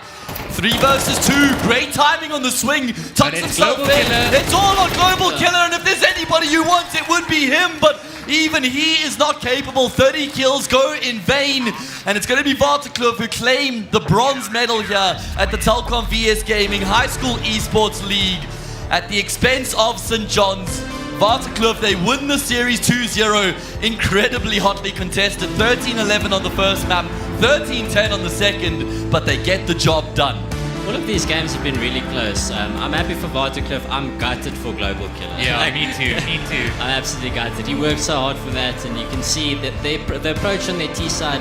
I think if you're a team, I don't know if that's just their general approach, but if you're a team that you don't have that much depth on a map, then having that ape mentality, ape strong mentality that Trevor refers to, then I think that's the way to go, and I think they did a really good job when it comes to that. I must admit though, if I was any up-and-coming team that's looking for an up-and-coming player, Global Killer really impressed. I agree. I think him and Rolex definitely stood out for me if I had to pick one person from each team. See, Rolex is a name I'm familiar with. I've heard him around the scene, so he's clearly, he plays a lot of face it. But Global Killer, I feel like he just came out of nowhere and he really impressed. I feel like Global Killer is the guy that you meet in an MM at 2 o'clock in the morning. The guy that drops 50 kills in the MM at 2 o'clock in the morning. Oh man, what a result. St. John's, they come incredibly close, but unfortunately they fall short, and that means they will finish 4th here in the competition. They still get some prize money to go towards upgrading their esports facilities. Of course, Vertigo have claimed 3rd, slowly receding. They won 22, came 2nd, 23, 3rd now. So hopefully that money will go a long way in enabling them. I believe we have got Kamza on stage, all lined up with the boys for the final time today, so let's hear what they've got to say. Thank you very much to the desk and for holding it down, Global Killer. I mean, you guys came in, not much time to prepare. You're still in the placings. 8K goes to your school. Reflections just on the day and your performance. I think we did pretty well overall, and then it's kind of like we didn't have any time to do anything. So, and then I think we did very well, and then well done to my team. Guys, in terms of you guys, you feeling good about your showing? Obviously, it's not the result that you wanted, but you are to land on some of the biggest stages in the country. Was it a good experience for you? Okay, I'm going to give you each an opportunity to thank someone really quickly, just so you have a bit of a soundbite. Who would you like to thank? I would thank Mr. Kamingera and Mr. Gill. This wouldn't be possible without him, and then, yeah. Cool, let's make some noise for them. They're the real heroes, making sure that you guys get to shine. Unlucky, 8K to your school, a valiant attempt, as I'm joined now by Team Vertigo. Obviously for you guys, a bit of a consolation, bronze medal, not the ideal situation, but at least you end on a victory. Yes, we played a lot better than what we did against Rondebosch. We warmed up nicely, the great team, well played. And in terms of you guys, obviously the placings, you've won this thing before, then you come 2nd, now it's 3rd. What do you have to go back and try to do? I know it's a very young team still, and you guys can develop. It's mainly just more practice. Obviously, with the few hours that we have, we've got a lot of, to improve. And hopefully we can improve enough to win next year. There we go. And then lastly, who would you like to thank as a team for making it possible for you guys to compete at this level? Our coach helped us a lot, Pleb, and very much Rolex. He was a hard carry for us, and a great IGL. There we go. Okay, so they were love showing to all the people behind the scenes and those also competing. One last time, guys, please make noise for our 3rd and 4th place finalists. We got St. John's in the house taking 4th spots and Bataglobe taking 3rd with that 1st and 2nd place final happening on Saturday. Tomorrow we move to the seniors, the masters. We're going to get into some CS action then. So a lot happening throughout the weekend. And guys, I hope you enjoy the rest of the show and grow as players and individuals. Big ups to you, and we'll hopefully see you in a year's time. I'm sending it back to the desk to wrap us up. Grazie mille, Kamza boys. What a day it has been. HSEL, we have all but done the games except for the grand final, right? We have one matchup left remaining. It's going to be on Saturday. We have got Rondebosch against Parklands lined up. What a tasty affair that one will be. But we're not going to get into that now because that's on Saturday, guys. I mean, it's just going to wrap up the day a little bit here, just break things down, what we've seen and what we can expect going into the rest of the weekend. So, Trev, I've asked you this question once already, but now that you got to see 3 matches of the High School Esports League, what do you make of what our grassroots is looking like here in South African Counter-Strike? Honestly, I'm actually very impressed. I wasn't expecting to see such mechanical players actually play. Like Global Killer really popped off. Rolex popped off. I was very impressed with Parkland's strategic gameplay. I'm actually very excited to see the final on Saturday. I think it actually might be very contested and might be a nice clash of styles as well. So I'm also really excited for tomorrow's games, though. Yeah, I think there was a lot of standout performances. I think we saw some potential stars today. And I mean, I was here last year to watch, the high school games as well. And I feel like this year was just a step higher, which is obviously, it's exactly what you want to see. You want to see that progression. Yeah, exactly. So, very well done to the teams today. Consolation, obviously, to the ones that didn't make it. But excited to see that final, I think, on Saturday. On Saturday, yes, sir. We got both of the semi-finals for the Masters on Saturday, and we have the grand final for the HSEL. What's your experience been like, Trev? First broadcast day, done and dusted, mate. Are you still alive? I'm still alive, not as nervous anymore. But all I really want to say is, when is Global Killer joining BVD? Oh, okay. Well, they need a 5th, so I mean, might not be a bad shout. Sign him. Sign him up. All right. It's been quite a day, everyone. I mean, first game went 3 maps. I guess second one a little bit quicker. 7 maps done today. I mean, just to get things going, the appetizer, did it fill you up the way you were hoping? 100%. I'm very happy with the quality of CS that we saw today. I'm very happy, like I said, with some of the individual performances. What I'd really like to see is one of the organizations like BVD, I don't know if Energy's still around, but getting an academy team going, and looking at the stars that we see today. These guys are obviously playing at a school level still, but grabbing some of the stars here and there, throwing them together under the guidance of someone that's played at a competitive level before, and just guide these guys as the future generation, because that's how we ultimately bridge that gap to the international scene, is looking after players like this. Feel like doing some coaching, mate? I've done a lot of coaching. I don't mind. I'll jump back in, All right, well, guys, that is all that we have for you today. It's been an absolute pleasure. And that's just day 1, baby. That is just the first of 4 days. Like I said, this was just to get the appetite going. Tomorrow is where we get into the main action of the weekend. It's going to be the Telkom VS Gaming Masters. We've got all 4 quarterfinals opening up with Kitsune versus Punishers as our first game. A lot of people dub that as the real grand final, so you're going to want to make sure you catch that 9:30 tomorrow morning. It's been an absolute pleasure having everybody. Just got to make sure that we give the necessary shout outs to the people and the companies that have allowed for us to be here, our important partners. We got Telkom, of course, OpenServe, BCX, New Balance, and Eve Tech. So huge shout out to all those brands for enabling us and making sure that we can keep South African Counter-Strike as healthy as possible. Cisco is one that I left out, so that's just my apologies. Either way, like I said, guys, hope you enjoyed the show today. Hope you're going to tune in for the rest of the weekend as well. It's been myself, Hayes, the wonderful Elusive, and the beautiful Kani rounding it out. We're going to catch you again tomorrow. Like I said, game starts 9:30. That means we're going to be live at 9 a.m. right here, Comic-Con Africa 2024. You're not going to want to miss it.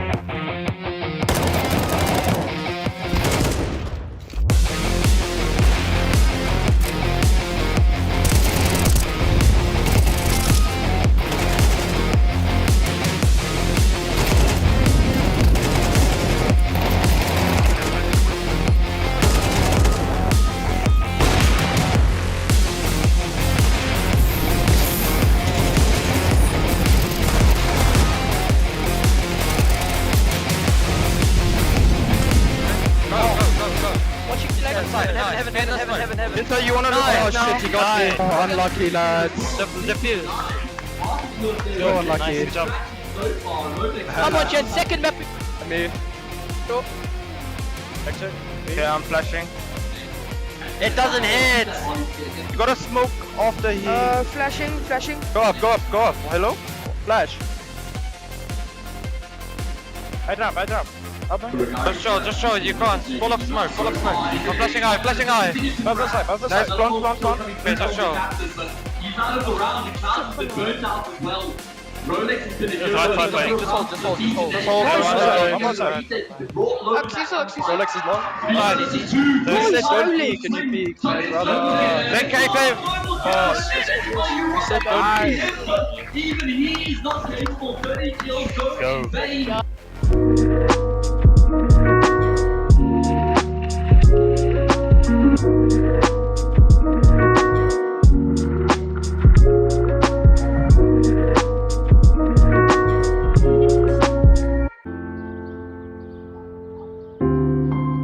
I don't know as yet, Ma. I haven't decided, really. Hey sis, did you get my email? Ungabigwala. Find your courage. Welcome our next speaker from Vertigo Analysis. Notam. Get out there, dude. Find your tribe. Never let them go.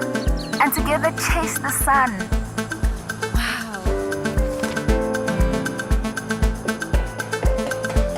Notando, the world is big. May you always be bigger. I'm proud of you. Dad, Mom. I know. Telkom. Possible begins here.